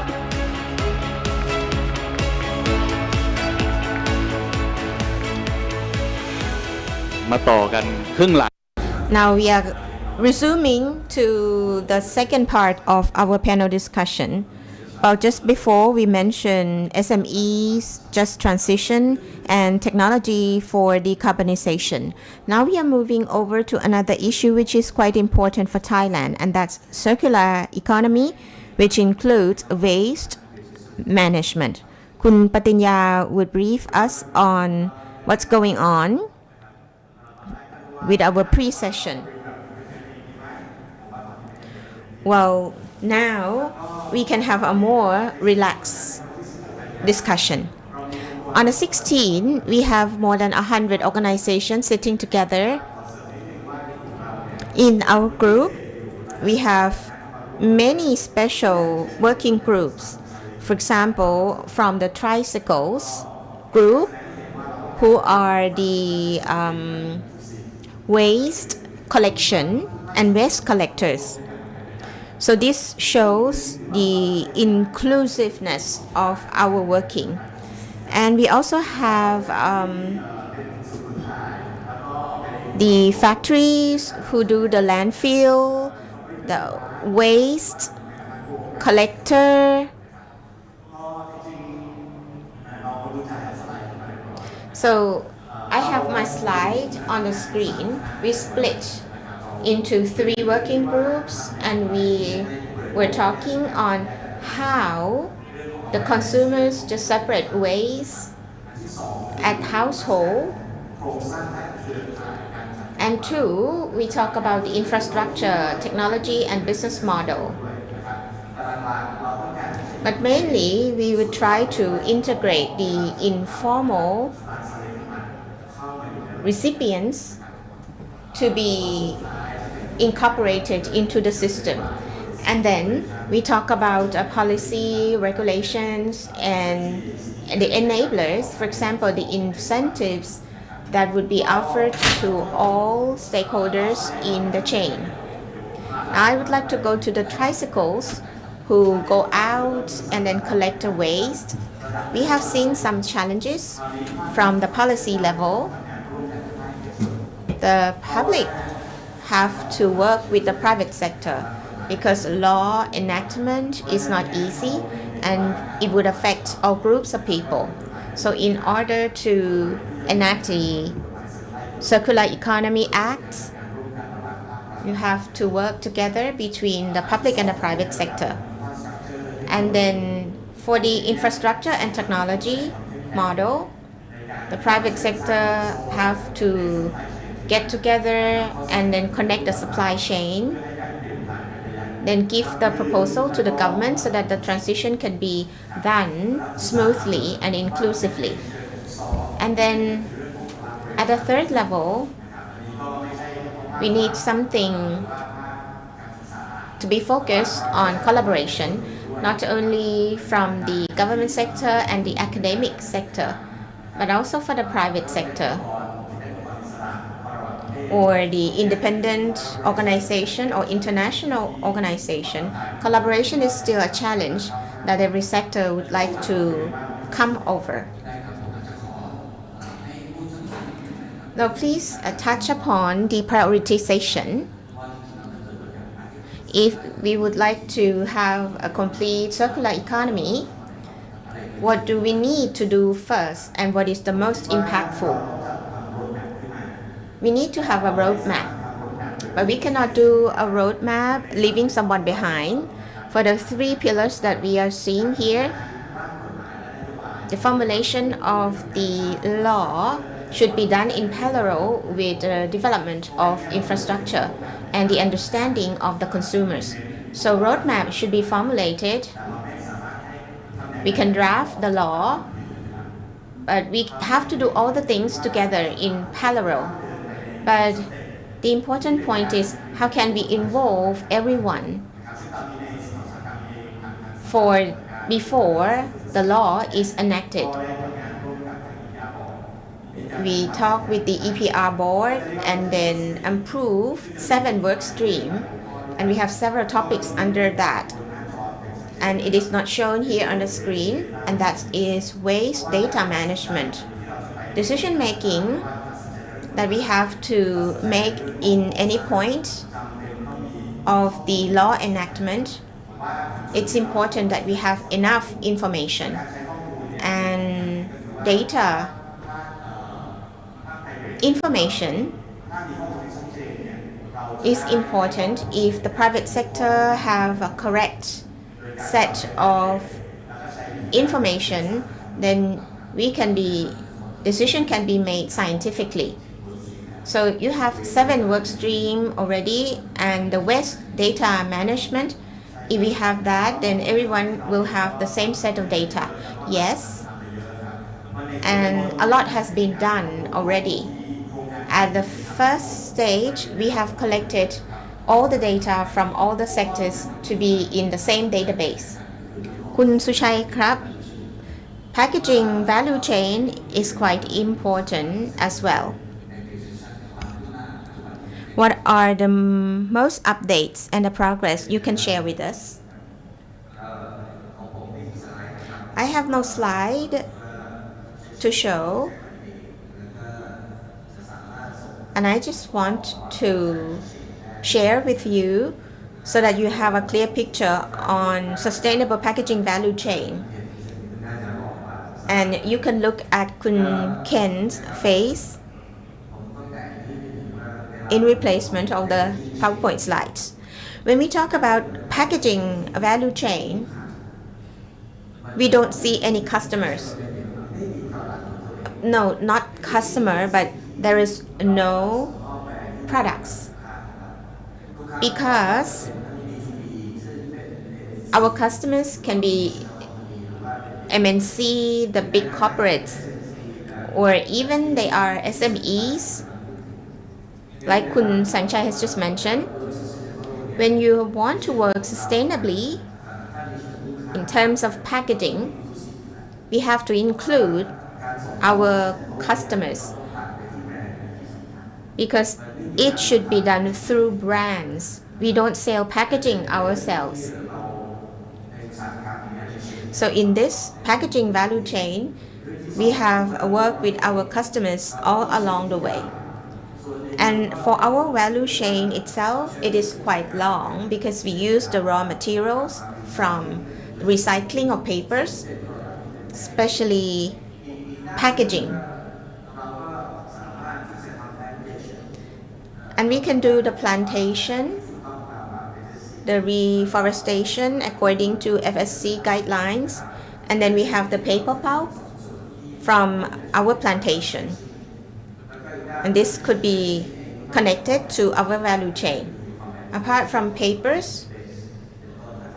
it would have a polymer-based packaging as well. In our industry, we want to cut down on GHG and natural resources, reduction of water use, and we try to use more innovation so that we can have more value-based packaging. For plastics, we do recycling, renovation, so that those plastics can be recycled. Our industry has done quite a lot continuously, but the question is, at what point can we say it is sufficient? Paper is recycled in itself, so it seems like there's no rules for us. No, that's not the case. And for Thailand, it's an export-driven country. We export our products to Europe and America. And there are many regulations like CM. So we cannot just stay still. We have to improve ourselves continuously.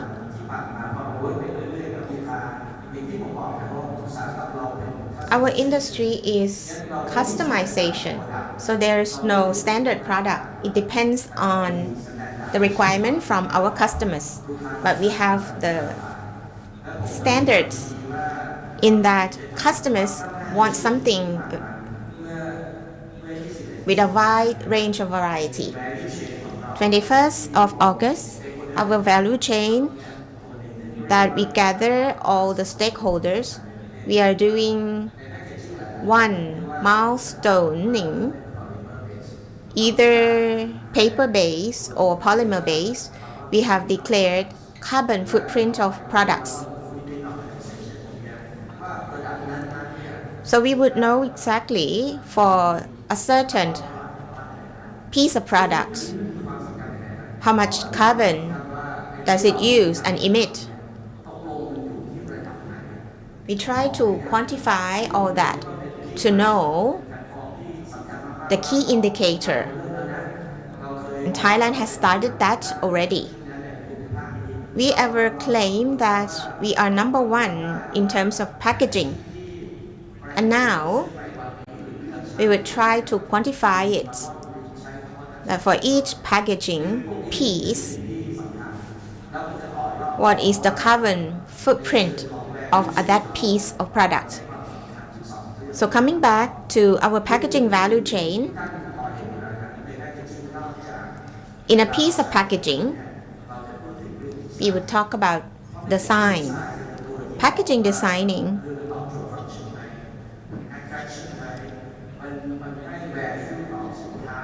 would be responding to the needs of the customers.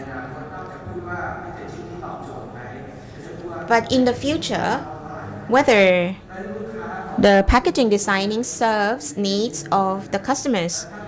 would ask about the indicator of carbon footprint of that packaging piece. So in that workshop, we're starting to set up the carbon footprint for our packaging. Then to packaging design, we would focus more on how much we can cut down on the use of the material so that we can cut down the carbon footprint, or can we reduce the use. So it is important in the past and it would be even more important in the future. Another important thing is technology and innovation. We try to develop the innovation so that we have good material which is sustainable. Use the least, can be reused or can be recycled. And in the end, at Tetra Pak,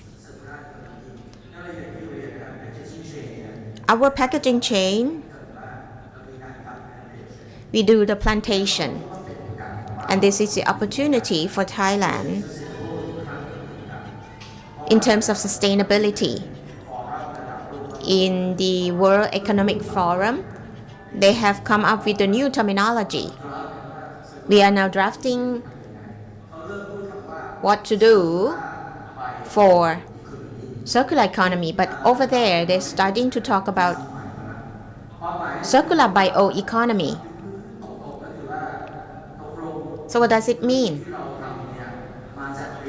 We have to know whether what we are doing is from renewable energy, not fossil fuel, and your raw material.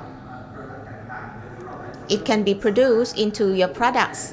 and these raw material can it be replanted. So for the value chain of packaging, it is quite long, but sustainable can be a challenges and can be the opportunities at the same time. So I'm gonna be here, stop here. กับเรื่องของ data So thank you. Now that's a big milestone because we can now have data for packaging, and it's not just about circular economy but circular by whole economy. Well, now moving on to a real use case with our governor sitting here of Saraburi Sandbox. It is a model where there's a lot of collaborations from several sectors together to be a pilot city for low carbon city. So can we discuss that, and what could other provinces learn from this pilot province sandbox? So for Saraburi Sandbox, our challenge started in that on October 2nd of 2022, I started to be the governor of Saraburi, and I was approached by the industrial federations and also SCG to be sitting in about this Saraburi Sandbox, which is the first model city for low carbon province. Now we have to utilize and reduce the production of carbon from Saraburi, which is in itself a capital of manufacturing compartments, and it is the producer, it is the main factory for SCG, and so they were talking about using PPP, private public partnership. Now, as governors, it is quite simple to form partnerships, but the challenge is that I want to see what's been done before I got here. But it is usually about MOU, just signing papers, but there aren't any actions done. Well, in Saraburi, we have to work on 5 different things. We need to work on 5 different things that needs to be driven. It is there on paper, but there's no one acting on it. It's just signing of papers. Okay, I would say, great. I need to reorganize. I need to set up battle plans for this. So if you look on my screen, from number 5, 6, 7, 8, 9, these are the core people who needs to be working on this. And on 1, 2, 3, 4, they are more of the supporting branch or the executive branch. So yes, we need to fill in the names for 5, 6, 7, 8, and 9. We need to find the operational organizations that would drive these things to have some real work done. So I organized this. So we put in saying that low carbon city, it's about global boiling, it's about integrations of the world. So we need something that's small and quick. We need something who works fast. And I sit on the administration branch, on the executives, and on these 5, 6, 7, 8, 9, they need to come from TCMA or the private sector, because you have to remember that for low carbon city, from the government side, we are still far behind and we lack the knowledge. I happen to be lucky that I was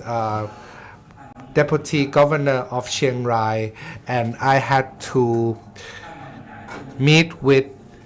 the then former Minister of Environment, and he was briefing us in Chiang Rai about hotels low carbon hotels and on. So that's when I first learned about low emission, and then I learned that it is quite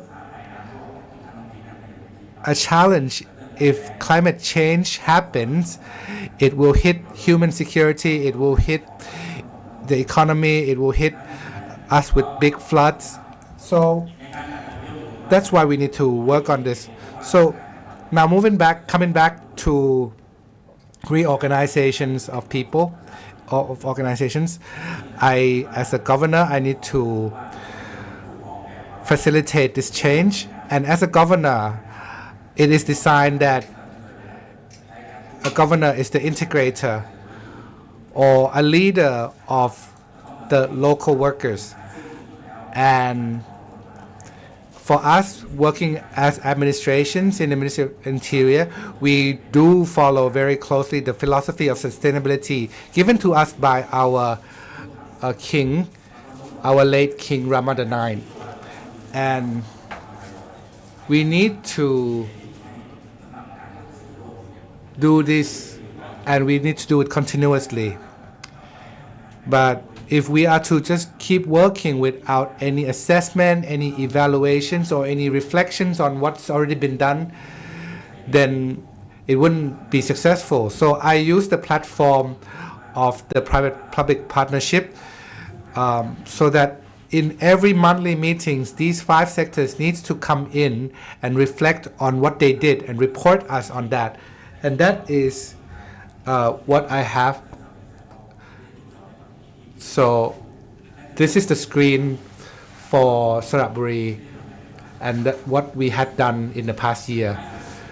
And all in all, I've heard from the 4 panelists, you will hear that there are challenges on data. We don't have clear data. We don't know how much we absorb and how much we emit. There's no clear figures. Saraburi tries to look for that figure. In that 2019, we had a base of carbon emission of around 27 million tons. But that's in the year of 2016, sorry. So, but we happen to have a budget to do future research from NIDA, but to actually find that figure of a better figure than that base figure from 2016. But we, or government sectors, when they held data, they don't usually give us the data. But when NIDA came in, we are able to get more inputs. And now we've calculated that there's a figure from 2019 of a parameter from NIDA is that Saraburi is producing about 23 megaton of carbon dioxide equivalent. Now, that's our space, and we do have other limitations as well, because when we go to the local, they will always ask, what are they getting from doing this? That's a big question. And then you got people from the academic sectors coming in and asking questions about how much should we should reduce, what is your milestone, which in the first year, it's all about getting more network, getting more people, like I mentioned earlier. But nevertheless, we announced a figure on 30th of August with the networks of Saraburi Handbox. We started with just Saraburi Province, TCMA and FIX, which is 3 organizations. It was a little lonely, but if you see us now, we see that we have a lot more organizations involved from the start of just 3, and now we have a lot of a much bigger network. This is something that we are proud of as a success story, that we have a lot more partnership. And so we need to move on, that in 2027 we should be able to reduce 5 megaton of carbon dioxide equivalent, or roughly 20% of our total emission. Now this is the integrations of all 5 different dimensions. You ask me if it's challenging? Yes, it is. And if I am a little bit biased, then I would say that we already have about 3.5 done. So we need to find 1.5 million more to complete this goal. Now, in these 5 dimensions, I would like to give you an example. One of the highest score, not just given by me, but Mr. Tamasak has assessed that we have restored a lot of forest, and we get a 10 out of 10 on that because there's 38 communities of 15,000 rice. So we are able to achieve that target, and with future networks from the private sectors of forest restoration, then we're able to achieve this target comfortably. And so in 2027, we should be able to achieve 100,000 rice. Sorry, by 2030. Now, we also get ecotourism from that forest restoration. We found a cave in Gang Khoi that you can walk through from Muok Lek to the other exit in Gang Khoi, a distance of 1.8 kilometers, and it has produced ecotourism destination, and the private sector also are working there to subsidize the community forest there in Gang Khoi. And there's a target that in 2025 we are going to expand from 7, and we're going to expand another 10,000 rice of forest. That's the success stories from our networks. And next year, our next milestone is to reduce 5 megaton by 2027. So that's my discussion to you. So thank you. That was impressive. Thank you. From the picture of you entering into this position just last year, maybe you could tell us a bit more about what is your secret sauce about achieving this change. And maybe it could be a model so that other provinces can adopt as well. What is your secret element that you can share? Well, one element that's vital to this change, maybe you've heard this from our foreign panelists as well, is the word collaborative. I see that there are 4 main things to be done in Saraburee Sandbox, which is we have to do it right away. We can do that if we have a shared goal. So everyone in the Saraburee Sandbox understand the same goal, and we can act immediately. And that's according right to the motto of moving quickly. And second point is, if you ask if this is new, yes, I would say this is still quite new. So there's no right and wrong when you work on it. And this goes right along the line with the word Saraburee Sandbox, because this is a big laboratory. This is a big test. If you want to do anything, you can come to Saraburee, but if you are going to perform these tests, then you need to achieve something. And if you're not going to achieve, then don't come in. And we have to set a positive target that you're going to accomplish it. And secondly, on working on these 5 dimensions, of course you can have different opinions, but it should not create a conflict. We need to find ways to work together without conflicts. And last one, I would say, smiles. If you are always angry, then it won't come. We're working on global boiling, and if you yourself are boiling, then we cannot solve this problem. So you need to calm yourself down. I'm not an academic myself, but I came up with these, so it's not going to be based on any academic philosophy. So these are my 4 philosophies, my secret sauce per se, to achieve the target. This is probably my key success factors, so that help to produce what I've done in the past year, and that has allowed so many partnerships to come in and work together. And I thank you very much. And that last point about smiling allows us to also reflect and smile together too, right in this room. So lastly, I would like to each of you to please have a quick summary of 1 minute per person about your work. What is your suggestion? What is your key actions to be proposed to the government or the civil society? What would you like to propose to say this is your transition to green economy? สำหรับ For technology side, technology for decarbonization, we need two things. The first one is adoption, and the second one is flexibility. Adoption here means we need the trigger. The success of Saratburi Sandbox is the example. It might be something smaller or built upon Saratburi Sandbox progress. So for technology, if we don't adopt it, we cannot learn from it, and then we cannot scale it up. So it means we cannot commercialize it. Now to flexibility, it's about regulation and financial. If you adopt the technology and we have the flexibility for the financing, then this can unlock our potential, and then we can drive towards inclusive green transition. Very clear. Adoption and flexibility. Thank you. Kun Sangchai, please. In terms of SME, what are your key actions? Our key actions, we are looking for 5 things. The first one is that the government should help us to connect with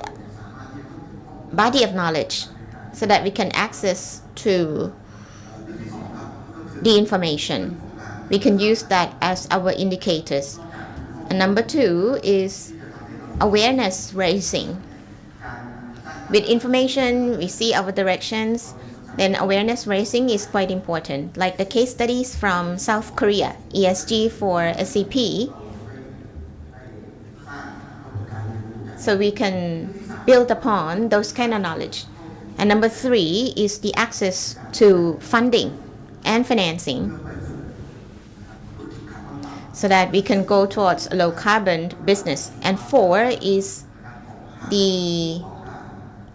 capacity building, both for the entrepreneurs and for the labor force. Standards, formulation, technology, innovation. And number 5 is laws and regulation that could be appropriate for the behaviors of the Thai people to incentivize them to go towards the transition. The state has a law,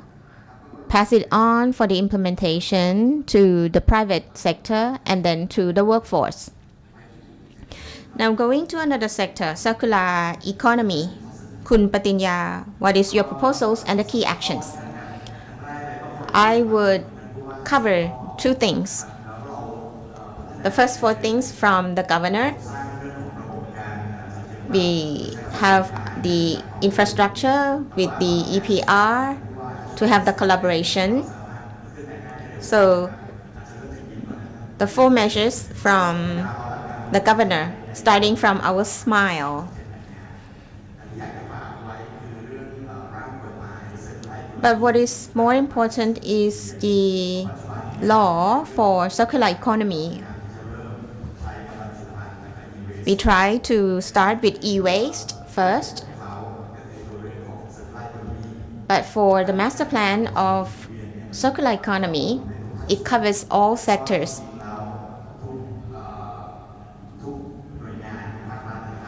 And all entities under the government sector is involved. So if we don't have the laws, then when we start our EPR, we would come to the bottleneck. And then we don't want to see that you have the policy boards, so various policy boards for each ERP. And then in the end, you just found that that's redundancy. So I just would like to propose for the government to prepare for the law. We have the working group who have worked quite for a certain period of time for the EPR laws. Yeah, the master plan, the master law is quite important. Now to the sustainable packaging value chain, Kun Sushai, please. I think all is interconnected. We have carbon footprint system for each product. That's good. But then we have to prioritize. So what should be the first thing to do? How do you serve it to the customers and incentivize SMEs? Because we cannot do all the things. And how can you communicate with people in the chain? You need to provide them the platform, and you need to help them to be able to calculate for that carbon footprint. Now to the enablers, circular economy already mentioned about the recycling of the waste. And this can add value to the economy. And for circular economy, I would like to invite the government to support the farming of economy crop that can complement on what is going on right now. And this takes time, because when you start the plantation, you might need more than 5 years or 10 years. So you cannot wait, and you have to start now. Yeah. And to the governor, please, what is your key actions? And this can be the message to the other 76 provinces if they want to replicate the sandbox. When you use the word sandbox, you need to have your courage. Last month, I talked to Dr. Kasem. He come to visit our Napier grass farming, and then he said the sandbox needs courage to do, because in the future there would be seamless world. You cannot just maintain business as usual. You have to come over your limitation. And the limitations are man-made. And before I enter the room, I talked to the team. People say that you cannot win over nature, but how can you cohabit with nature? Can you generate some income from nature? Low carbon city is one of the models that can be accessible, eatable, income generating. When I talk about low carbon city to people, how can I convince them? I have to convince them with the better ways of living. We have to be flexible, you have to be practical, and you have to be courageous enough. Even though I'm a civil servant, I have encountered many limitations, like for the solar floating projects or the car plot projects. For the solar floating projects, there are so many limitations. I have to get the approval from many other entities. So we have to talk and then to assess if we can produce RE, renewable energy, by how much. So that kind of information can be my evidence when I negotiate with EGAT or other entities. So this coming 16th of October, the Permanent Secretary for Energy, I would have a meeting with him to talk on the limitation and the obstacles from the red tape. So we need to come across that in order to fight with global boiling. So I think that is most all interesting conclusion from our panel. Technology is important, but we need the support of laws and regulation. And for SMEs, we have to incorporate them, facilitate them with financing, knowledge, technology. Or for circular economy, the laws are ready enough. And for packaging, we have milestones for our next step. And for Saraburi Sandbox, that's a lot of progress that we can learn from. We can smile, but we have to be brave in order to make it happen. I just hope that we can come back and then talk again next year for the progress and the updates. Thank you very much for all the panelists. วิทยากรทั้ง5ท่านและโมเดเรเตอร์ของเราคุณเคนนครินทร์วรรณกิจไพบูลย์นะครับ Thank you to all the panelists and our moderator. Inclusive Green Transition นะครับที่มีวิทยากร5คนขึ้นมาแลกเปลี่ยนกันนะครับว่าสิ่งที่เราต้องทำนั้นประกอบไปด้วยอะไรบ้างนะครับและนี่ก็เป็นภาพรวมนะครับของงานของเรา ESG Symposium 2024 นะครับที่ดำเนินกันมาจนกระทั่งถึงตอนจบแล้วนะครับและสำหรับวันนี้อย่างที่เรียนนะครับว่างานในครั้งนี้เนี่ยจัดขึ้นท่ามกลาง Sustainability Expo นะครับดังนั้นมีความหมายว่าด้านนอกของเรานั้นยังมีสิ่งที่น่าสนใจอีกหลากหลายประการด้วยกันนะครับโดย SCG เองครับได้มีการจัดบูธนิทรรศการนะครับในคอนเซปต์ Low Carbon City นะครับเร่งปรับเปลี่ยนสู่สังคมคาร์บอนต่ำก็อยู่ในงาน SX นะครับที่ฮอลล์ 4 นี่เองอยากให้ทุกท่านนั้นไปเยี่ยมชมด้วยนะครับเราได้มีการเสนอนะครับเรื่องของตัวนวัตกรรมนะ So thank you very much, and don't forget to visit our exhibitions right outside on Sustainability Expos. We have exhibitions on Saraburi Sandboxes. You can learn about that, and it is hosted here in our SX Sustainability Expo. And lastly, we of course definitely want to improve every year, so